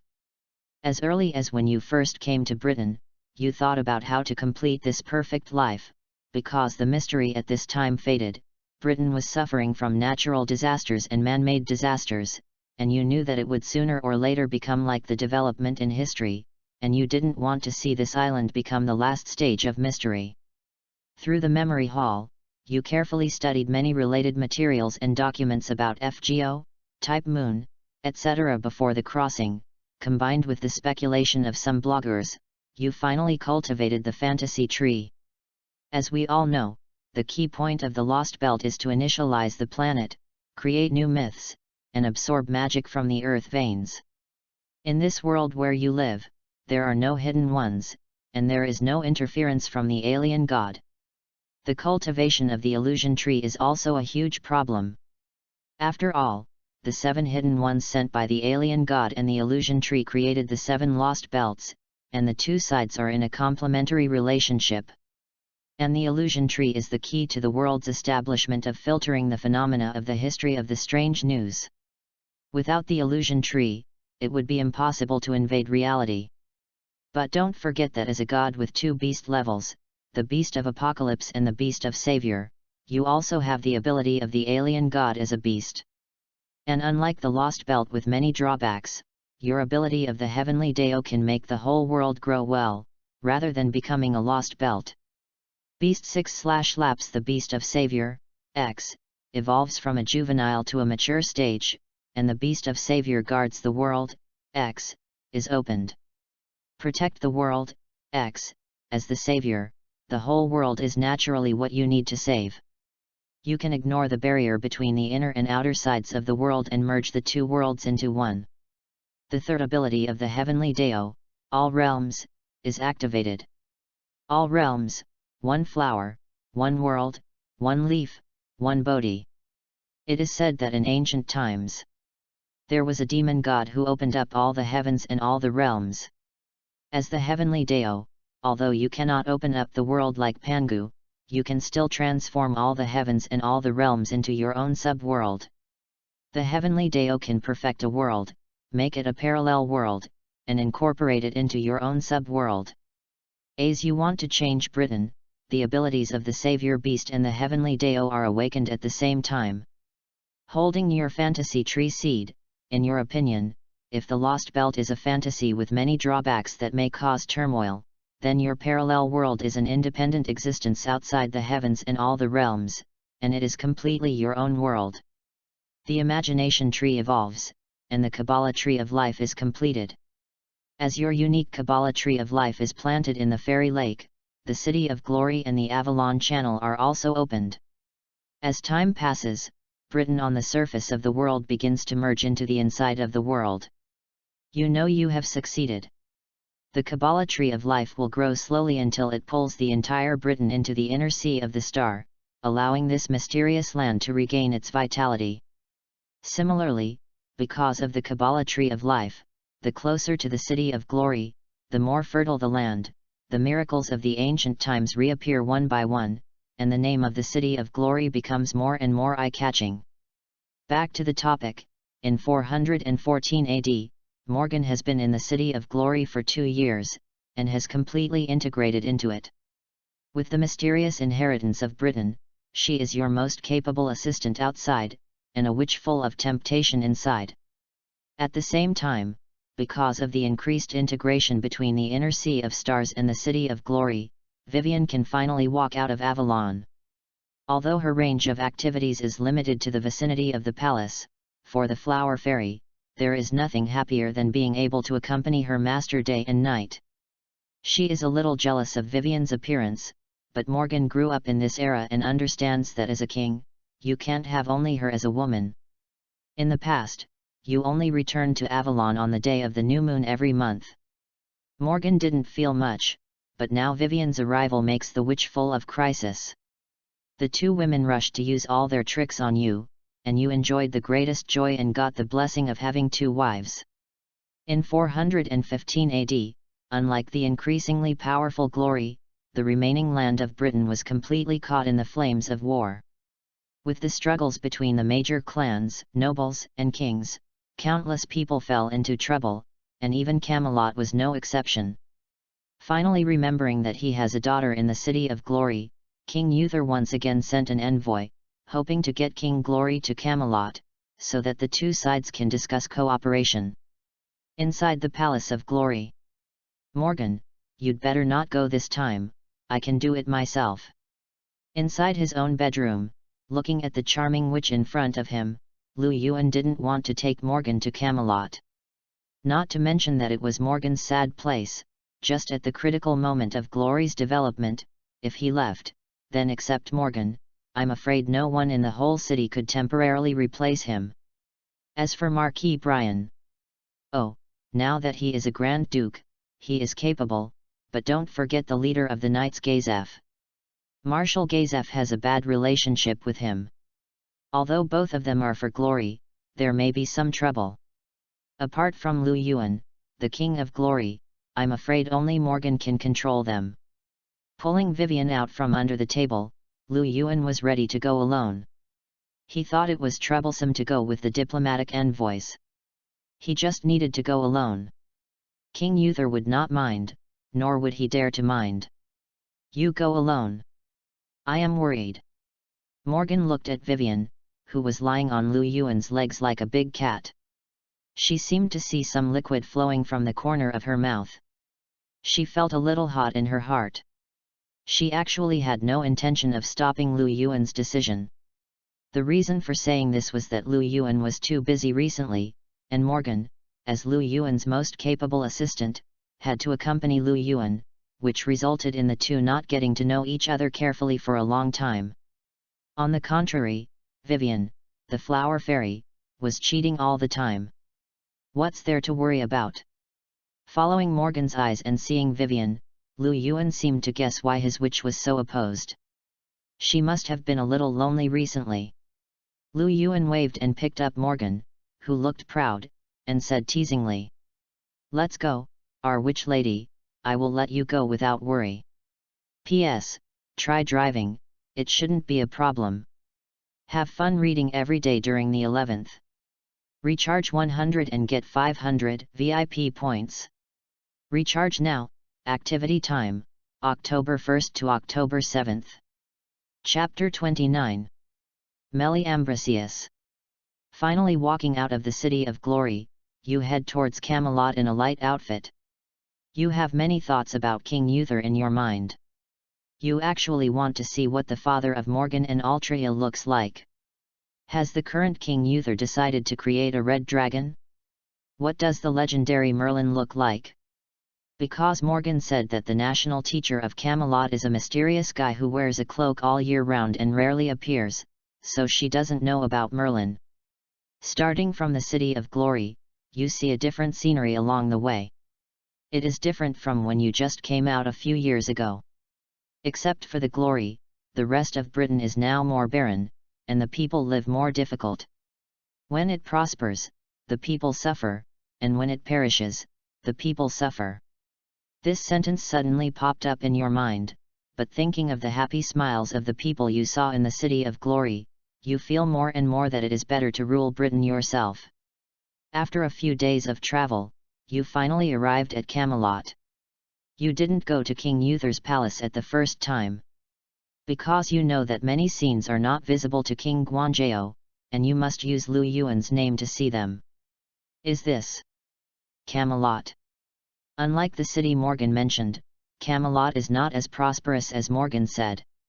Maybe it's because Morgan is a princess, so she can't see the lives of the poor, or maybe it's because there have been frequent wars in the past 2 years, so the lives of the people are not easy.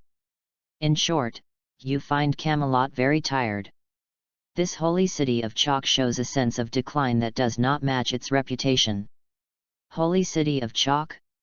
It really makes people feel unworthy of the name. Just as you were sighing, a light voice sounded in your ears. Please, please. Lu Yuan looked in the direction of the voice and saw a girl with an angelic smile. She had a slender figure and delicate and pure face. From her cold white skin, high-quality clothes, and neat and tidy silver hair, she was obviously a rich lady. If Morgan was a charming witch and Vivien was a dreamy and slender fairy, then the girl in front of him was a lovely and pure angel. I left home for the first time and got separated from my servant. The lavender eyes flashed with a faint light. Looking at Lu Yuan, the girl raised her hands, indicating that she had lost even her wallet. I see that you are dressed like a noble, can you accompany me for a while, before my servant finds me? Looking up and down at the girl, thinking for a while, Lu Yuan nodded meaningfully. Great. Her expression instantly brightened up, and the aura emanating from the girl made people feel that she was full of protective desire. She gently pulled Lu Yuan's sleeve and continued, "Thank you. I thought I couldn't find anyone to help me, but you. I'm so grateful. If you don't mind, we can find a place to eat something first, how about that?" With one eye closed and the other open, the girl put her hands together and made a pleased look, which made her look even more cute and charming. Haha. With a very cheerful look on her face, Lu Yuan's fraudster profession was frantically telling him that the other party was lying. But he didn't care. Since such a cute girl came to me for help, then as a man, I'm afraid I only have one answer at this time. With the girl looking forward to it, Lu Yuan gave her his answer. Let's go. Let's go. Facing the girl's invitation, Lu Yuan noticed all the other parties' reactions and smiled a little. Yet. Seeing that Lu Yuan agreed to her, the girl clenched her fists excitedly, but then she felt ashamed. Well, I know a restaurant. They have good business. It is said that the nobles of Camelot support them. The girl was very familiar with the surrounding environment. As she spoke, she led Lu Yuan to walk around. On the way, it seemed that the noble lady was going out for the first time.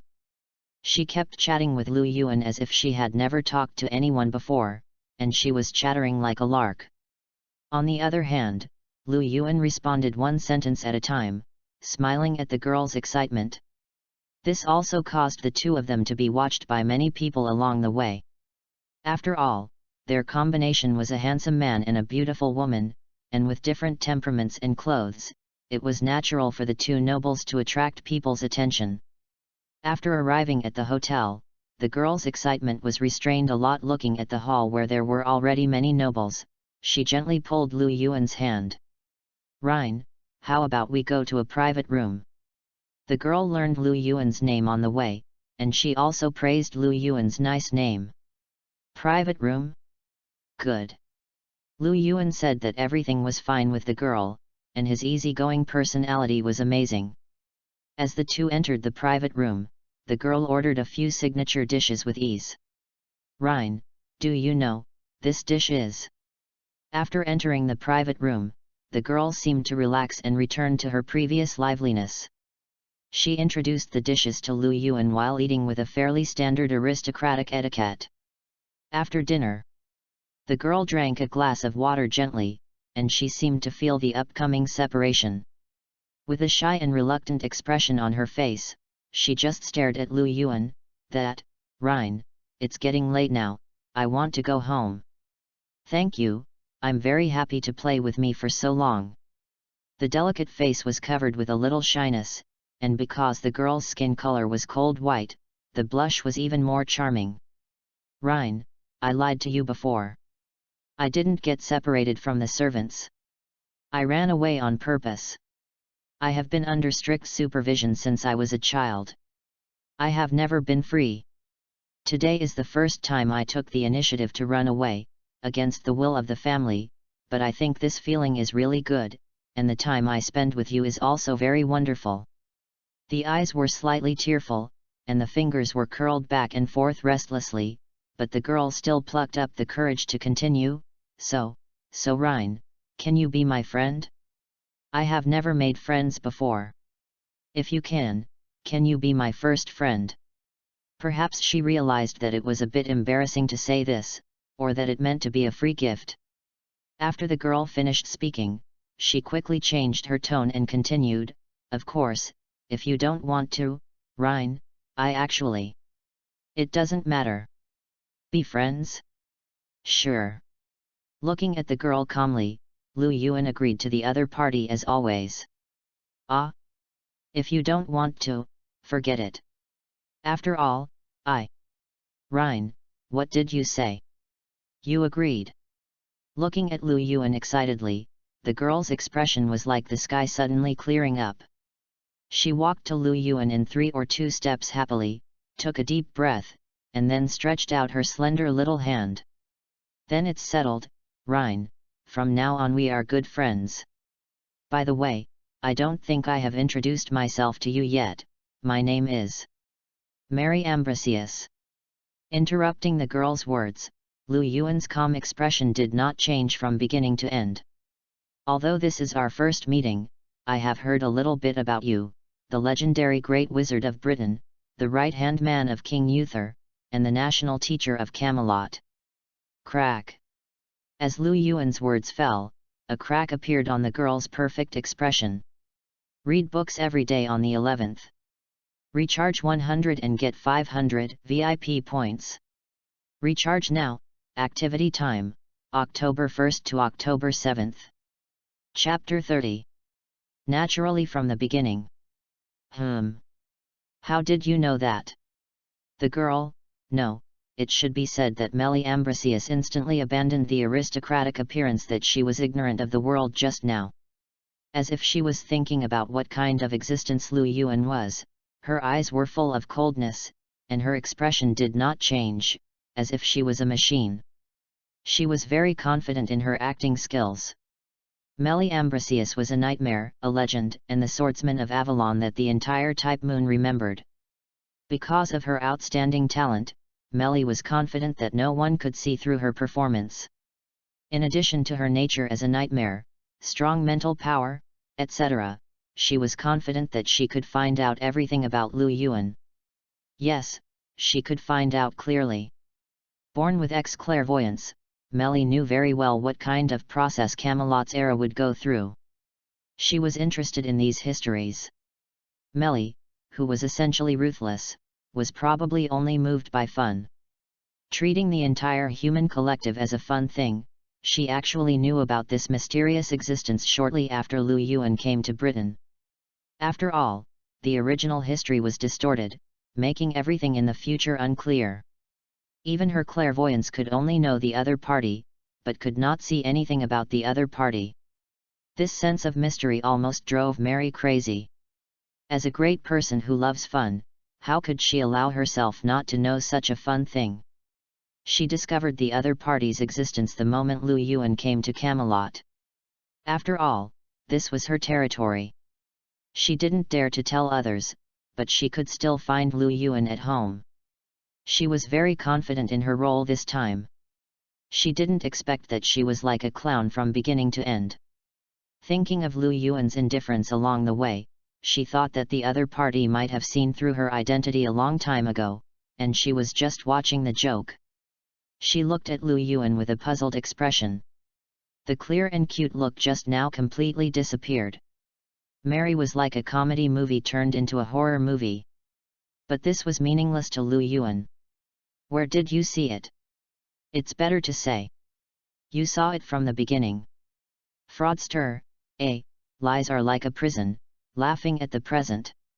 As the initial profession given by the novice gift package, the fraudster can't provide Lu Yuan with much combat power improvement, but like the talent of the memory hall, the most important thing about the fraudster profession is not combat power, but the ability to see through lies.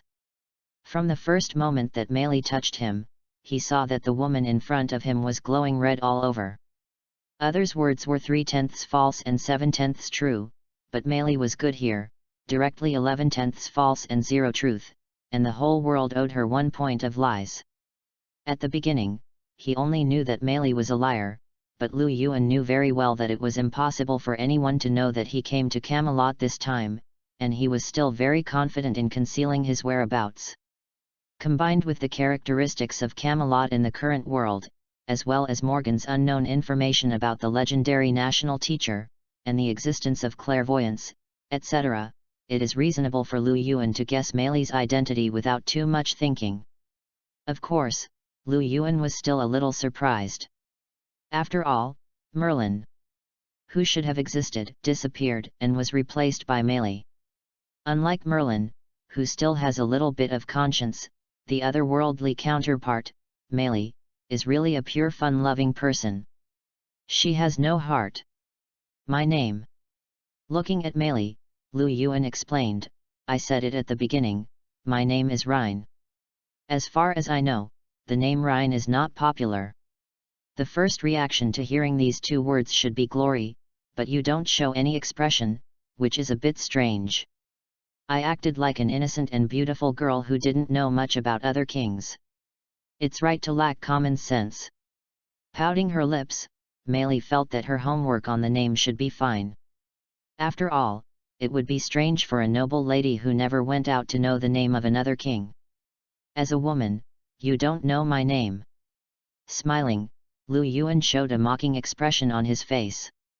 This is about Lu Yuan as the third reward of the novice gift package. Beauty is a disaster. Beauty is a disaster, SS+, your charm is unique.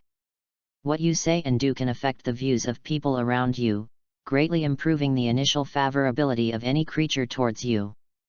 Under the influence of the Emperor's privileges and the natural destiny of the savior beast, Lu Yuan's appearance has actually been off the charts for a long time.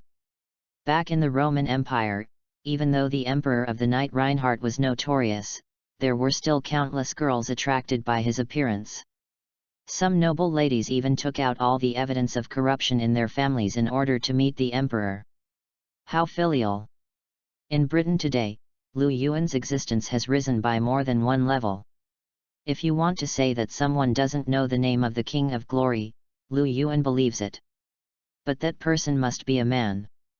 No woman can avoid Lu Yuan's charm. Not even Meili. Otherwise, even if she is a pure young lady of fun, she will not hold hands with anyone for the first time.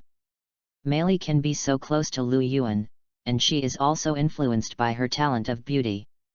Your expression, you deserve a beating. For the first time, she found that there are people in the world who deserve a beating more than herself. Even Meili felt like she had failed. She couldn't help but have a few blue veins on her head. She didn't realize that she had been led by Lu Yuan without knowing it.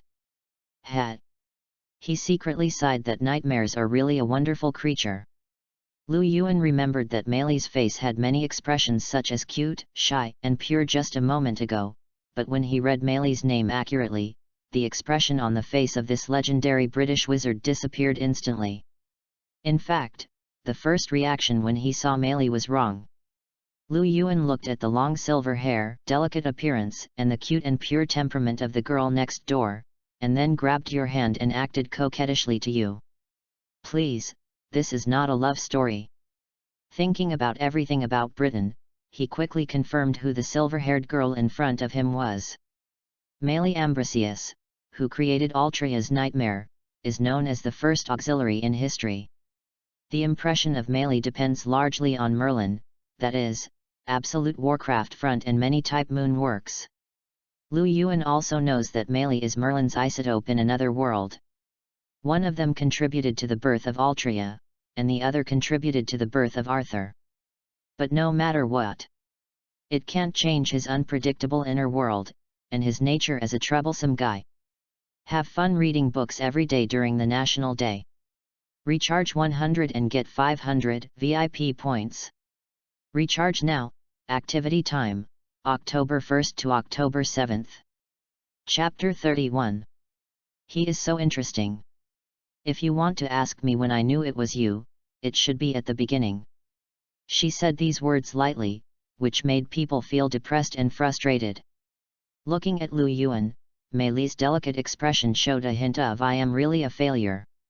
I say, since you have seen it, why are you still acting with me? Oh, I thought you, Meili, like to play this kind of game of playing a silly and sweet girl, so I will cooperate with you a little. Crack, crack, this time it was the sound of a broken heart. Although Meili's expression did not change, Lu Yuan could feel that a certain line of the master in front of him collapsed. You guys, really make me feel more and more unhappy. Angry, completely angry. Although as a pure fun person, this does not mean that Meili has no emotions. She just has no interest in most things and no emotional fluctuations. But being played by Lu Yuan like watching a monkey show, even she also showed a trace of shame and annoyance. Okay, no more small talk. Since I've been recognized, there's nothing I can do. After calming down a little, Meili looked at Lu Yuan and respectfully performed court etiquette. Mary Ambrosius, the national teacher of Camelot and the nightmare from Avalon, greets you here, respected King Gwyavir. Would you like to go to the palace with me now to see my King Uther? The anger that should be vented must be vented, and the business that should be done must be done. Looking at Lu Yuan, Meili also knew that King Gwyavira's coming to Camelot was not a trivial matter, and the proper etiquette must be in place. Although the man in front of him didn't seem to care much about these, who knew what amazing words he would say. After all, Gwyavir today is no longer the newly born country 2 years ago. After just 4 years, this mythical city has grown to the point where everyone must look up to it. See King Uther?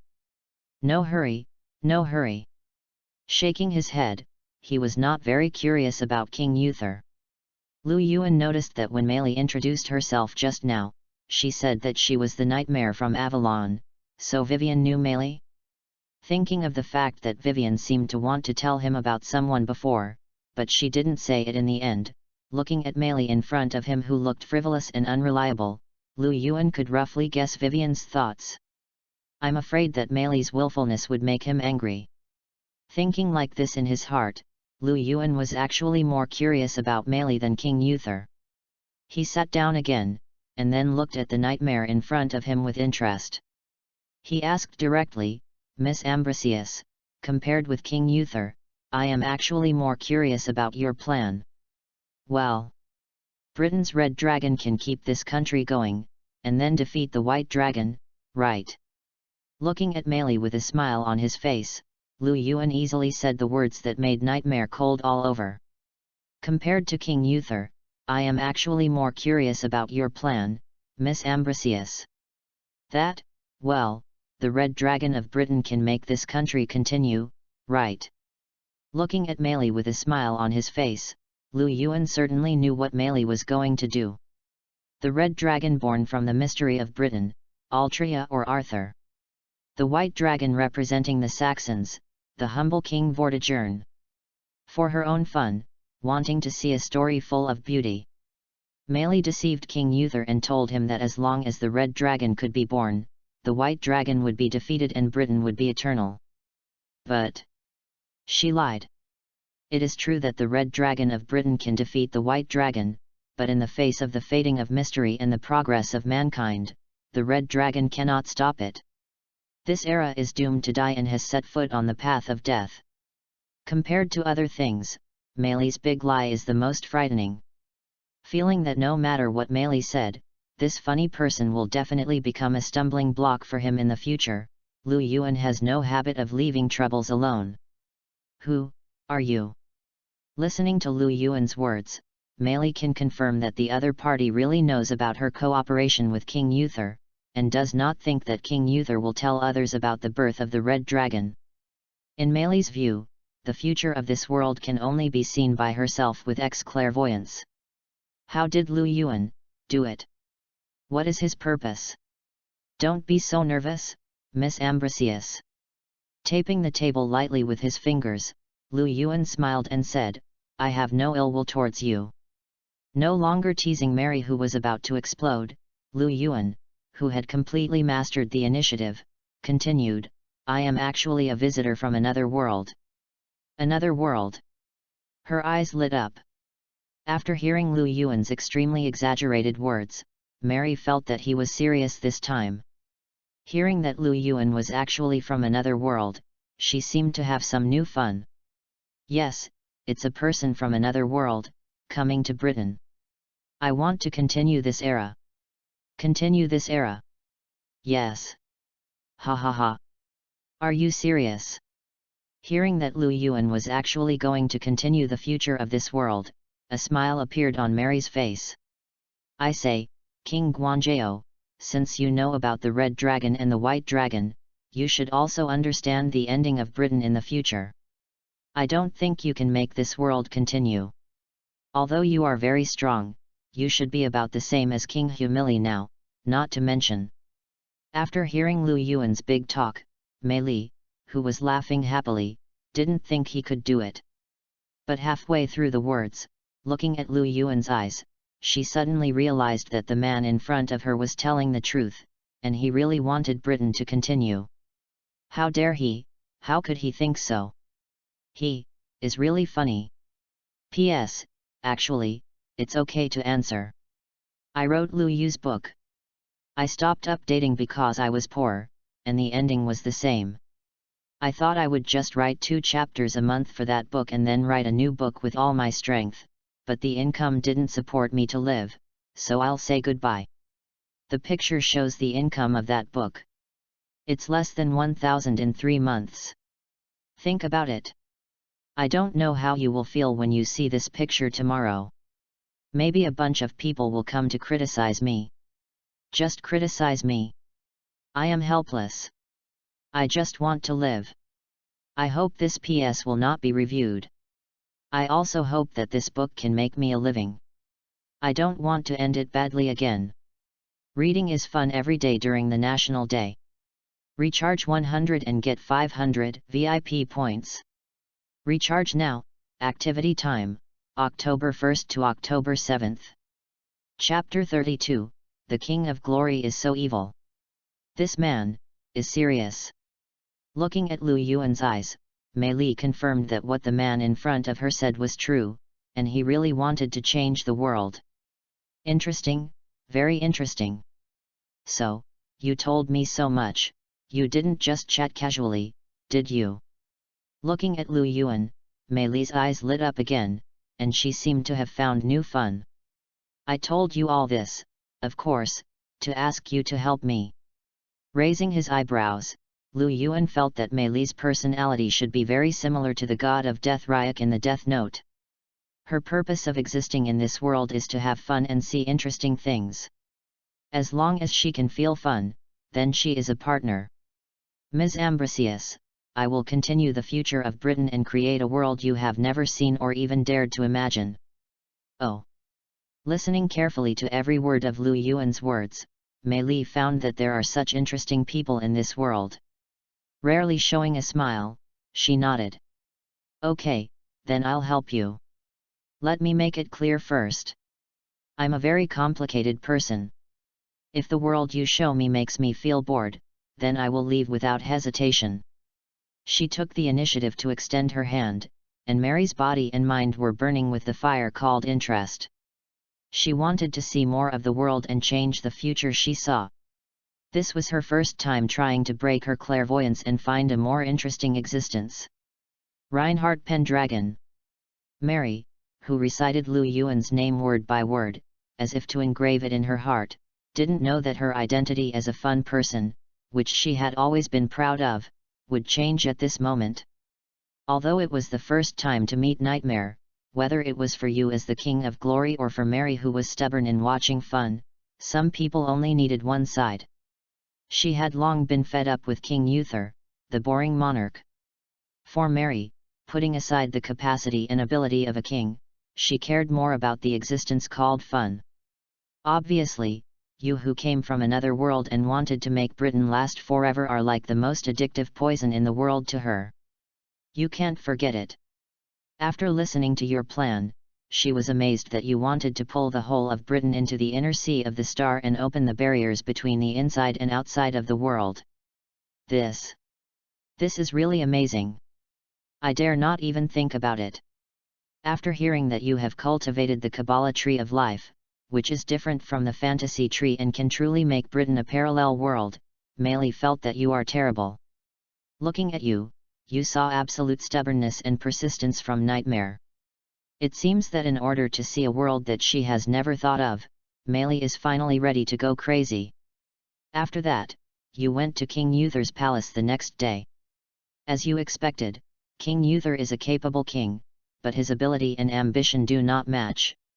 He wanted to unify Britain, but he was limited in ability and was just a poor man controlled by fate. He didn't have much interest in King Uther. You briefly talked to him about cooperation and left. He stopped you when you were leaving. King Uther seemed to want to ask about Morgan, but he didn't know how to start. After all, he was the one who gave up Morgan. Don't worry, Morgan is living well in Guangzhou. You left King Uther with this message and left King Uther's palace. Your cooperation with King Uther is a little strange. Mei Li doesn't think that any king would make wedding clothes for others for no reason. Faced with Mei Li's questions, you told her your thoughts directly. Miss Ambrosius, the growth of the Kabbalah tree of life is not overnight. It takes a long time. Besides, King Uther has no heirs. Camelot is just a matter of time for me. Since this city will be mine sooner or later, why should I spend my energy to conquer this city? Compared to this, those unstable enemies are my current goals. Besides, there is no need to stop the Red Dragon's plan. Keep going. I am also looking forward to the king who will take the initiative to unify Britain. Because the dream of this world Nightmare is related to Mei Li, so you guess that the future King Arthur may not be Altria, but Arthur. But it doesn't matter. As a god, it's very easy for you to change Arthur's gender. Compared with Arthur Pendragon, you are more looking forward to the birth of Altria Pendragon. Knowing that Britain will need Altria's power in the future, you don't want to rule the whole of Britain with Morgan, that would be too tiring. Why not take advantage of the present to train a few more capable subordinates? Maybe something interesting will happen in the future. Continue to train red dragons? My god, Rein, you are so bad. I feel terrible about your behavior of taking Camelot without bloodshed, but Melly smiled and said that your plan to train red dragons is even worse, but she really likes it. Discussed with Melly about the future of Britain in detail, and you told Nightmare Vivien that she is also your woman. Ah? So Vivien is with you, right? After all, she is a flower fairy. If we talk about friends, then does Melly really have friends? The answer is yes. As companions who have lived together for many years, Melly's nightmare and Vivien's flower fairy are the few fantasy species in the world. Hearing that her sister finally has a good home, Melly's face, which has always been indifferent to everything, also showed a genuinely happy look, although this expression was fleeting. After saying goodbye to Camelot, you finally returned to Guangzhou after embarking on a new journey. And for your return, the witch and the flower fairy also expressed their longing for you at the first time. P.S. I think I didn't write the real world well enough, so I changed it a little bit. It's basically about those supernatural powers that ordinary people don't know, and official organizations around the world. It's called the Hunter Association. After knowing the supernatural power, the protagonist infiltrates the Hunter Association and becomes an E-level hunter. Through the Hunter Association, he learns some information, but not much. In addition, the follow-up of the Roman Empire is also added. The Roman Empire in the real world has become the Roman Federation, which is similar to the system of Great Britain. The existence of the emperor still exists, but it is symbolic. But Liu Yuan's Reinhardt is still the emperor who pioneered the era. Even today, the Romans are still willing to call Reinhardt their eternal king. These 2 points are more likely to be controversial, so they were changed. In fact, there are not many words. Readers who have read it don't need to turn to the front specifically, just know it. Those who haven't read it should read the new changes. Have fun reading books every day on the 11th. Recharge 100 and get 500 VIP points. Recharge now. Activity time, October 1st to October 7th. Chapter 33. Melly's Visit. Morgan, I'm back. After the journey to Camelot, Liu Yuan finally returned to the City of Glory late at night. As soon as he returned home, he saw Morgan and Vivien waiting for him at the door. You're back, Rein. Welcome back, Master. Standing at the door of the bedroom, letting all the maids go down, Morgan and Vivien waited for Liu Yuan like a wife. Originally, the two people who would have been tit-for-tat when Liu Yuan was there were full of harmony at this time. Because after Liu Yuan left, both of them suddenly realized that the reason they could confront each other was actually because of Liu Yuan. Beside the people they love and trust the most, whether it is Vivien or Morgan, they can release everything in their hearts at will. But after Liu Yuan left, the two of them instantly returned to their original forms. One is a lonely fantasy flower-growing fairy who lives alone in Avalon without anyone to accompany her. The other is a witch who is hostile to her own country, abandoned by her own father, and has great power but is played by fate. Finally, I understand what I want. For Morgan and Vivien, they both understand the meaning of their existence. My heart beats so fast. Looking at Liu Yuan, they have been together for a long time, but both Morgan and Vivien are like little girls who are experiencing love for the first time. They can only stare at Liu Yuan holding them up.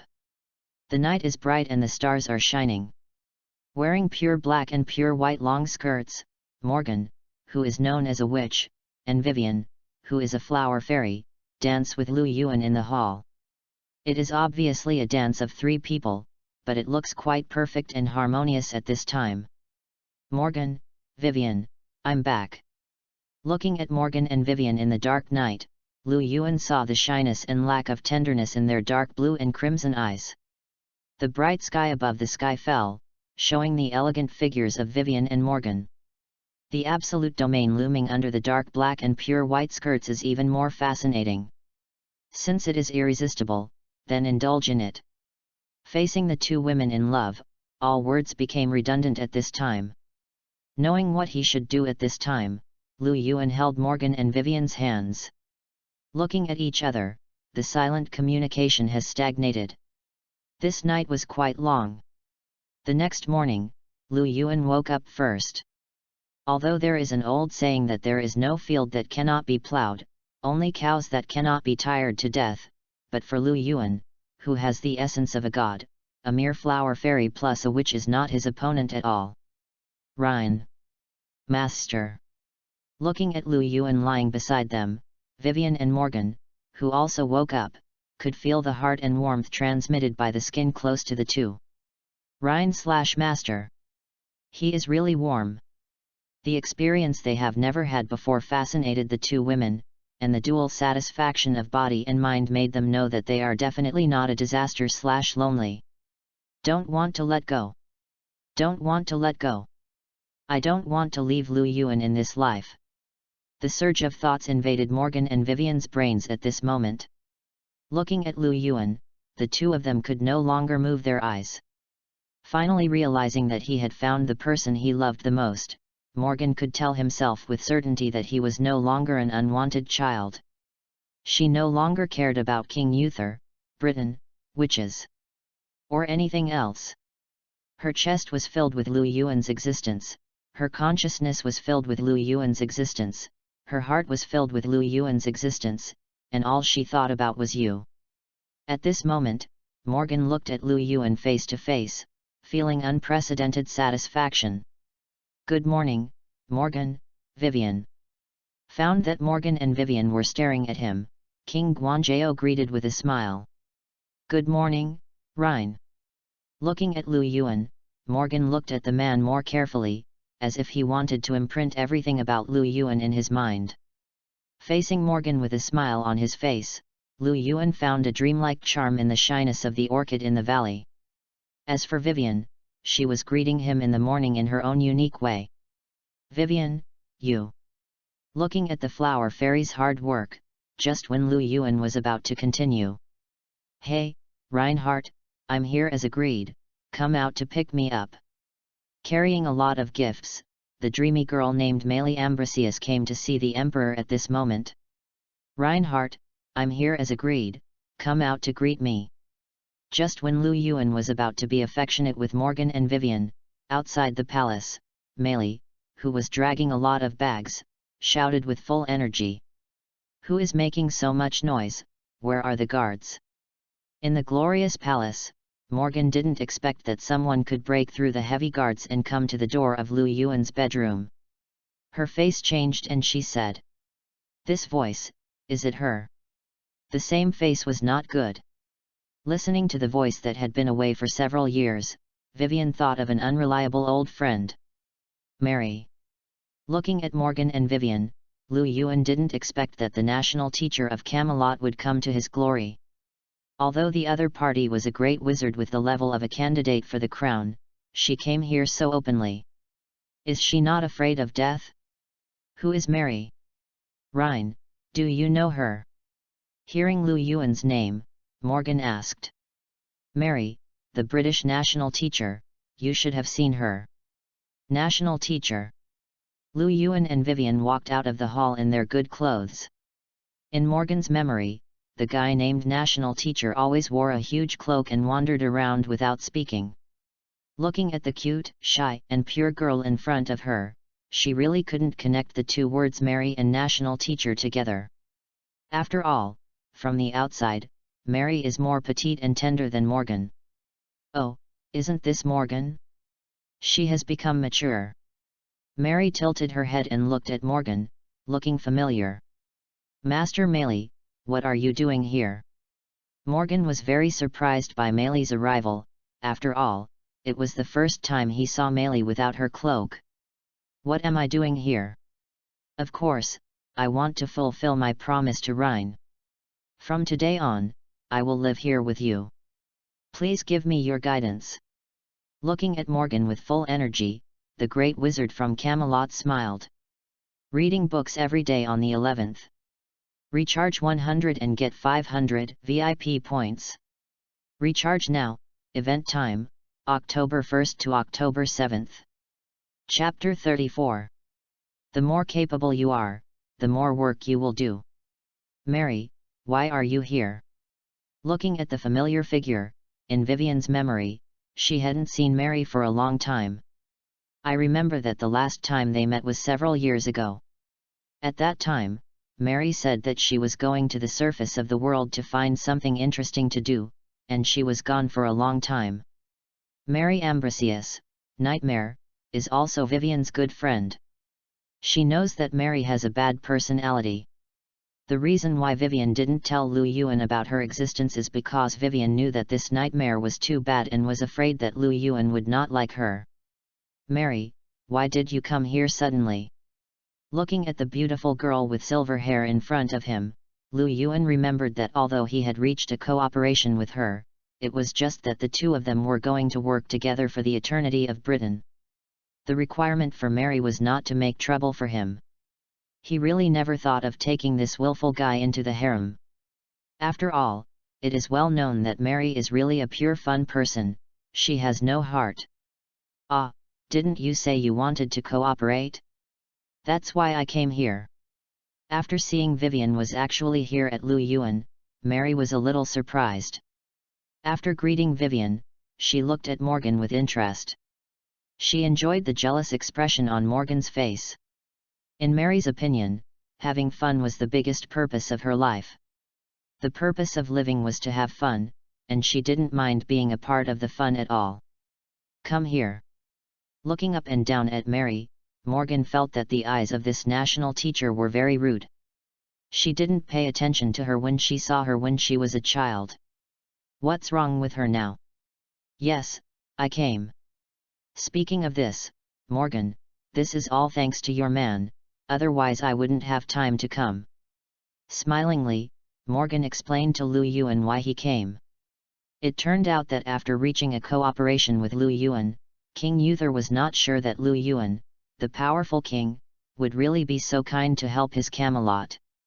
After thinking about it, King Uther asked Meili to come to Guangzhou to lurk and monitor Lu Yuan. King Uther was still very confident in the ability of this legendary wizard.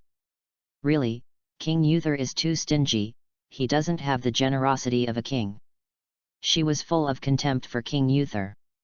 While speaking, Meili approached Lu Yuan and continued excitedly, "Rhine, you are different. You are much more interesting than Uther. It just so happens that Uther also asked me to come here to shine, so I came. Father just asked you to come here to lurk, not to come and live here in such a big way." Looking at Meili with complicated eyes, Morgan has let go of King Uther's affairs. After having Lu Yuan, the witch no longer cares about her father. The reason why she calls Uther father is just because of the other party's care for her over the years. Looking at Meili's large and small packages of gifts, it is clear that this guy is going to live in Lu Yuan. "Ah, the reason I live here is very simple, because I am homeless." Looking at Morgan, who was guarding against her like a thief, with a smile, as Mary's thoughts drifted, a manor outside Camelot that belonged to Mary caught fire. In order to have a suitable reason to live here, Mary burned her own house without hesitation. As for King Uther's order, she didn't care about lurking. In addition, "I think since we are going to change the world together, it is natural for us to live together as partners, right? And look at Vivien, she has no opinion on my coming. Morgan, don't be so nervous." Putting down the luggage with a bounce, and then deliberately sticking to Vivien's side, Mary looked at Morgan provocatively while speaking, as if hoping that the other party would make some interesting response. "Mary." Before Morgan spoke, Lu Yuan spoke first. "We need to discuss your moving in first. It can be seen that Meili came here just for fun, so Lu Yuan was not polite. Since you are here, First you need to know that this is Guanjao. Yeah, I understand. Nodding with a smile, Meili said it was okay. Next, you have to know that in Guanjao, I don't support idle people. If you want to live here, you have to work hard. I don't accept boring things like money. For Lu Yuan, the establishment of Guanjao is his hard work. He can come to this city and live an easy life just by relying on wealth. He doesn't want to see a bunch of termites. Yeah, I understand. Still smiling, Meili said it was no big deal. Finally, since you understand, it's great. I don't think you have any special abilities. In this case, housework, I'll trouble you. Now, we are going to prepare breakfast. Go to the kitchen to help wash the dishes. Meili can understand every word, but why is it so elusive when combined together? Just staring at Lu Yuan blankly, with Morgan's happy expression, Meili pointed at herself. Me? Wash the dishes? Yes. I am a British legend, King Uther's national teacher. Then you can do more, wash the pot by the way. But I am a wizard, and a nightmare, I can't do this kind of thing. If you don't know how to do it, just learn it. Morgan will monitor you, she will help you, right? From looking at Mary calmly, to looking at Morgan gently, Lu Yuan's expression changed rapidly. Morgan also felt Lu Yuan's love for him, and looked at Lu Yuan with tenderness. Looking at the cooperation of the two couples speechless, and then looking at Vivien who looked helpless, Mary was thinking at this time, did her behavior of looking for fun cost herself? Spring goes and autumn comes, time flies. Rein, I want to eat, eat. In the early morning, accompanied by the morning dew dripping from the petals of the flowers, the light filled with the fragrance of flowers continued to write legends. Spring flowers in spring, summer flowers in summer, autumn flowers in autumn. In an environment where the 4 seasons are like spring, the sea of flowers makes the entire city of glory look like a fairyland in a fairy tale. In the central palace, after staying up all night to play, Miss Meili, with dark circles under her eyes, looked at Lu Yuan angrily, scolding why Lu Yuan didn't make breakfast for her. Didn't they agree that he would cook and she would wash the dishes? How could she go back on this long-standing agreement? How many meals had she eaten and how many dishes had she washed over the years? How could she break the agreement today? No, absolutely not. This is her only remaining integrity and persistence. Read books every day during the 11th. Recharge 100 to get 500 VIP points. Recharge now, activity time, October 1st to October 7th. Chapter 35. The oldest fantasy species staying at home. Although he was rude about Mary's arrival, Morgan didn't really make things difficult for Mary. After all, Mary was the national teacher of Camelot. Although this woman had a terrible personality, her ability was undoubtedly strong. As long as she wanted, she could still help a lot. Using Mary well, Morgan was able to defeat Mary to some extent, leaving this nightmare of Avalon helpless. As time went by, Guanjao developed better and better. Because Mary loved flowers, the whole city was covered with flowers of all seasons, especially in the palace. But at the same time, you also got to know Mary better. The beautiful flower magician, the powerful swordsman of Avalon, the legendary wizard of Britain, the guide of the king, the leader of the king, the candidate for the crown of heroes, the owner of clairvoyance, etc., are all insignificant features of Mary. Her true nature is actually the world's #1 expert in arguing, a fish that slipped through the net of housework common sense training, a special photographer who dresses up, the president of the Face Changing Association, the chairman of the All-Night Council, the ambassador of food promotion such as barbecue hot pot and cold noodles, and Britain's home bully. The oldest fantasy species stay at home. I am very speechless about Meili's reckless personality. You have used the skill called the Emperor of Eternal Night's Order to the limit. The Emperor of Eternal Night's Order, the king orders the minister to die, and the minister has to die. As an emperor, the order you issue is everything. You can issue absolute orders to lives that are lower than or equal to yourself, and the other party can only obey. Each life form can only issue one order per day. Similar to the geese absolute order in Code Geass, the Emperor of Eternal Night's order is better to some extent, because the Emperor of Eternal Night's order is not limited by race, language, etc., even if it is spoken to animals and plants, as long as the other party is a living life and can be realized on the physical level, the order will be effective. For example, you can order a tree to grow vigorously, but you cannot order a tree to carry a person. And you can use it once a day on a life form, not only once a day. Although there is a limitation of the difference in strength between the two sides, this is enough. After all, if an ordinary human can command an omnipotent god, it will really be a problem. You don't use the skill of the Evernight Emperor's order very often. In Britain, you have attracted countless followers with your personal charm. As for those annoying and dirty bastards, you think that ordering them is even polluting your hands, so you just kill them. The few times you commanded were to make some capable but pedantic people obey and other troublesome things. You didn't expect that Melee could make you use the skill of the Evernight Emperor's order once a day. Melee, this is my room. Go to your bedroom and sleep. No, Rein, your bed is warmer. I order you to go back. Melee, I heard that Gazef's army has lost a lot of gunpowder recently. Do you know what happened? How should I know? Don't you understand? I order you to tell the truth. Actually, I heard that the firepower is enough to drive away the undead. So I took some gunpowder to blow up the mass grave in the suburbs outside the city. It seems to be useful. Melee, Morgan needs you, go and help her sort out the government affairs. No, Morgan is so fierce, always scolding me. I order you. Don't order me, I'll go. Although the Archmage with the potential to be a Grand Master can resist your orders to a great extent, such as not becoming your slave, or obeying you forever, or changing her personality to become a good girl, even Melee cannot resist the orders for everything. Every day, you give her various orders to do everything.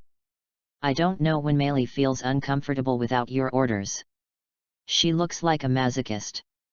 Gradually, you get to know Melee as you get along with her. It's beyond your expectation that Melee, who you thought had no emotions and was a pure fun person, actually shows a lot of emotions in her daily life. Although it's very light, it's true. Melee, who is willful, arrogant, and unreasonable, but also has expectations for the world, desires for humans, and expectations for emotions. Such complexities make up Melee not the nightmare that regards everything as nothing, but more like a little girl who has no experience and tries to experience but is hurt by thorn flowers. Finally confirmed the essence of Melee. Do you think Melee in this world is closer to Avalon, closer to fairies, and influenced by Vivien, and is a kinder Melee? Rein, where's the meal? Where's the meal you promised? She is not very interested in the food made by Guanzhou's chefs. Although Melee is a nightmare and does not need to eat, she is greedy and still likes to enjoy the taste of delicious food. Once by chance, she tasted the food made by Lu Yuan himself. Since then, Melee has signed an unequal treaty with Lu Yuan that humiliates the country. She will do daily housework including but not limited to washing dishes, washing pots, and washing clothes for Lu Yuan in exchange for the right to eat Lu Yuan's delicious food every day.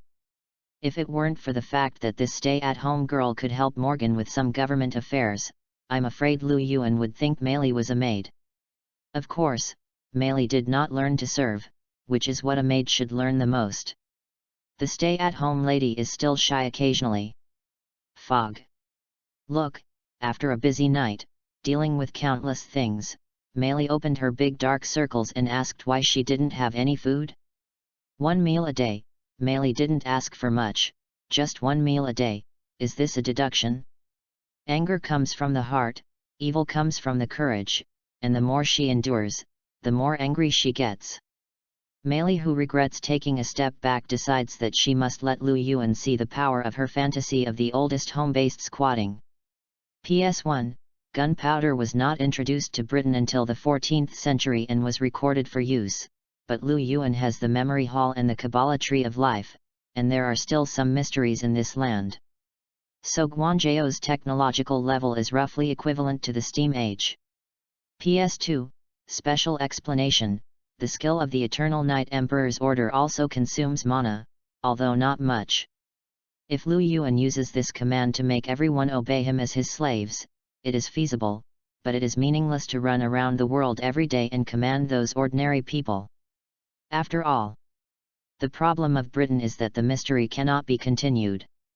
What Lu Yuan needs is to combine the inside and outside of Britain, and then defeat the great powers such as the humble king, and cultivate Altria and others as his heirs to complete a perfect life.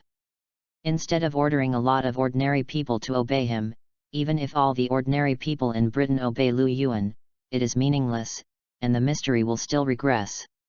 It is better to develop Guanzhou well and solve everything directly from the root. As for ordering the humble king, frankly speaking, I think there are uncontrollable factors. After all, the humble king is also a white dragon with powerful power. Even if Lu Yuan orders the humble king to obey himself and give him various orders, it will be difficult to deal with if something unexpected happens. There are uncontrollable factors, and it always feels that it is not in line with the king's temperament to let a bloody executioner serve him. Summary. Option 1. Order all ordinary people to build a powerful country, and then complete the combination of the inner and outer worlds to create an eternal myth. Option 2. Start from a base and develop the country, strengthen yourself and make progress little by little, unify Britain and combine the inner and outer worlds to create an eternal myth.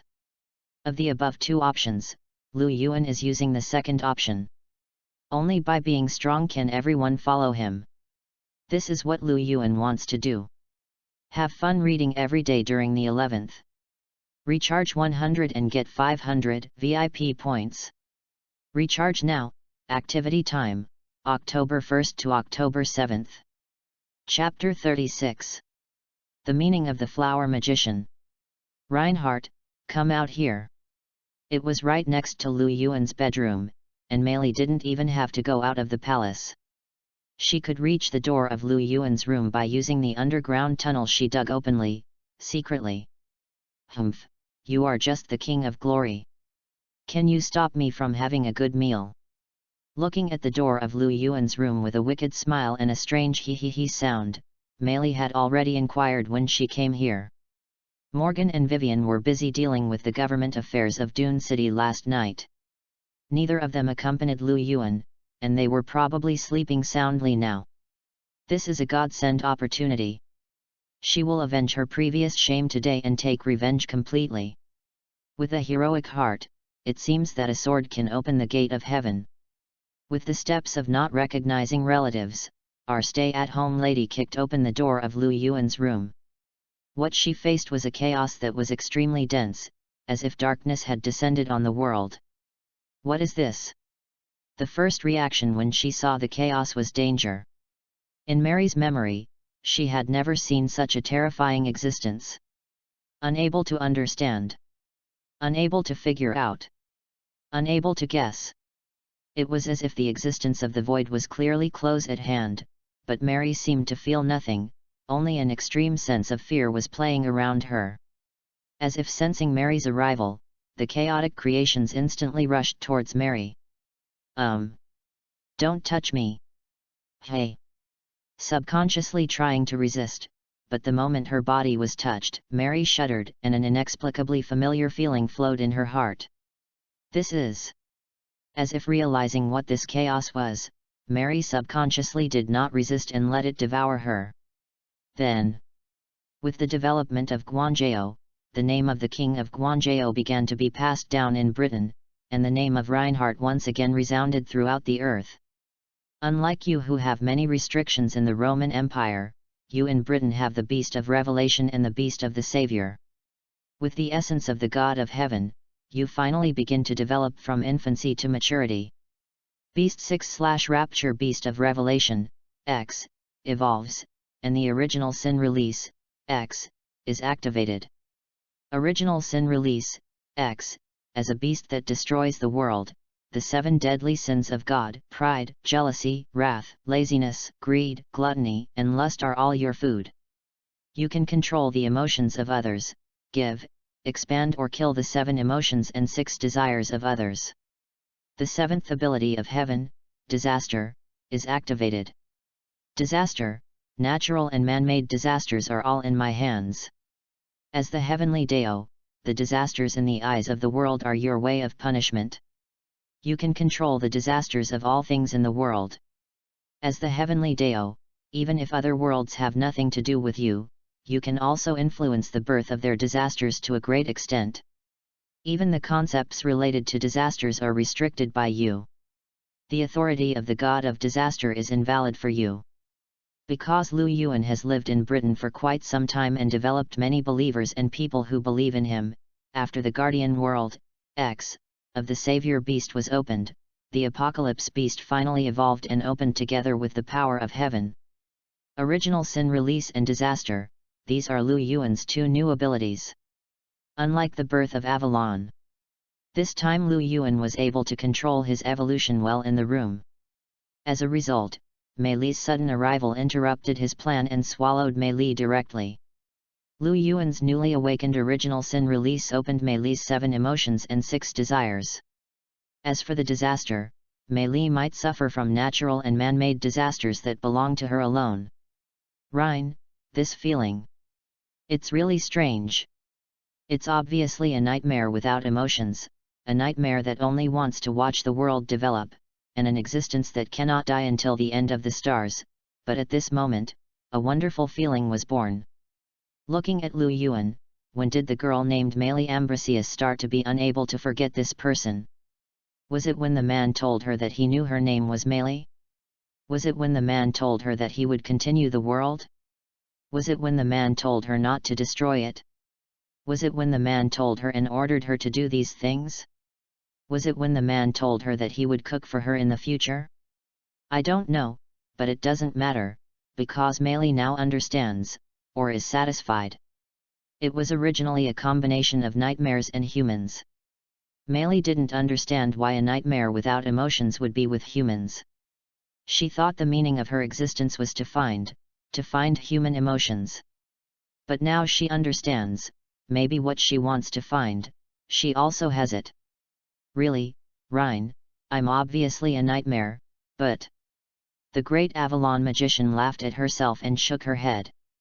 As a nightmare that devoured human emotions, she was confused by human emotions. Why is this? Rein, what do you think, is this for? The things she started to think about were events that nightmares had never dealt with. It seemed that time had really begun to flow at this time, and Meili, who began to truly possess emotions, gave birth to her own emotions. Rein, I remember one thing. Among animals, newly born chicks will actively look for their parents, and then love will be born.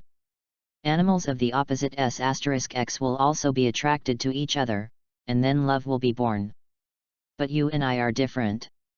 We are not of the same species, let alone the relationship between parents and children, but I still fell in love with you. In the past, I didn't know why I was born, why I was looking for human emotions, but now I think that everything about me, my existence, the meaning of my life, is you, Reinhardt. I don't like humans, and the same is true for everything in the world. What Meili wants to see is the extinction or rise and fall of humans, the end of the world or perpetuity, and the birth or destruction of all things. But now, she has given up all these. Freedom, what a fascinating word. At this moment, Meili seems to have touched the real beauty and began to touch things she has never seen before. Looking at Lu Yuan quietly, it is clear that the space where Nightmare lives is only a cage of 10 square meters, and it is clear that the scenery she can see is only a corner of the sky. But, he brought her a different dream, which was everything that the Nightmare of the past dared not imagine. As the flower magician, Meili can finally proudly tell others that the place where she is not hell, but a land full of hope. The place where the flower magician Meili is not hell, but a land full of hope. Ding dong, congratulations to the host for obtaining the 5th follower, Nightmare. P.S. To summarize the data, more than 30,000 flowers will add 6 chapters, 200 book reviews will add 6 chapters, more than 1,000 evaluation tickets will add 2 chapters, and more than 100 monthly tickets will add 11 chapters, a total of 25 chapters. There are still 5 chapters to the upper limit, which is acceptable. After all, I actually have 20 chapters in stock. I have actually written until the end of the second simulation, and the real heroines are quarreling. But I still hope that even if the upper limit is reached, everyone can send some flowers. After all, compared with monthly tickets and comments, flowers are simple and abundant. I think 10,000 flowers a day is not a problem. There is no need to give rewards or urge for updates. They are expensive. I really don't need to give them. Just subscribing is enough. Have fun reading every day during the National Day. Recharge 100 and get 500 VIP coupons. Recharge now. Activity time, October 1st to October 7th. Chapter 37. The Birth of Altria. Ding dong, congratulations to the host for obtaining the 5th follower, Nightmare. Name, Meili Ambrosius, follower. Race, Nightmare. Follower job, Nightmare. Strength, B. Durability, E. No patience, resulting in a significant decrease in durability. Agility, D.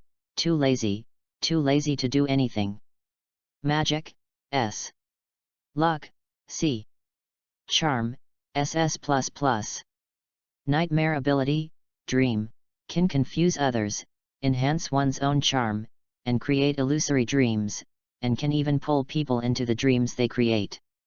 As a nightmare with great potential, Meili's attributes in all aspects should be extremely excellent, but because the oldest stay-at-home person is extremely lazy and impatient, her attributes are a bit subtle and weird.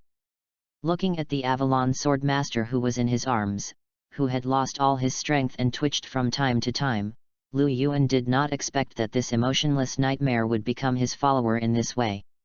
Sure enough, everything in the world is unpredictable. Having said that, he couldn't help but tease Meili. What's wrong?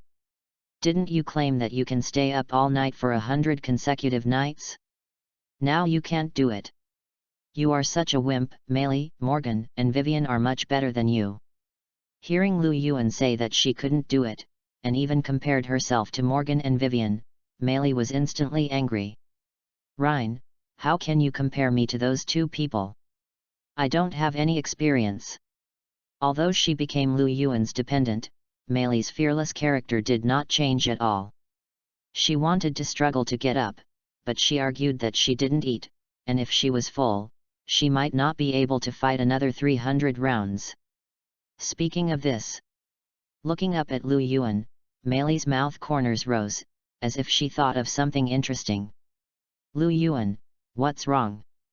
Meili, I suddenly remembered something Morgan told me before. Meili, Rein, I heard that in addition to cooking, you also have very delicious dishes. Every time Morgan eats, he can quickly recover his physical strength. Meili, I just didn't eat, and I also want to try your new dishes.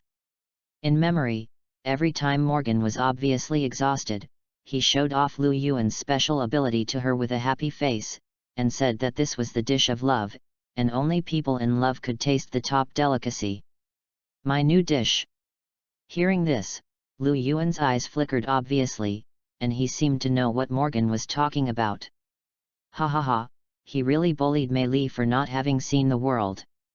Kissed Meili's forehead affectionately, he said that this dish might make Meili unable to stop. Meili fell asleep. Although you are a nightmare and the sword master of Avalon, some things cannot be represented by martial arts. The battle with you lasted for a whole morning, and Mary, who was almost exhausted, could not hold on any longer. In 417 AD, King Uther finally prepared all the necessary materials. With the secret help of Mary and you, the heir named Red Dragon was born. Why is this child a girl? Angry about Altria's gender, King Uther wanted a son. King, whether it's a boy or a girl, this child will be the hope of the future, believe her. Originally, the king named Arthur Pendragon, who should have been Uther's son, was not born. Following your words, Melly used some small magic to make Altria Pendragon, who should not have appeared, born into this world. With great expectations for Altria's future, King Uther wanted to train this child and turn her into a true king. In 422 AD, as time went by, the changes in Britain became more and more obvious, the mystery dissipated, the ether faded, and natural and man-made disasters occurred more frequently around Britain. Similarly, as the light, you are becoming more and more powerful. The existence of the Kabbalah tree of life has made the territory of the City of Light larger and larger, and even the holy city of Camelot on Crete has been affected, the land has become fertile, and the people have settled down and lived happily. King of Glory is the best king, he should inherit Camelot. If even King of Glory can't do it, then no one can do it.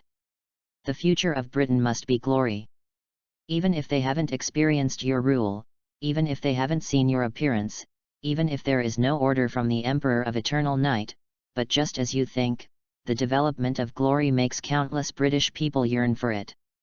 King Wex, King Stia, King Edward. Countless kings surrendered to you, and many people submitted to you. The territory of glory is getting bigger and bigger, almost covering half of Britain. And it was in this year that King Uther sent Altria, who was already 5 years old, to the home of the old knight Sir Ector to avoid her from being looked at by too many people because of her identity as a girl, and met Kai, one of the future 12 knights of the Round Table. Feeling terrible about your growth, the Lord of the North, King B, tried to cooperate with you again, and he did not rashly launch an attack. In the same year, Artoria lived an ordinary life in Sir Ector's house. As an apprentice knight, she was trained by Ector in swordsmanship and etiquette. But because Camelot was influenced by you, Artoria finally no longer needed to farm. After all, Camelot's living conditions are still good now, and the people can at least have enough food and clothing. In 424 AD, Artoria, who was already 7 years old, was ready to learn magic. She was sent by King Uther to learn from Britain's national teacher, Mary. Artoria practiced swordsmanship during the day and slept at home at night. She was attracted by Mary to learn magic in her dreams. And today, it was her first time to meet Mary, and it also represented the official start of King Arthur's Road. P.S. The speed is very slow, it should be fine. The upper limit of the increase is 30 on the first day. I did 20,000 flowers in the afternoon, you are awesome. I don't know what this book is mainly about. If I say that I can write millions of words and the plots in the future are all thought out, you won't believe it. It's just fooling fools. But if you really say that I have no thoughts at all, it's not that bad. At least there is an outline of 1 million words. As for the specific ratio of simulation and reality, I should look at the subscriptions after the release. If there are more real subscriptions, I will write reality, and if there are more simulation subscriptions, I will write simulation. Anyway, I will write as long as I can earn enough money to eat. And the simulation, the fun of the early simulation is average. When Uruk ends and the Fourth War begins, the simulation will bring all the wives in the chat group over. I think it will be interesting. After all, there are 20 chapters in reserve. After the release, it is estimated that there will be 60,000 words of content. You can know the performance of my book in an instant. If it can make money at that time, everything will be fine. If it doesn't make money, like the book that gives me 1,000 yuan in 3 months, I am afraid that I can run away directly. I am quite realistic and don't want to deceive you. I will update 30 chapters on the first day to see the performance. If the performance is good, everything is fine. If the performance is not good, I will see the next book. So thank you all for your support, for sending me monthly tickets and flowers, etc. These free data can also help me get a small recommendation and increase my exposure. After all, my scheduled update time is actually quite weird. Although it is stable, the exposure is not good. I don't want to change it to random updates, which is unstable and not good. I will just update at a fixed time every day. You readers will know the answer. That's it. The first day's results will determine everything. Let's go to code. Have fun reading every day during the National Day. Recharge 100 and get 500 VIP points. Recharge now. Activity time, October 1st to October 7th. Chapter 38. Altria's Sudden Change. P.S. There are some words from the author at the end of the previous chapter, you can go back and read it. Today is the first time I meet teacher Meili. My adoptive father asked me to maintain proper etiquette. The other party is the national teacher of Camelot and the guide of the king. I must be polite. In the manor belonging to Sir Ector, in Artoria's room, she was lying on the bed in neat clothes. Artoria, who was only 7 years old, was thin this year, but her amazing beauty under her golden hair had begun to take shape. After all, even among many heroines with both good looks and good figures, Artoria can still fight a bloody road with her own charm. Even if she is still young now, she will undoubtedly be a stunning beauty in the future. It only took a moment to fall asleep. Artoria, who had been training during the day, soon fell asleep and came to a magical place. Where is this? The sea of flowers filled with sunshine is just like the scenery in a dream. I can't believe that I have really entered the dream, and it is such a perfect place. Artoria moved cautiously, and then looked at this dreamy beauty. This is Avalon. The sudden voice interrupted Artoria's thinking. When the girl looked up, she saw a pair of eyes as bright as the stars.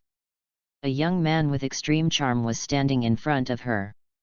Although the training ground in the dream is not important, I think it is better to let you see Avalon in advance. After all, it is likely to become the center of Britain in the future. Ah, I seem to have said a little too much. You may not understand, but it doesn't matter. There is still a long time in the future. I will teach you slowly.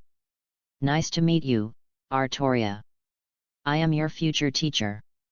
My name is Reinhardt Pendragon, the King of Glory. Facing Artoria, Lu Yuan said with a smile.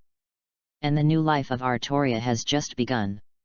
Young Altria was surprised by your appearance. After all, the name of the King of Light is now known throughout Britain. Even a 7-year-old child knows your name. Meili also appeared beside you. Although she didn't know why there were 2 teachers teaching her, Altria obeyed your orders very well and didn't tell Hector about your appearance. Teaching Altria about magic, you are no longer the young emperor who just came here in these years in Britain. Compared to the unreliable stay at home, you are obviously better.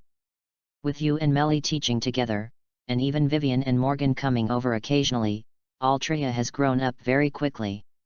Time flies, and the girl has grown up in the blink of an eye. In Avalon, she has changed from a little girl to a beautiful lady.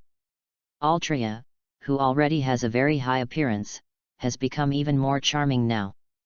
Because of your magic and the nutrition, Altria is no longer a poor girl, but a king with a bright future. Even when facing top beauties like Morgan, Vivien, and Meili, she is not inferior. Altria is simply a legend. Her existence itself seems to be a perfect masterpiece created by the world in pursuit of perfection. Her beauty, her talent, her character, her will. Everything about her is impeccable. And compared with the indecisive king in the original book, Altria under your guidance is more in line with the king in the court of Avalon. Yes, because of your existence. Altria's temperament is closer to that of a real king. When faced with difficult choices, she will not hesitate, but will sacrifice everything to achieve her goal with the determination to win. For Altria in this world, if saving Britain is her mission, then as long as Britain can exist and as long as she can win, she will not care about anything. Killing? Sacrifice? Even if it means destroying her own existence, even if it means changing a king, as long as Britain can continue to exist, Altria will agree. Of course, all this is still a bit far away for the little girl now. Teacher, I'm back. Already 15 years old, Artoria is no longer confined to simple learning. She sets her sights on the whole of Britain and will go out for adventure. After another successful return, the impatient girl ran to you and reported the results of this trip to her most beloved teacher. Teacher, I failed in my mission to defeat those giants this time, but I don't regret it. Just like sitting in your arms when she was a child, there was no frustration of failure on Artoria's face. Oh? Can you tell me what happened? That's it, teacher. Nodding vigorously, Artoria told you that after she arrived at the countries invaded by the giants this time, she found that those giants were forced to defend, and the real threat was actually the incompetent rulers of that country. So you killed that ruler and released all the poor people. With a smile, you think that Altria has changed a lot. If it was my king in the original book, she would probably be bound by those rules and regulations. No, I didn't do that, teacher. Shaking her head, Altria continued, I am not the king of that country, but just a knight. I can't make decisions for everyone without authorization, so I gathered those giants and poor people, gave them weapons, and let them decide their own future. They decided to overthrow the tyrant and killed him, but because the tyrant died, my mission failed this time. Unexpectedly, Altria did better than you thought. Realizing that this girl has grown into a true king, you lamented that your education of her over the years has not failed, but has succeeded to a point that you dare not even imagine. Hee, teacher, I'm awesome. Nestling in your arms, Altria acts like a child. But now she is no longer the child she was before, she has grown up. Of course, as the girl grows up, her eyes are also changing unconsciously. From the initial respect, admiration, curiosity, loyalty to the current love, tenderness, greed and confusion. For Altria, you are not only her teacher, but everything to her. Reading is fun every day. Top up 100 and get 500 VIP points. Top up now, event time, October 1st to October 7th. Chapter 39. Altria's Choice. Become a king? No, Altria has no such idea. In the years of growing up, she saw the miracle of glory, and also saw the darkness that the glory could not cover the earth. Unlike the king who wanted to make Britain better in the original book, Altria in this world believes that the prosperity of Britain will be led by you, the King of Glory. And she only needs to follow behind her teacher as a knight. Everything she has belongs to you. She lives for you and dies for you. This is the purpose of Altria's life. Teacher, next month is the time to test the holy sword. Can I really pull out that holy sword? Knowing that she is the daughter of King Uther and the future of Camelot, Altria is more convinced that you are everything to Britain than the future she will inherit. I have no feelings for my biological father King Uther, who threw me into Sir Ector's house to raise me since I was a child. In Artoria's view, he was just a necessary condition for me to inherit Pendragon and Camelot. If King Uther had a son, I'm afraid he would give up his unsightly daughter without hesitation, so Artoria naturally has no father-daughter feelings for King Uther. He affirmed Artoria's question. You know that the sword in the stone, the king's sword named Caliban, was originally prepared for Artoria, so she can naturally draw the holy sword. And King Uther, after so many years of fighting with the humble king, he has long been old and his time is coming, so he is preparing to let Artoria inherit the throne. Finally, as the news of King Uther's death spread throughout Camelot, the people of Camelot cheered. Yes, they cheered. Because they have been influenced by the glory for many years, the people of Camelot have gradually developed a mentality that the glory king named Reinhardt is more suitable to rule Camelot than King Uther. Now, finally waiting for King Uther to leave. People are shouting long live the glory, they can't wait to make Camelot also become the territory of glory. As for King Uther's last words, whoever draws the holy sword will become the heir of Camelot. It's ridiculous. If King Glory draws the holy sword, then King Glory is the orthodox heir.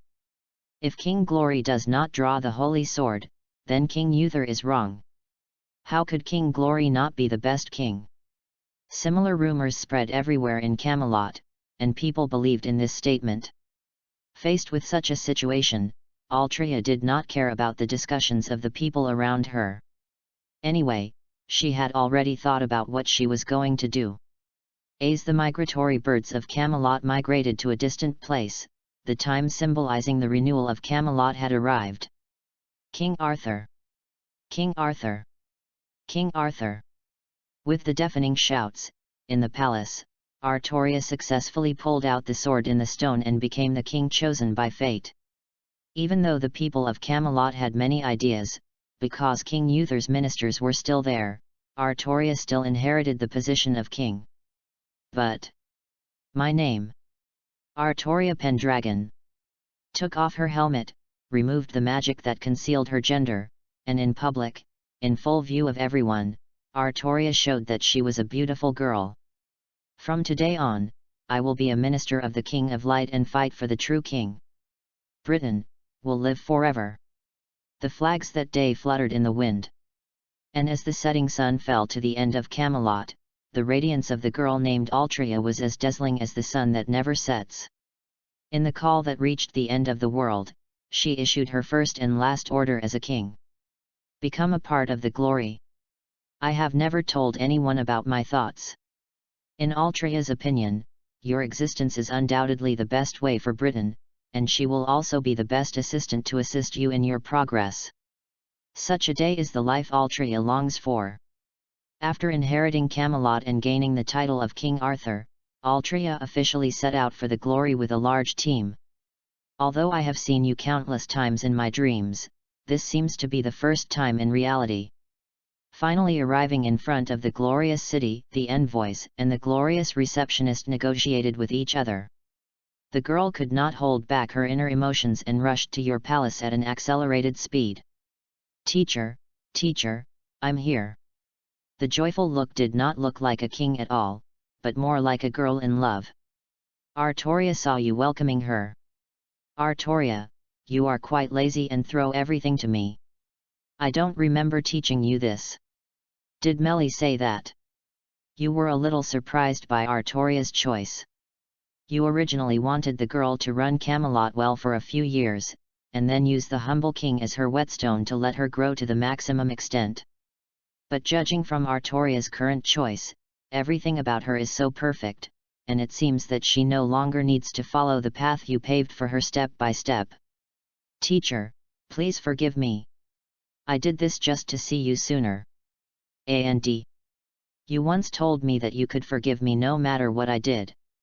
So, do you like my gift? Faced with your presence, Altria ran into your arms and hugged you tightly as if she had met you in a dream. Looking forward to your answer, nothing could make Altria more nervous than this moment. P.S. I actually want to ask, have many people read the 3 comics My Few Friends, Gosick, and Dan Tyrion's bookshelf? I think they are really great and I really want to write about them. There are also the old comics of Sebastian, the Black Butler, the Cute King, Shauna, Gensokyo, the Tutor, Rei Ayanami, and Asuka, etc. I just don't know if anyone still remembers these characters. Read books every day on the 11th. Charge 100 and get 500 VIP points. Recharge now. Activity time, October 1st to October 7th. Chapter 40. Please reward me, teacher. I like it, I like everything our Altria gives me. Nodding, looking at the weak-looking girl, how could you refuse? Say Altria did a good job, you indicate that the girl just needs to rest well, and everything from now on will be left to you. Teacher, since I did so well, can I have a gift? What do you want? Tell me. Helpless to Altria's coquetry, you nodded in agreement. Then I hope the teacher can kiss me. At this time, Altria feels extremely happy. After all, as long as she can get your love, she is willing to give everything. Yes, with a resolute and courageous personality, but the goal is no longer the king, but the energy bursting out of the girl who puts everything on you is huge. Looking at you, the most important existence in her life, the girl named Altria finally began to be greedy. So, teacher, what's wrong? You give the greatest confidence to Altria, who is tearful and looks like a pitiful puppy. Altria is hesitant to speak, but she just stares at you blankly. You are very familiar with Altria's appearance. You know that Altria is hesitant at this moment because of the life you have cultivated since she was a child. You need you to give her some confidence. Gently rubbing Altria's head and playing with the ahogue that only you can touch, you say Altria can say boldly that you will satisfy her as long as you can do it. Really? Altria's eyes are full of innocence as she looks at you expectantly. Really? Then. Finally, she made up her mind to tell you her disgusting and dirty wish. After all, Altria's wish in this life is at this moment. Teacher, I hope you can make me a real woman tonight. Hey, Rein, King Liao Dequan sent someone here. I heard that King B did something and is waiting for you to deal with it. Interrupting Altria's words, the nightmare named Melly came to the girl's desperate look. Rein, King Liao Dequan asked you for help. They said that King B officially started the attack and he can't stand it anymore. Interrupting Altria's words, the nightmare named Melly ran over in 2 or 3 steps. Hey, isn't this Altria? You're here. I was still very happy after seeing Altria. After all, I spent a lot of time with Altria, and Melly still cared about this girl who was raised by her own hands. It's just... Hello, Teacher Melly. It seemed that she was irritated. Looking at Altria with a mechanical and stiff face, Melly always felt that she had interrupted an important moment of the other party. Altria, are you okay? I won't talk anymore. Shut up. In the eyes of Altria, at this moment, Melly always felt that if she said even one more word, she would die without a burial place. He didn't look at Melly's appearance. Lu Yuan had long been accustomed to the unreliability of staying at home. Compared with this, he was more curious about why the humble king suddenly went out. Logically speaking, the current Vortigern should know the gap between himself and the City of Glory. That was the result, that he would not be the opponent even if he tried his best. Compared with Uther, the humble king's existence is obviously more powerful and smarter. If Vortigern fled Britain to other mysterious countries that completely dissipated, Lu Yuan could still understand it, but he started a large-scale attack. As if he was going to fight with him to the end. What's going on? Melly, where is the envoy of King Liao Dequan? Ah, the other party is in the council hall. Finally coming to her senses, Melly saw Lu Yuan heading towards the council hall and preparing to go with him. Altria. Suddenly stopping, Lu Yuan called King Arthur, who was still in a daze. Old teacher. She was still hating herself for not speaking quickly, otherwise she could graduate from the life called girl tonight, but Altria also understood that state affairs were important, so she didn't say anything more. Suddenly hearing Lu Yuan's voice, the girl looked at her teacher. Come with me. Yes, yes. Hearing her teacher calling her, Altria responded excitedly. On the other side, in the council hall belonging to Guanzhou. Miss Gwyavir, are you telling the truth? Looking at the stunningly beautiful girl in front of him, even Gazef had to admit that this girl was really beautiful. Although he had seen many top beauties, and had also seen Queen Morgan, Princess Vivien, and Princess Mary, Gazef thought he was well informed, but in front of this girl, even the lover of King Guanzhou was slightly inferior. After all, people's aesthetics are slightly different. Some people like charming, some people like pure, some people like cute, and some people like plump. Just as there are 1,000 Hamlets in the eyes of 1,000 people, no matter what kind of beauty a woman is, it is probably impossible to make everyone admit that she is the most beautiful. However, Gwyavir did it. No matter how you look at it, her impeccable face is simply a perfect creation that God dare not create. Her temperament can only make people feel their heartbeats stop. I was amazed at Gwynavir's existence. After hearing that the other party actually talked about Vortigern, Gazef realized the trouble of the matter at the first time. He hurriedly told Meili that the envoy of King Liao Dequan came to Guanzhou. At this time, he really wanted to confirm the words of the beautiful girl in front of him. Is there really two of the humble King Vortigern? P.S. I think sometimes, some cool points are not simply cool. Some heroines are frustrated. For example, Kajiganosaura and Yanagi hold a silver banquet at home, but Kajumajayaka Utah cannot participate in it, and can only watch and envy with a pure identity. This is also an alternative and refreshing point that can make everyone happy. So Altria here is my test machine, but the degree needs to be controlled. I will try to write it like this. If you don't like it, I will change it immediately. If you think it's okay, please comment after this paragraph.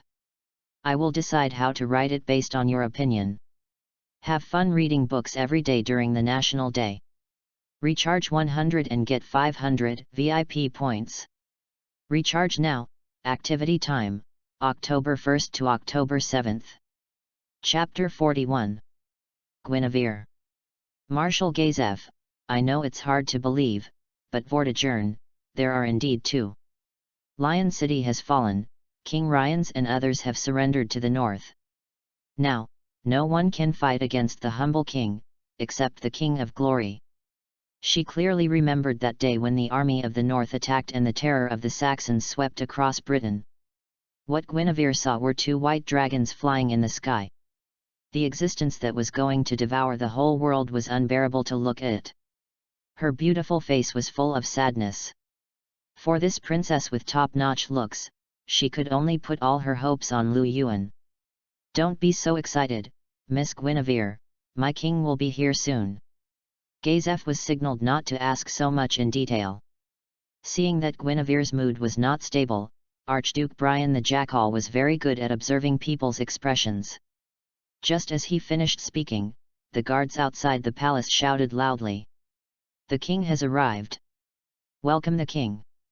Kneeling on one knee, she immediately performed the most solemn etiquette. Seeing Gazef and the others kneeling down, Gwyavir also saluted. But unlike the others who bowed their heads, Gwyavir secretly glanced at the man who came to the palace.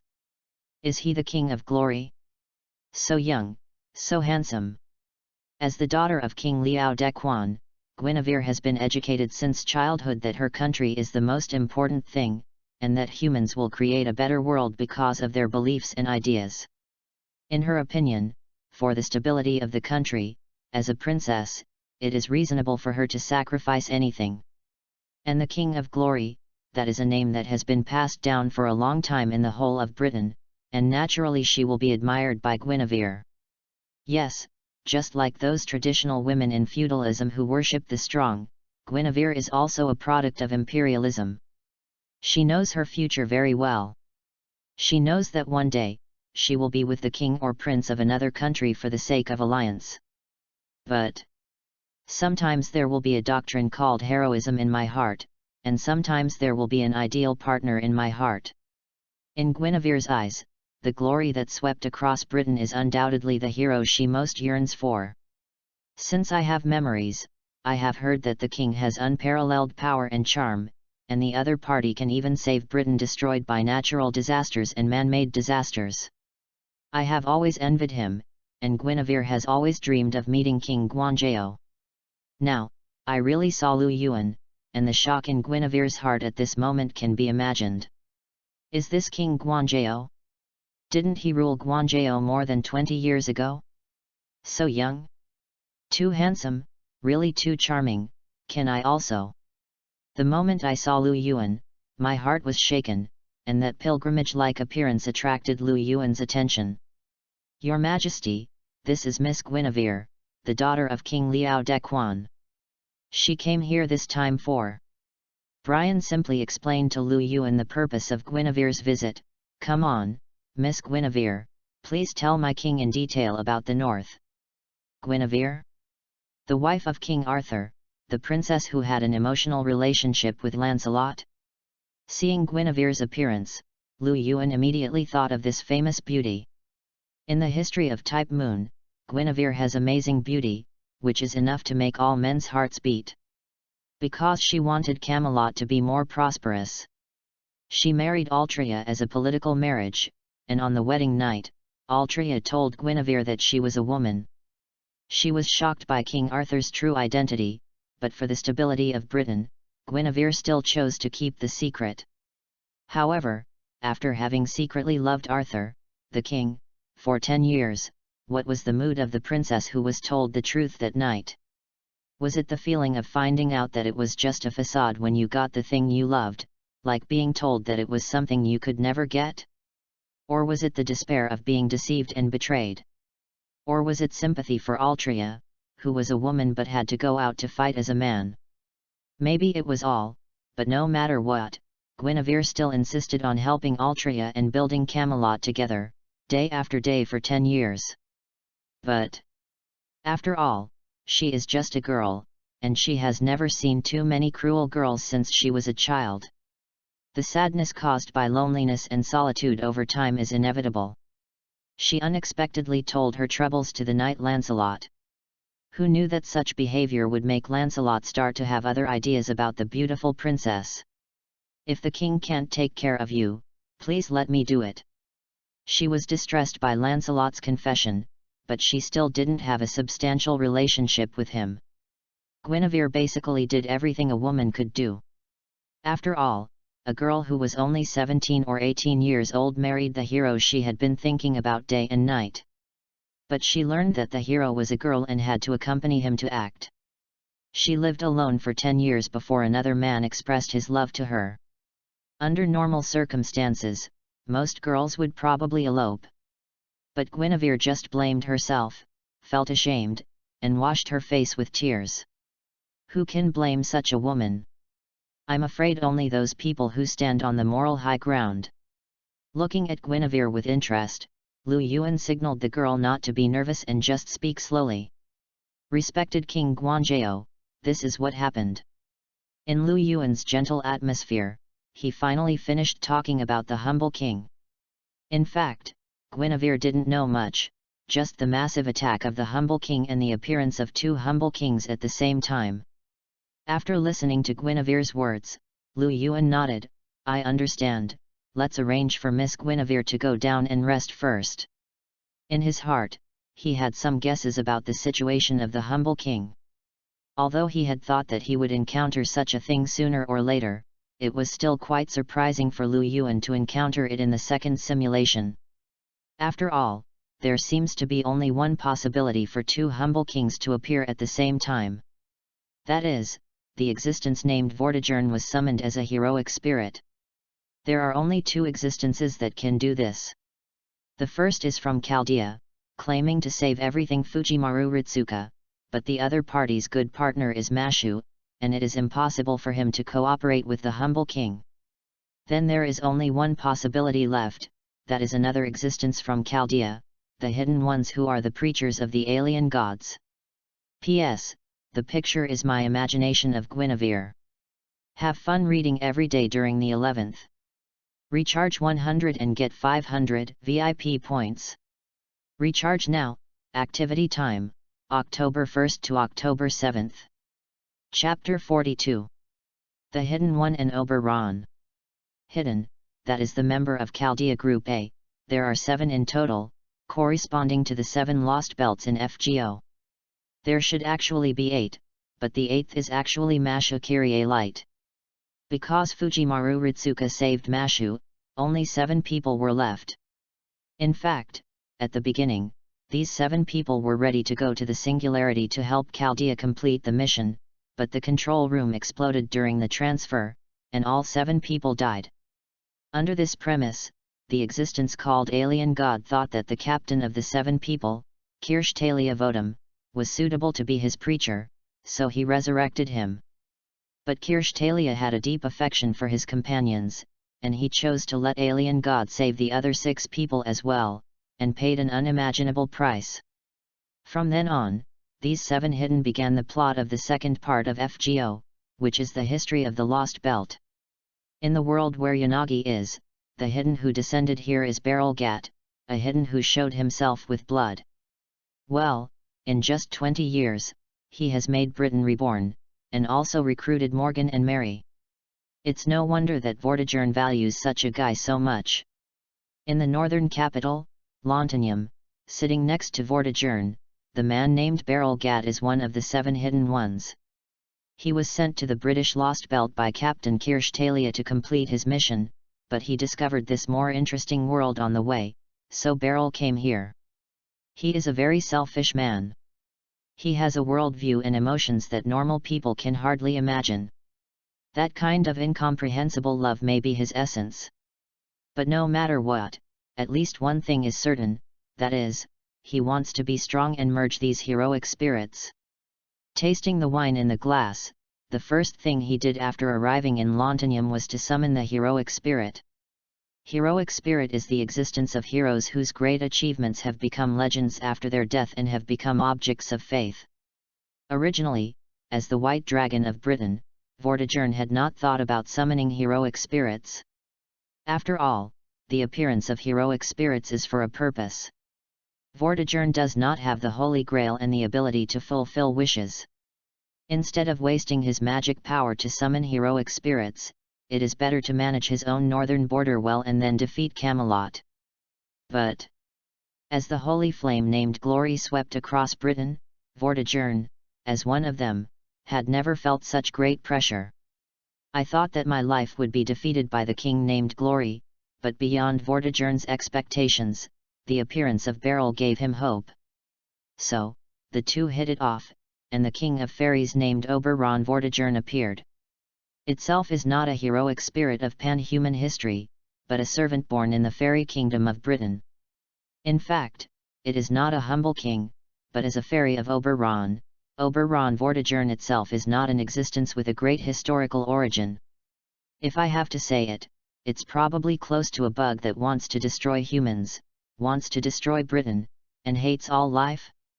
A handsome man with shadowy hair, deep blue eyes, and sharp hands and feet. Like a villain in a fairy tale, a complete disaster. Oberon and Beryl hit it off immediately after they appeared. One is a hidden person who wants to devour others to make himself stronger and fulfill his twisted wish. The other is a deceiver who wants to destroy everything. And first destroys the king who brings hope to everyone and eternal glory to Britain. In addition, Vortigern, who had been operating in the north for many years and wanted to rule the world, the effect of the combination of the three of them certainly exceeded the arithmetic of 1 + 1 + 1 greater than 3. Listening to Vortigern telling him about everything Lu Yuan did, Oberon chuckled. I thought it was something, but it turned out to be just a guy relying on the Kabbalah tree of life. You know, the so-called tree of life is just a display of power after all. I'm afraid it's just a temporary deception of the world that can create such an effect. It's just a human being, after all, it's just a chess piece in my hand. Sitting on a chair with a face full of disdain, he mocked Lu Yuan. In Oberon's view, the demise of Britain should have been realized 10,000 years ago. What saving this land, what continuing the age of gods, it's all bullshit. What he has to do is to behead this guy called Guanjao in public, so that everyone understands that darkness and death are eternal. At that time, he will slowly deal with Vortigern and Beryl. This is the meaning of his existence, Oberon Vortigern. As time went by, with Oberon and Beryl joining, Vortigern gained unprecedented confidence and began to attack the land of Britain. Except for Lu Yuan's glory and all the kings of the clans outside the north, all became the dead souls under Vortigern's sword, or surrendered to the Lord of the North. Because Oberon was born with the ability of absolute lies and fantasy species, he could temporarily copy Vortigern's white dragon. After all, although the two are different in nature, they are completely the same person in the eyes of the outside world. This is the consequence of the world's understanding of the addition of mystery. The places where the two white dragons that destroyed the world walked were all turned into ashes. There was no decent resistance along the way. In the face of the power beyond the times, no one could stop the combination of Vortigern's three people. Even Beryl swallowed a lot of fantasy species or other existences, and he became more and more powerful by using black magic. Finally, the battle with Gwyavir was about to start. Thinking of the upcoming battle, unlike Vortigern's worries and Oberon's confidence, Beryl was full of expectations, because he firmly believed that with the gift of the alien god and his own vision far beyond the times, Gwyavir would never be his opponent. If the opponent admitted defeat and let him devour, it would be fine. Otherwise, if he was too stubborn, he would not mind using thunder to punish him. After all, he was the man who was going to lead the entire Lost Belt. P.S. The picture is Nero. Reading books every day. Recharge 100 and get 500 VIP points. Recharge now. Activity time, October 1st to October 7th. Chapter 43. Final Battle. In the face of the fear called Vortigern, the whole of Britain suffered an unprecedented crisis.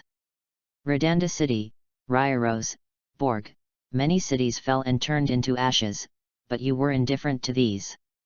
After all, those cities have been stubborn for many years and have never expressed their loyalty to you.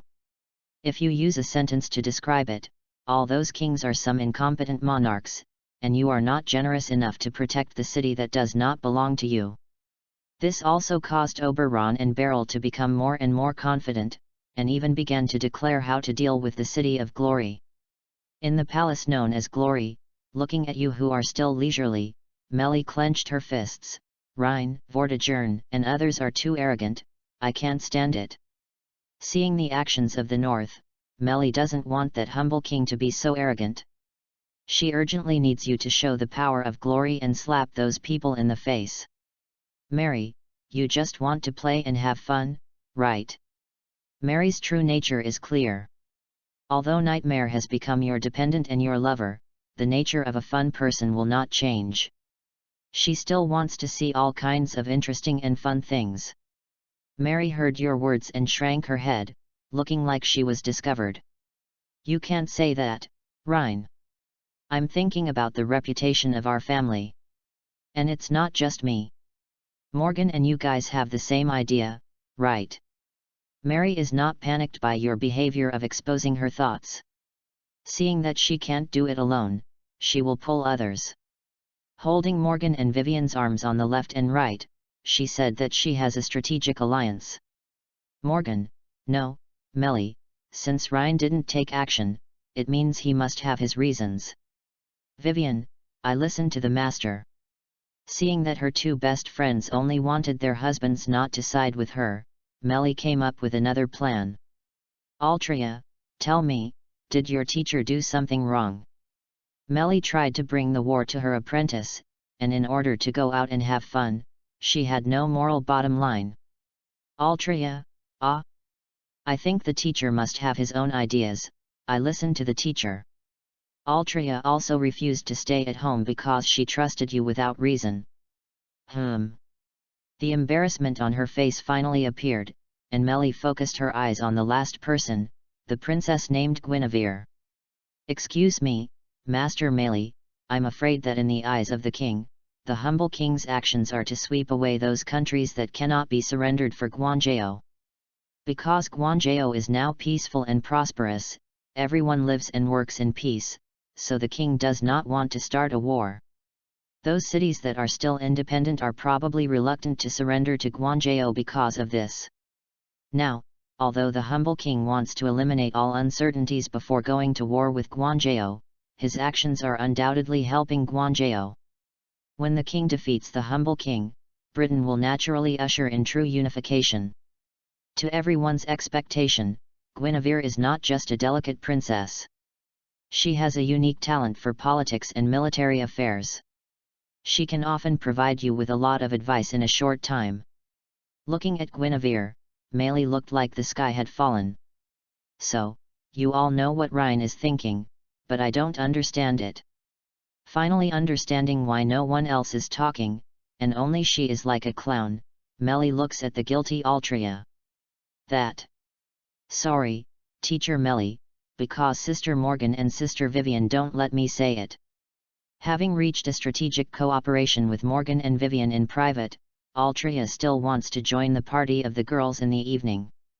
Seeing Meili's rare setback, Morgan and Vivien both showed meaningful smiles on their faces. Time passed, and in the blink of an eye it was time for the war to come. The humble King Vortigern, Oberon, and Beryl led the army to face the army of Gwyavir at the hill of Camelan. The final battle of Britain sounded the horn of the end at this moment. King Gwyavir, this is probably the first time we meet, right? At the forefront of the countless armies, the White Dragon King named Vortigern was looking at Lu Yuan. If the air had temperature, then the temperature at this moment might have risen to a level that ordinary people could not accept. Also beside Vortigern, Oberon and Beryl also showed solemn expressions on their faces. Although they had looked down on Lu Yuan before, when they really saw King Gwyavir, they realized how wrong they were. What young man, what lucky human, what the hell is going on? I just felt that my mind was frantically alarming. Oberon felt that the Lu Yuan in front of him might be more mysterious than himself, while Beryl felt, is this guy the same kind as the alien god? I felt the same sense of crisis in Lu Yuan as when he faced the alien god. Beryl began to doubt Lu Yuan's race. On the other hand, in Gwyavir, although everyone knows that the King of Glory is very strong, to be honest, few people have seen Lu Yuan fight with their own eyes. After all, the King of Glory has been in power for nearly 30 years. The soldiers who fought with him are now the leaders of the army, and Gwyavir, as the marshal, is known as a one-man army. In memory, it seems that the battles in Gwyavir city were all led by this marshal. In people's eyes, the appearance of the king is more like a spiritual guidance. Only a few people who have seen the king fight are eager to try. Gwyavir, what's that expression on your face? After fighting with Gwyavir for 30 years, the two old ministers at the top of the military and political apex have long reached a tacit understanding and also followed Lu Yuan to fight. Archduke Brian wondered why Gwyavir was trembling all over. Gulp. Gulp. The sound of swallowing saliva. Gwyavir glanced at Brian, who looked calm, and said in a serious tone, well, you will know in a while. The king's battle is not the same as the battles you know. I'm afraid you will understand in a while. Boom. As soon as Gwyavir finished speaking, a fierce aura instantly swept the entire battlefield. It was Lu Yuan who made the move. PS1, the picture is Nero. PS2, I received a message from the editor that I will be recommended tomorrow, and my release time is set for Tuesday morning. So, I'm sorry to delay your 2 chapters. I can't release it during the recommendation period, but my word count has exceeded, so today's chapter is the last one. I will update 2 chapters tomorrow, Monday, and release it at 12 AM on Tuesday. To make up for it, first 30 chapters will be updated on the day of release, and then there will be more updates in the next 2 days. Thank you for your support. Have fun reading every day on the 11th. Recharge 100 and get 500 VIP points. Recharge now, activity time. October 1st to October 7th. Chapter 44. The king cannot be humiliated. Altria, watch out. The essence of war is soldier against soldier, general against general, king against king. Determined to bring Altria with him, Lu Yuan brought Altria, Morgan, Meili, Vivien, and Gwyavir with him this time. With a burst of vast aura, a soaring figure suddenly appeared in front of Vortigern. Glory to you! Without seeing Lu Yuan's movements clearly, Vortigern only felt a huge force coming, and his entire chest was instantly blasted into a ball of minced meat, flying hundreds of meters away, killing countless soldiers, and then crashing in front of a mountain. In a moment, the majestic aura of the Beast of Apocalypse and the Beast of the Savior swept across the world, and everyone on the battlefield was stunned. Looking at Lu Yuan's tall figure with excitement, Gwyavir seemed to have returned to the time when he fought with the king. "See, Brian? This is the king's fighting style. The king doesn't like to chat with the enemy. He relies on his unstoppable attack and the ferocity of defeating the enemy head-on. Everyone, charge!" Unlike the surging momentum of Gwyavir here, Oberon and Beryl haven't reacted yet. What happened just now? Where are the Vortigern? As the sound of the mountains exploding in the distance came, the two of them came back to their senses. Damn Gwyavir, how could he attack so directly? With his eyes tightened, Oberon instantly used the power of dreams and lies to transform his own existence into the White Dragon of Britain, and his dragon claws grabbed Lu Yuan fiercely. However, the next moment, a sound like metal fighting sounded, and Oberon's dragon claw was grabbed by Lu Yuan. Obviously, the size difference between the two sides was huge, but at this time there was a strange beauty. Dragon. The figure remained unchanged, standing in the air, with dark flames burning on his body. Lu Yuan, who had evolved to the mature stage, was no longer the beast stage of the juvenile body. The Sea of Slaughter was activated, and the entire sky instantly turned blood red. Amid countless shocked eyes, the King of Light's fist wind carried the terrifying power of death, and punched Oberon's entire body away. The mountains collapsed, the army collapsed, the earth and rocks rolled, and the sky and the earth changed color. What a joke! As a legendary monster, Oberon's desire to destroy the lives of Britain was not a joke. He really had the power to destroy the world. This was the first time he was beaten so badly by someone. Feeling that part of the power in his body had completely died, the silver dragon of more than 100 meters fell and hooked the ground with its claws, stabilizing its figure. The brown dragon eyes were full of horror. Is this guy really a human? How can his power be so strong? I don't like the look in your eyes. Suddenly, a feeling of suffocation came over him. He saw Lu Yuan looking at him, and his black eyes had turned into golden light. A slight smile appeared on his lips, and Lu Yuan whispered, "Didn't you say you wanted to see me? Why did you run so far?" As soon as the words fell, Lu Yuan pointed to the sky with his right hand. With his movements, the sky changed with wind and clouds, and thunder and lightning roared. A flash of lightning suddenly appeared in his hand. Heavenly Power 7, Disaster. Natural and man-made disasters are all in my hands. The figure was like a bow. And the thunder was like a full moon. The next moment, a thunder with the power of heaven and earth struck, piercing and exploding Oberon's entire body. He was directly hit hard on the ground by this blow, and the whole of Camelan was shaking. That is the thunder and lightning of heaven and earth to punish mankind. How could it be held in someone's hand? Shouting out in horror, Beryl knew that this world actually had consciousness, such as Alea, the collective consciousness of humans, Gaia, the consciousness of the earth, and Zulu, the consciousness of the moon, etc. In theory, the so-called thunder and lightning is the punishment of the gods to humans, but in the final analysis, it is actually a movement of power, which is closely related to the restraining force of the entire planet. As the saying goes, the power of natural disasters is not something that humans can touch. I didn't expect Lu Yuan to be able to turn the thunder in the sky into something in his hand. Beryl now understood that it was a mistake for him to come to this world. Run quickly. As soon as this thought reappeared, Lu Yuan's figure disappeared in an instant. When he appeared again, the roar between heaven and earth sounded, the earth shook, and the huge force pressed Beryl to the point of being unable to breathe. Strange, didn't you say you wanted to see me? Now I'm here, why are you running? Lu Yuan always did things this way, stepping on Beryl's head. If you don't make a move, you can do it. Once you make a move, you must use all your strength to kill the enemy. After all, he has read countless anime novels, and he has seen too many villains die because of talking too much, and he has seen too many things like opening champagne at halftime. You know, his camp is chaotic neutral, absolutely self-centered, and an absolute dictator.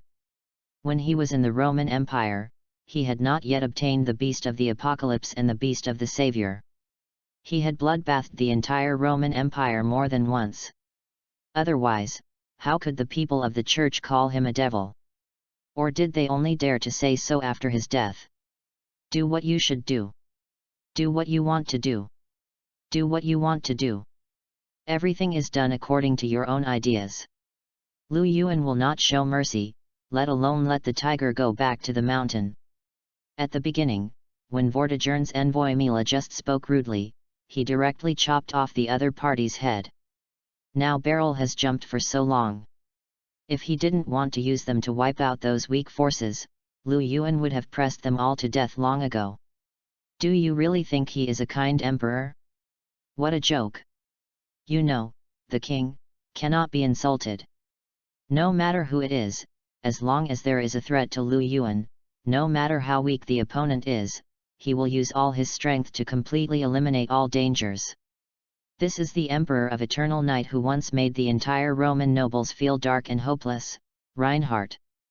After catching Beryl, who was in tatters, Lu Yuan looked at him with a smile. I have already met your requirements, what? Are you still not happy?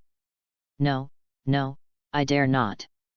All the pride, all the bravery, all the bloody instincts were scared away by Lu Yuan's eyes. At this time, Beryl's mind was only the desire to survive. In order to live, he was willing to do anything. Looking at Beryl with blood on his face, Lu Yuan nodded with satisfaction. So, did you say thank you? P.S. Actually, I am not very good at writing this kind of fighting process, but I have to write a little bit. After all, whether it is reality or simulation, the process of fighting cannot be really glossed over. And here we also need to write a little about Lu Yuan's personality. As the simulation progresses, the original Lu Yuan will also change. From the beginning, he knew how to advance and retreat, knew gains and losses, knew how to choose and give up, and knew the general situation to the Emperor of Eternal Night, and then to the King of Glory. Lu Yuan is moving from a person to a king, and maybe he will become a god in the future. If he never changes, it will be a bit fake, and he is still timid after having power. I feel that not only I am unhappy, but also the readers are unhappy. With absolute self-centeredness, maintaining the pride of the king but being able to understand the emotions of being a human being, this is Lu Yuan, right? But it's still early now, there are still many things to come. Write slowly, no rush. I just want to ask, how about the plot of fighting? Is it acceptable? There will also be such a plot when returning to reality. You can express your thoughts in this sentence. Have fun reading books every day on the 11th. Recharge 100 to get 500 VIP points. Recharge now, activity time, October 1st to October 7th. Chapter 45. Death of Oberon. Thank you. Thank you. Shame, it's really a great shame. Throughout Beryl's life, he has always been a murderer who plays with others with cruel means. Even if he enters Chaldea, he is still a master with unlimited future. Unexpectedly, he was insulted like this by Lu Yuan. He vowed to take revenge in the future. You're welcome. Continuing to look at Beryl with a smile, Lu Yuan punched him in the head this time. What lost belt, what alien god, what Chaldea, all get out. As a king who does whatever he wants, as a dictatorial king, he is not afraid of any enemy. In the previous life, I felt depressed when watching many plots in those anime. After crossing over, I protected my sister as an ordinary person in the chaotic fantasy world and lived carefully. Then in the simulation of the Roman Empire, I watched those nobles and religions oppress the common people as an emperor. Until now in Britain, the princes in the troubled times regard human lives as worthless. He has been moving from an ordinary person to a king. If you ask Lu Yuan what a king is, he can't actually give a perfect answer. Considering the people? For world peace? Or protecting everyone around him? Lu Yuan actually wants all of them. After countless times of asking himself and thinking about himself, Lu Yuan feels that there is probably only one way to make his heart clear and his thoughts clear. That is, kill. The blood of the beast of apocalypse and the beast of the savior is boiling, and the eyes of the king standing under the attention of the crowd reveal a golden color as bright as the stars. Vortigern and Oberon, who had recovered and turned into dragons, were pressed to the ground and rubbed. With the screams of the humble king and Oberon, everyone on the battlefield stopped their actions at some point. Silence, deathly silence. Dare not make any sound. The ears were filled with roars, and watching the high and mighty humble king being smashed into the ground, the courage of all the northern soldiers had disappeared. They didn't even dare to look directly at Lu Yuan's figure. They just wanted to escape from here. As for Meili, Vivien, and Altria, they looked at Lu Yuan with shining eyes, wishing they could throw themselves into his arms immediately. At the same time, all the lives were completely destroyed by Lu Yuan's killing sea. As Vortigern's 100-meter-long body slammed into the ground, the hundreds of wounds were deep enough to see the bones. Seeing that Vortigern and Beryl were both dead, Oberon didn't dare to delay any longer. Although the sequelae of using this move would be great, he had no choice now. The end of the dream pupil that fell with the other side. Oberon's true posture and treasure directly changed into the hollow worm that destroyed Britain, the magic dragon Vortigern. At this moment, Oberon's whole person would have an unparalleled ability improvement. He could directly open the world gate belonging to Hollow. This was not the ability to kill the opponent, but the road to send him into a hell without a trace of light.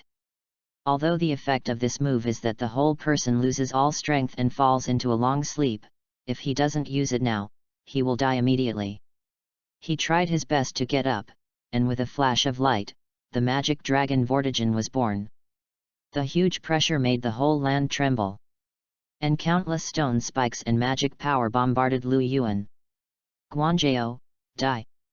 Under the blessing of the end of the dream, the figure of the magic dragon was overwhelming, showing a completely different momentum from before. His muscles and bones creaked, and the injuries that were defeated by Lu Yuan were also recovering, and the exposed body surface was glowing with black light. The ferocious dragon head stared at Lu Yuan, but Oberon could only see the other's eyes shining like light.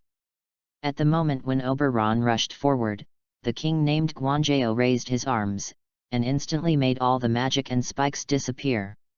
Even the empty tunnel that Oberon had just opened seemed to be cut off by something and disintegrated in an instant.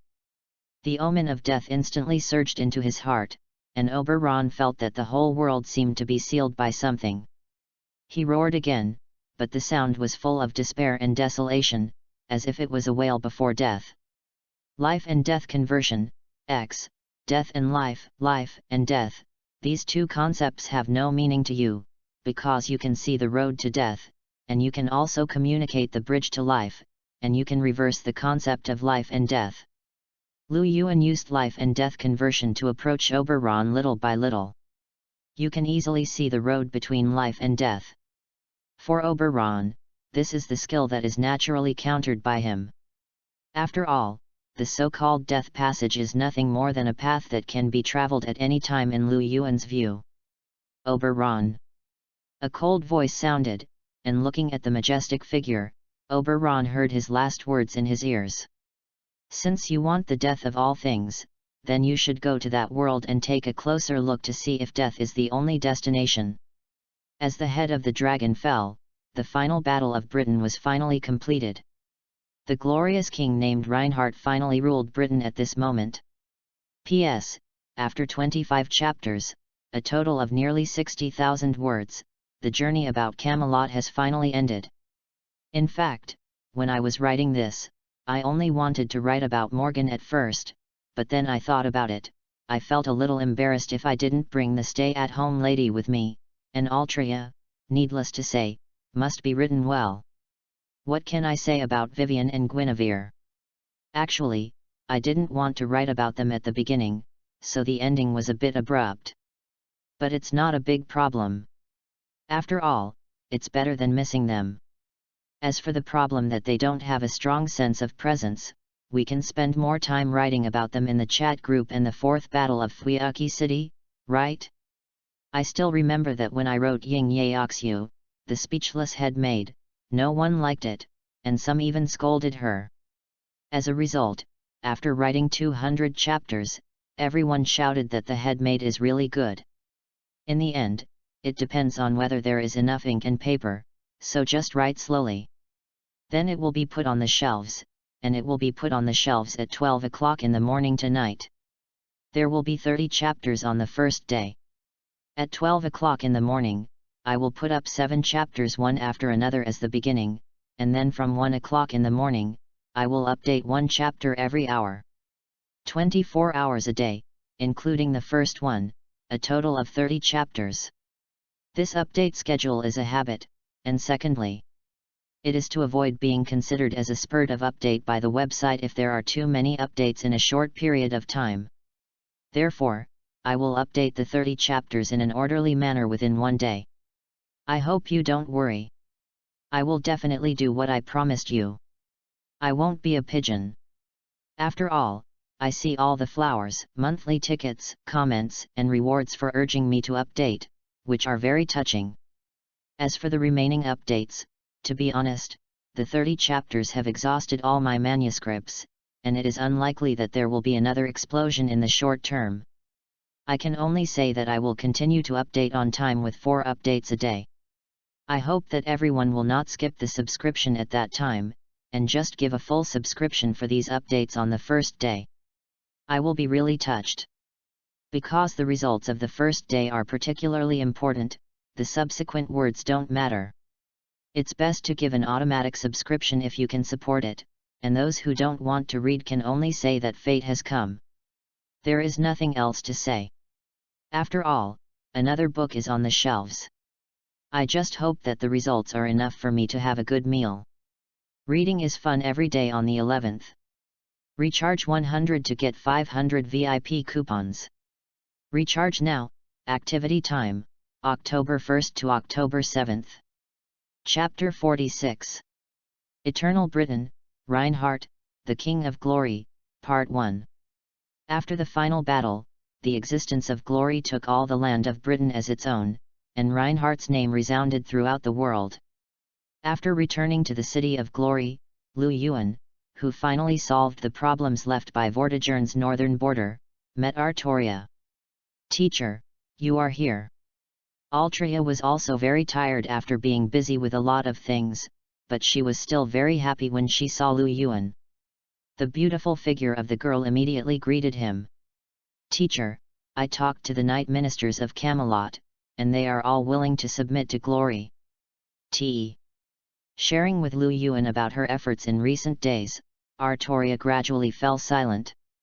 She looked at Lu Yuan intently, obviously unable to bear her inner emotions. "Teacher. I like you." Finally unable to bear her inner emotions, she threw herself into Lu Yuan's arms and said what she wanted to say. Faced with Altria's confession, you chose to accept it and took the girl into your service. You also took Altria and Gwyavir as your followers, and you gained the love of the Red Dragon and Amazing Beauty. After that, Britain developed towards a better side, and the formation of the Knights of the Round Table also began to take shape. It is worth mentioning that because your ability and bloodline are too advanced, neither Morgan, Vivien, nor Meili could give birth to a child for you. Gawain, Mordred, Gwywen and other children belonging to Morgan naturally did not come. As for Lancelot, this knight from overseas also came to Camelot naturally, but unlike the history you know, this Lancelot did not have those strange behaviors. He lived only for you and was completely a true knight. He has never been interested in women. If you hadn't ordered him to marry the daughter of the Fisher King Peleus, I'm afraid Galahad would not have been born. But no matter what, everything in Britain is heading towards the best ending. Time flies, and another 20 years have passed. During this period, the Kabbalah tree of life has grown vigorously, the inner and outer sides of Britain have finally combined, and the inner sea of the star has expanded to the entire world. Use the Holy Spear Rungaminiad to fix the newly born world. You know that your life in this world has ended. After all, although you can continue to survive here, because this place has become an independent parallel world, no matter how many years you wait, you will not wait for the arrival of the real world that belongs to you. You have other lovers waiting for you, Nero, Kajiganosaura, Kajiganosaura, etc., and you swear to protect them. You have left enough beautiful memories with Morgan, Altria, Vivien, Mary, and Gwyavir, and you think the time is ripe. It's time to return to the future world. As the rosy sunset fell into the end of the horizon, the moisture of the night slowly permeated the air, spreading a sentimental atmosphere. Looking up at the starry sky of Britain, Mary Ambrosius, who is always happy, is very quiet at this time as a top fun person. Rhine. Suddenly speaking, Mary's voice was very soft, so soft that if you don't listen carefully, it will float away. Rhine, I will be obedient in the future. I will really be obedient, not make trouble, and then wait for you to come back obediently. The royal city of Britain is full of flowers, prosperous and filled with elegant fragrance. Standing in front of Lu Yuan, Mary Ambrosius cried and hugged her lover. Don't go, Rhine. If you leave, who will cook for me and sleep with me? You. With a sigh, Lu Yuan did not hit Meili's head again this time, but looked at Morgan beside him. Morgan looked at Meili with a wry smile, and then at Lu Yuan. This witch who inherited the mystery of Britain had already devoted all her love to her lover. Now she has those 10 words to say, I will wait for you. As for Vivien, her eyes were a little resentful. After all, for the flower fairy, the meaning of her existence would be greatly reduced without her master. If Lu Yuan had not come, it would be fine. She had seen the greatness of the King of Light, and of course she could not calm her longing. Master, I will wait for you to come back. Last night, she had said too many love words to Lu Yuan. Now Altria has become King Arthur. She just said goodbye to Lu Yuan with a smile. Finally. Gwyavir, everything is up to you. Under the bright moonlight, the silver light is as clear as water, and the crystal clear breeze seems to make people feel that the world is clear and the world is quiet. Farewell to the last princess who belongs to him and is also the smartest among the 5 women. Lu Yuan believes that Gwyavir can assist the others well and make Britain more prosperous.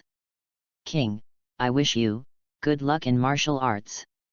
I don't know what the future will be like, but Gwyavir believes that this departure from Lu Yuan is definitely not a farewell forever. The wheel of history begins to turn again. When you said goodbye to the girls, all the girls were very reluctant to leave, but they did not stop you from leaving. After all, although separation is regrettable, this is definitely not the last time you will meet. Whether it is Morgan, Vivien, Altria, Gwyavir, or Meili, everyone can have a lifespan beyond the imagination of ordinary people with the power of your followers. 0. As long as they continue to wait for you, the day of reunion will surely come. The above is the glorious legend of Britain, the story of the King of Glory Reinhardt. Until watching Lu Yuan's figure disappear, feeling the breath of glory finally faded completely on the land of Britain, the strong Morgan and others also shed tears.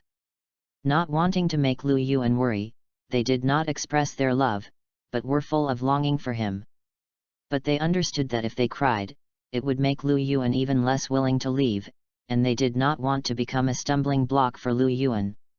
Everyone, next, we have to start the busy work of state affairs.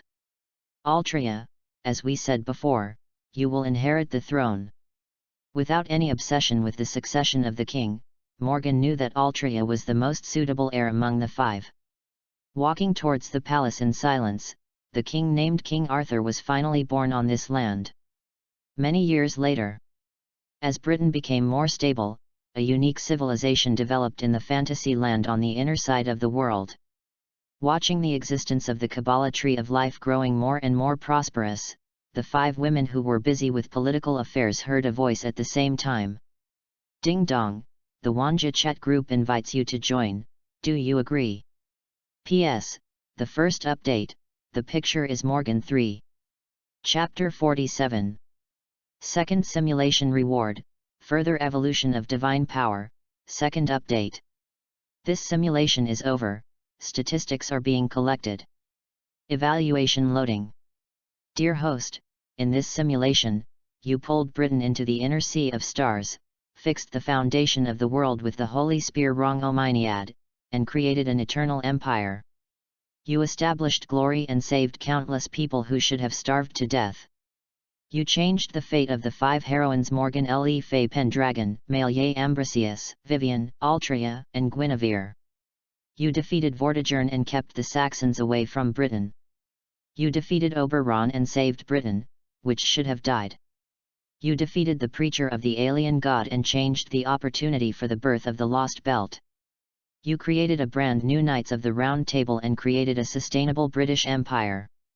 Congratulations, your Sims evaluation this time is unique. Regret, common, rare, perfect, epic, legend, unique. Congratulations on receiving the 6,000 simulation points reward. Congratulations on receiving the unique ending. The Sims opens a new feature, Life Experience. Life Experience, is the quality or length of life important? Unlike the long-term Sims, the short-term life experience will also bring you unique gains. You can go to other times or other worlds for a short time to experience a short and glorious time. Congratulations on receiving Life Experience +2, congratulations on receiving Simulation Times +3. Ding dong, congratulations to the host for obtaining the 6th follower, Red Dragon. Name, Altria Pendragon, follower. Race, Human/Red Dragon. Follower occupation, Red Dragon. Strength, A. Durability, B. Agility, B. Magic, A. Luck, A. Charm, X. King Arthur, the King of Destiny, has a very high charm for a king, and cannot be observed. Red Dragon ability, transformed into a British Red Dragon, all-round attributes are greatly improved. Ding dong, congratulations to the host for obtaining the 7th follower Beauty. Name, Gwyavir, follower. Race, Human. Follower occupation, Beauty. Strength, D. Durability, E. Agility, D. Magic, C. Luck, S. Charm, X. The most beautiful woman in Britain, no matter who comes, you must admit that her beauty is heart-stirring. Amazing beauty, mental power is greatly improved, and can give mental hints to others at the spiritual level. Congratulations to the host for obtaining the King of Glory, X. King of Glory, X. As the King of Glory who changed Britain, your leadership qualities are undoubtedly the highest X. Your Majesty as a king can make people yearn for you and increase your personal charm. As a king, you can offset more than half of the damage of any attack. After all, the king cannot be humiliated. Congratulations to the host for obtaining the King's Domain, X. King's Domain, X. In the King's Domain, you and your followers, your believers, your warriors. Anyone who praises the king's name will have all attributes increased by 100%. The area and duration of the domain are determined by your magic output. Congratulations to the host for killing Oberon Vortigern, absorbing the other party's existence, and evolving the fraudster profession. Congratulations to the host for obtaining the God of Fraud, X. God of Fraud, lies are like prisons, mocking the present. Inherent barrier, dream fairy tales embellished on the other side, X. Ability, dream pupils falling with the other side, X. Not opened. Inherent barrier, curtain of night, X. Not opened. Inherent barrier, end of dream, X. Not activated. Inherent barrier, Midsummer Night's Dream, X. Not activated.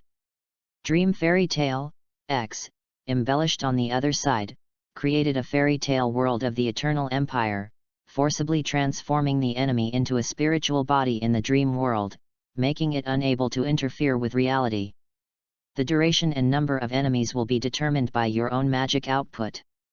Congratulations to the host for evolving the Order of the Emperor of Eternal Night due to the existence of the King of Glory. Order of the Emperor of Eternal Night, SS. The king orders his subjects to die, and the subjects have to die. As an emperor, your orders are all. You can give absolute orders to lives that are lower, equal to, or slightly higher than your own, and the other party can only obey. Each life form can only give one order per day. Congratulations to the host for obtaining the Noble Phantasm Holy Spear Rungaminiad, the Sword of Oath Victory, the Sunshine Brilliant Victory Sword, the Unyielding Burning Victory Sword, the Nameless Victory Sword. Avalon's holy swords are at your disposal. Congratulations on synchronizing the host's attributes with the simulated world. This evaluation is unique, with a synchronization rate of 300%. All attributes increase. Name, Yanagi. Former name, Reinhardt Claudius. Reinhardt Pendragon. Title, Emperor of Eternal Night, King of Glory. Dependents, Kajiganosaura, Princess, Kajomajayaka Utah, Recorder, Morgan L. Fay, Witch, Vivien, Fairy, Altria, Red Dragon, Gwyavir, Beauty, Melee, Nightmare. Race, Human/Beast/God. Alignment, Chaos. Neutral, Chaos means that the host has no fixed concept of good and evil in everything, and is absolutely self-centered. Strength, S. Durability, S. Agility, S.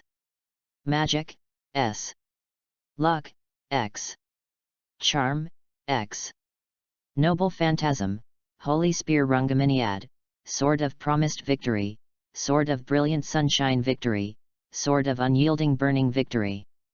Skills, Memory Hall, S. The Order of the Emperor of Eternal Night, SS. The Domain of the King, X. Writing, X. Bloodline, Beast vi/Laps the Beast of the Savior, X. Mature. Destiny, X. Omitted. Transformation of Life and Death, X. Omitted. Protect the World, X. Omitted.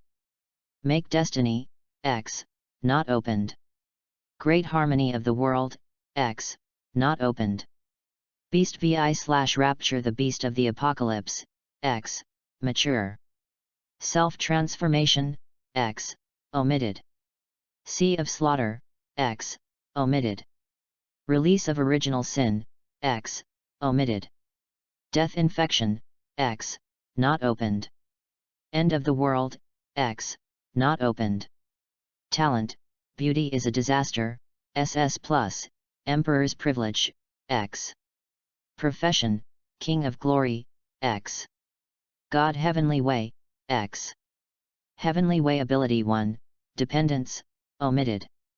Heavenly Way 660 Ability 2, Rules, Not opened. Heavenly Way Ability 3, All Realms, Omitted.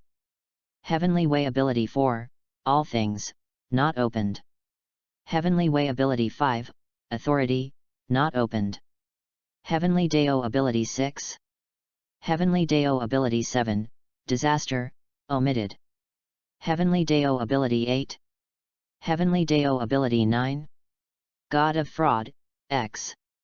Inherent Boundary, Fairy Tale of Dreams embellished on the other side, X. Omitted. Ability, Eyes of Dreams falling with the other side, X. Unopened. Inherent Boundary, Curtain of Night, X. Unopened. Inherent Boundary, End of Dreams, X. Unopened. Inherent Boundary, Midsummer Night's Dream, X. Unopened. Points, 10. 000. Number of simulations, 4. Life experience, 2. Current rating, as the Emperor of Eternal Night and the King of Glory, you are destined to be the king and the ruler of the world at any time. At the same time, you are carrying the two beast ranks, as well as the abilities of the godly Deo and the god of fraud, and you are destined to have an infinite future. P.S. You may think that this kind of summary of skills is too wordy, but it is the most difficult for me to write.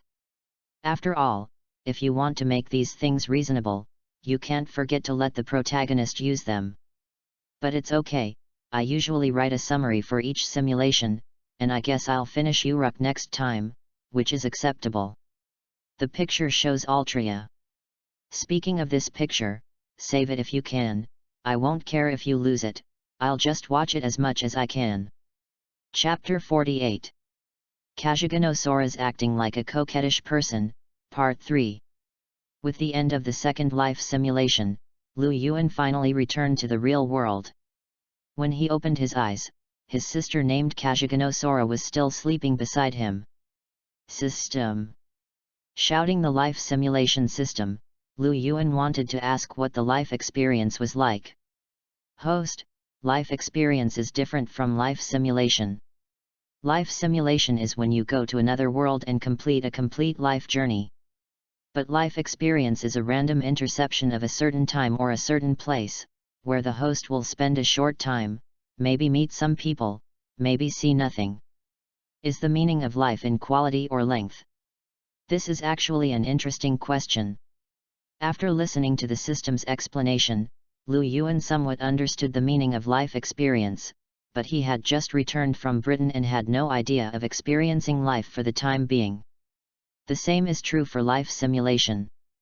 This time he got a lot of things in Britain.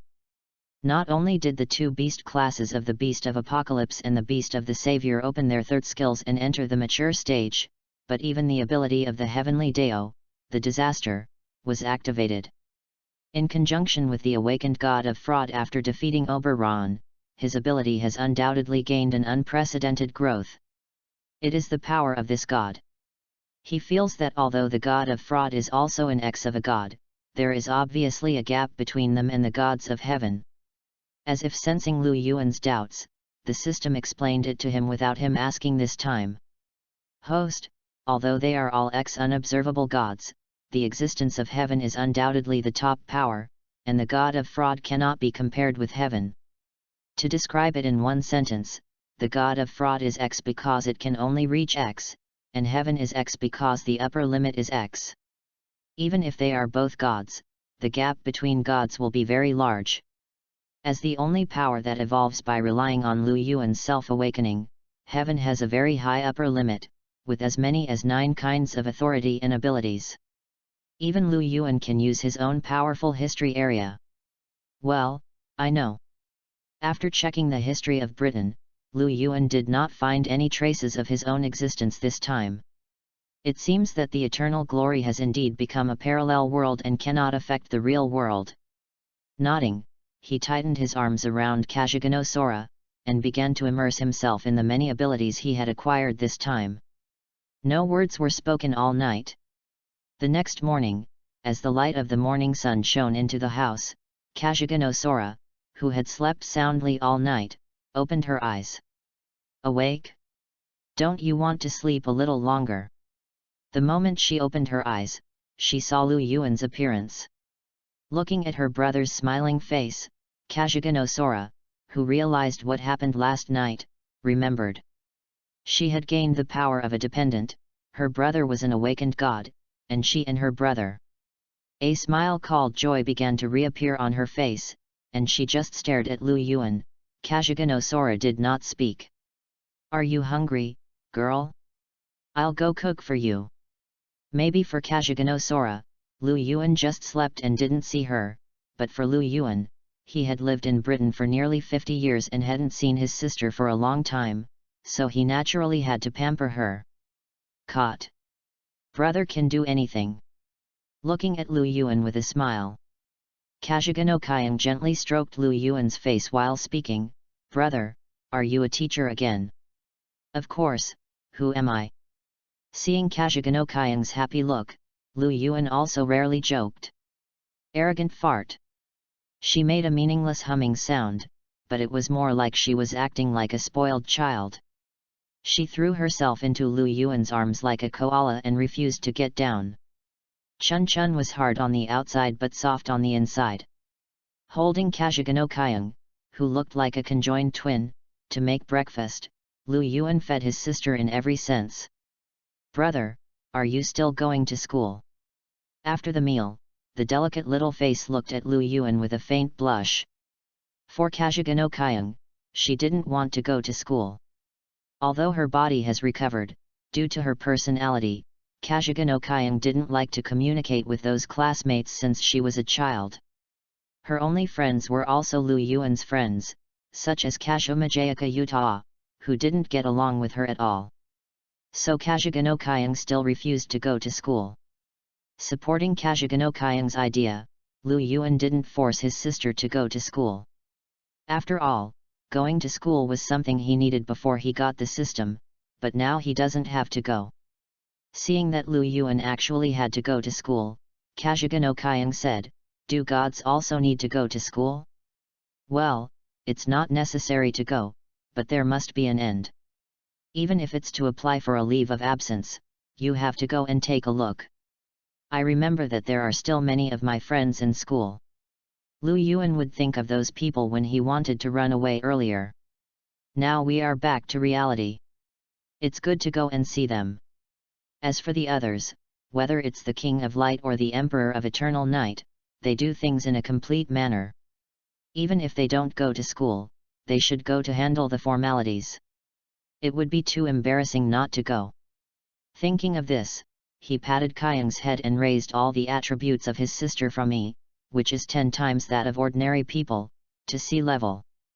After all, she is a mature beast and a god who has opened 3 powers of the heaven.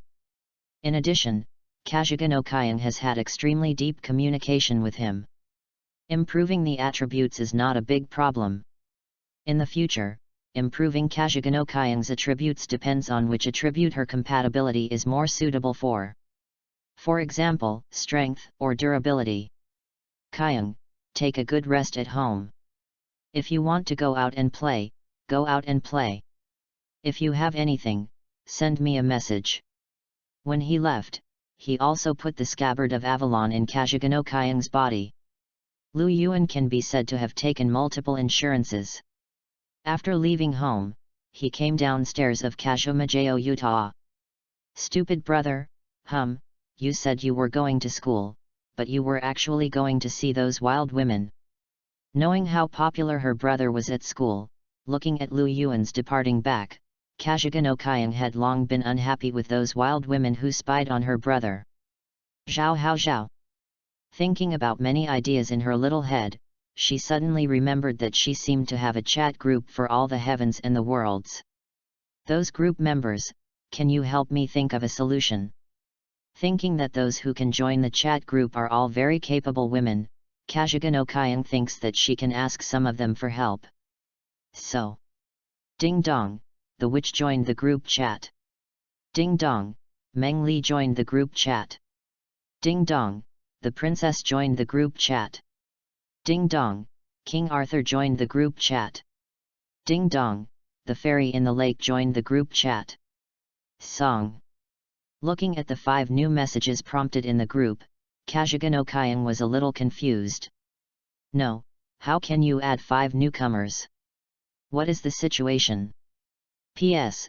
The picture shows Altria, I prefer this." Chapter 49. The British band debuts. 4th update. P.S. This P.S. is placed at the beginning. I will try to write the name of the heroine in the group chat in the future.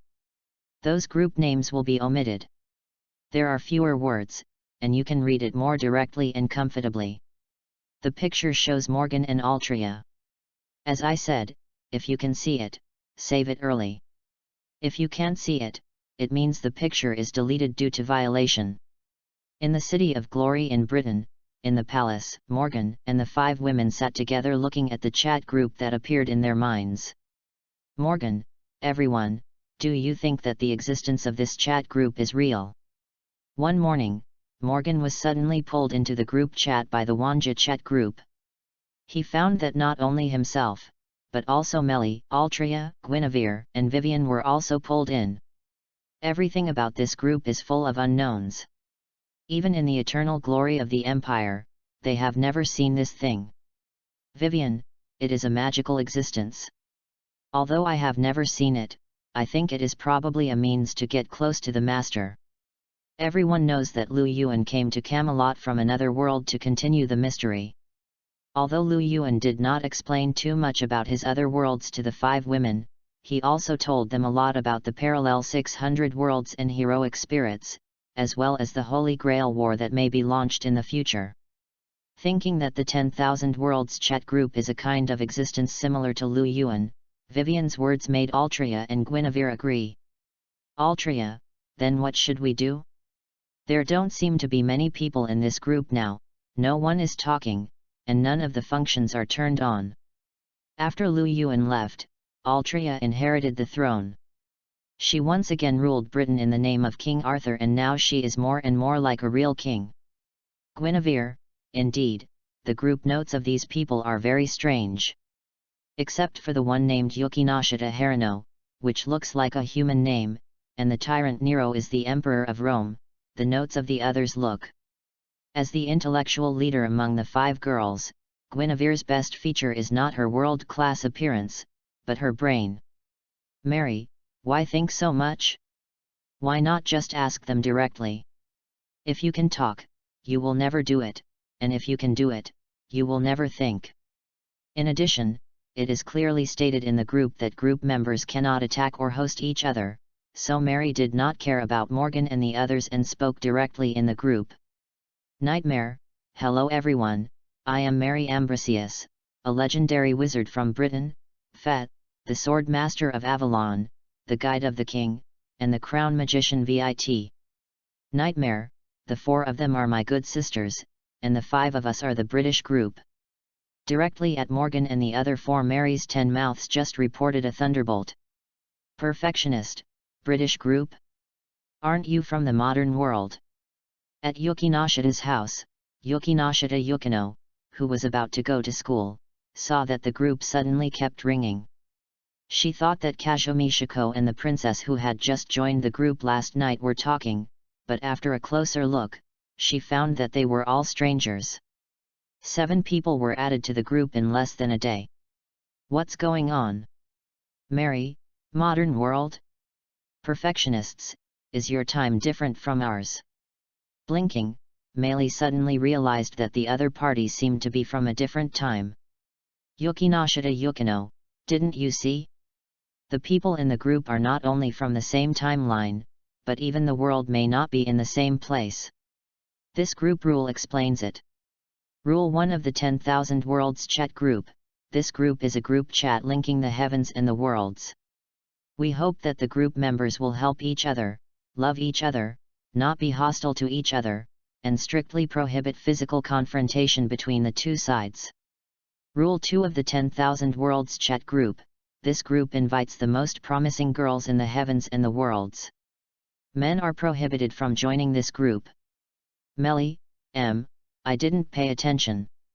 Ha ha ha. Showing an awkward but polite smile, Meili found that she really didn't read the rules when she spoke. She was really an unreliable stay-at-home. Yukinashita Yukino, okay, but are you from Britain?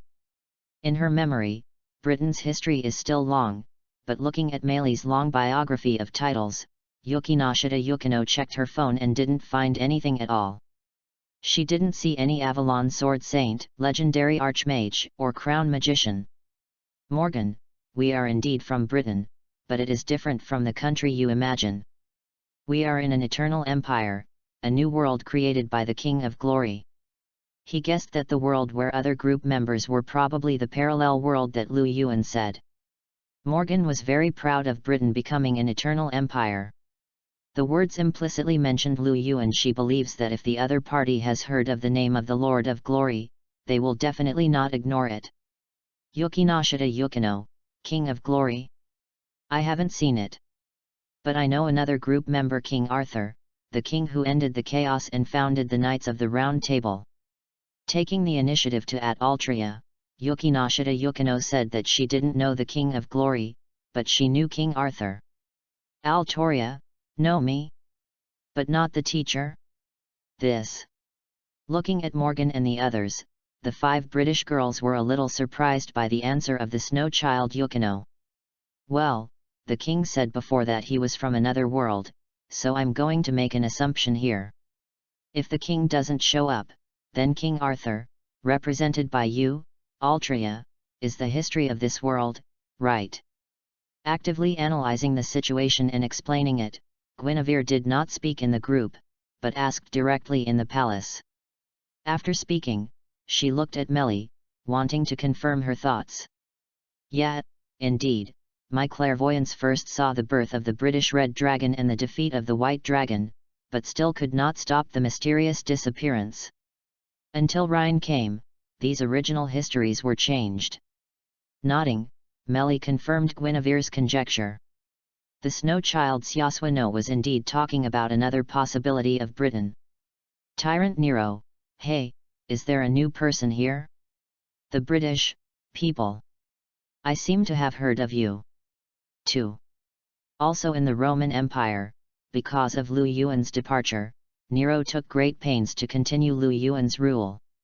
Finally, it took 10 years for the ideas of equality, fairness, and justice to spread throughout Rome. She concealed her existence and planned to let the people begin to accept the disappearance of the emperor, so as to realize the real federal system. Suddenly, she heard people in the group talking about something she knew. She remembered that Britain was an archipelago under the Romans, and it seemed that the development there was average. Tyrant Nero, since you are from Britain, have you heard of the name of Yu's player Eternal Night Emperor? In his heart, he always believed that Lu Yuan was the best king. Nero often told group members such as Shigong Kagaya about the glorious deeds that Lu Yuan had done. Because the Roman Empire that Lu Yuan changed did affect the real world, Shigong Kagaya and others could talk to Nero. He also wanted to tell Meili and others about Lu Yuan's name. Nero was like a child showing off his parents' strength.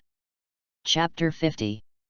Guanjao vs Yanjai, whose husband is the best. 5th update. Meili, Emperor of Eternal Night? I seem to have heard of it. Although it has become an independent parallel world because of Lu Yuan's existence, because Britain is in the 5th century AD and Rome is in the beginning of the AD, Meili and her friend's timeline is about 350 years after Rome. Thinking back to the Roman Empire, Meili's history is not very good. Tyrant Nero, then you can go and read the history of Rome. Yu is the best emperor. The admiration for Lu Yuan in his heart can be seen through the screen. Nero praised himself generously. His lover. Meili, no, my husband, the King of Glory, is the best. Meili also thought that Lu Yuan was the best, and she retorted unwillingly. Tyrant Nero, ah? I haven't heard of your glory, are you sure? In the Roman Empire, a trace of anger appeared on the delicate face. Nero could allow others to say that he was not good, but he could not say that about her players. Fairy in the lake, it is meaningless to argue about who is stronger between two kings of different eras. I don't think there is any need to compare. The master must be powerful. First, she used fair and just words to deceive Nero, but then directly announced that Glory had won. Vivien was not a pushover. Tyrant Nero, ah? Your king has never been heard of by anyone else, how dare you say he is the most powerful? Tyrant Nero, at Dragon Monster, at Kagaya-sama, at Cowardly Crybaby, at Perfectionist, at Yukinashita Harino. Tyrant Nero, tell me, the 5 of you, is the existence of the Emperor of Eternal Night the best? Nero was so angry that he thought of a way and at ed several women in the modern world. Dragon Monster, ah? I don't know, for me, Ultraman is the most powerful, but the titles you mentioned, Dream Demon, are they true? Also called out by the group early in the morning, Yusuji Aries' focus is rather strange, she cares more about the titles that Meili said, such as the Avalon Sword Saint, the Crown Heroic Spirit Substitute, and the King's Guide. Really? Melly, ah? What are you talking about? How could I lie? Mary lied to Airy without any moral integrity, telling the biggest lie in the world. Dragon monster, you are so amazing, I think you are right. I naively thought that what Melly said was true. Although the shut-in was not wrong in some places, Airy didn't know that she had listened to 10 shut-ins full of nonsense. Snow Child Shimoyokino, this. I checked the things about Britain, and I really didn't find any records of the King of Glory, but everything about the Emperor of Eternal Night really exists here. Although many of the things are a bit fantasy, even in the eyes of the Romans today, the Emperor of Eternal Night is still their eternal king. There was no direct answer to who was stronger, Guanjao or Yanjai. Yukinashita Yukino just threw out the data she saw, but she was undoubtedly on Nero's side.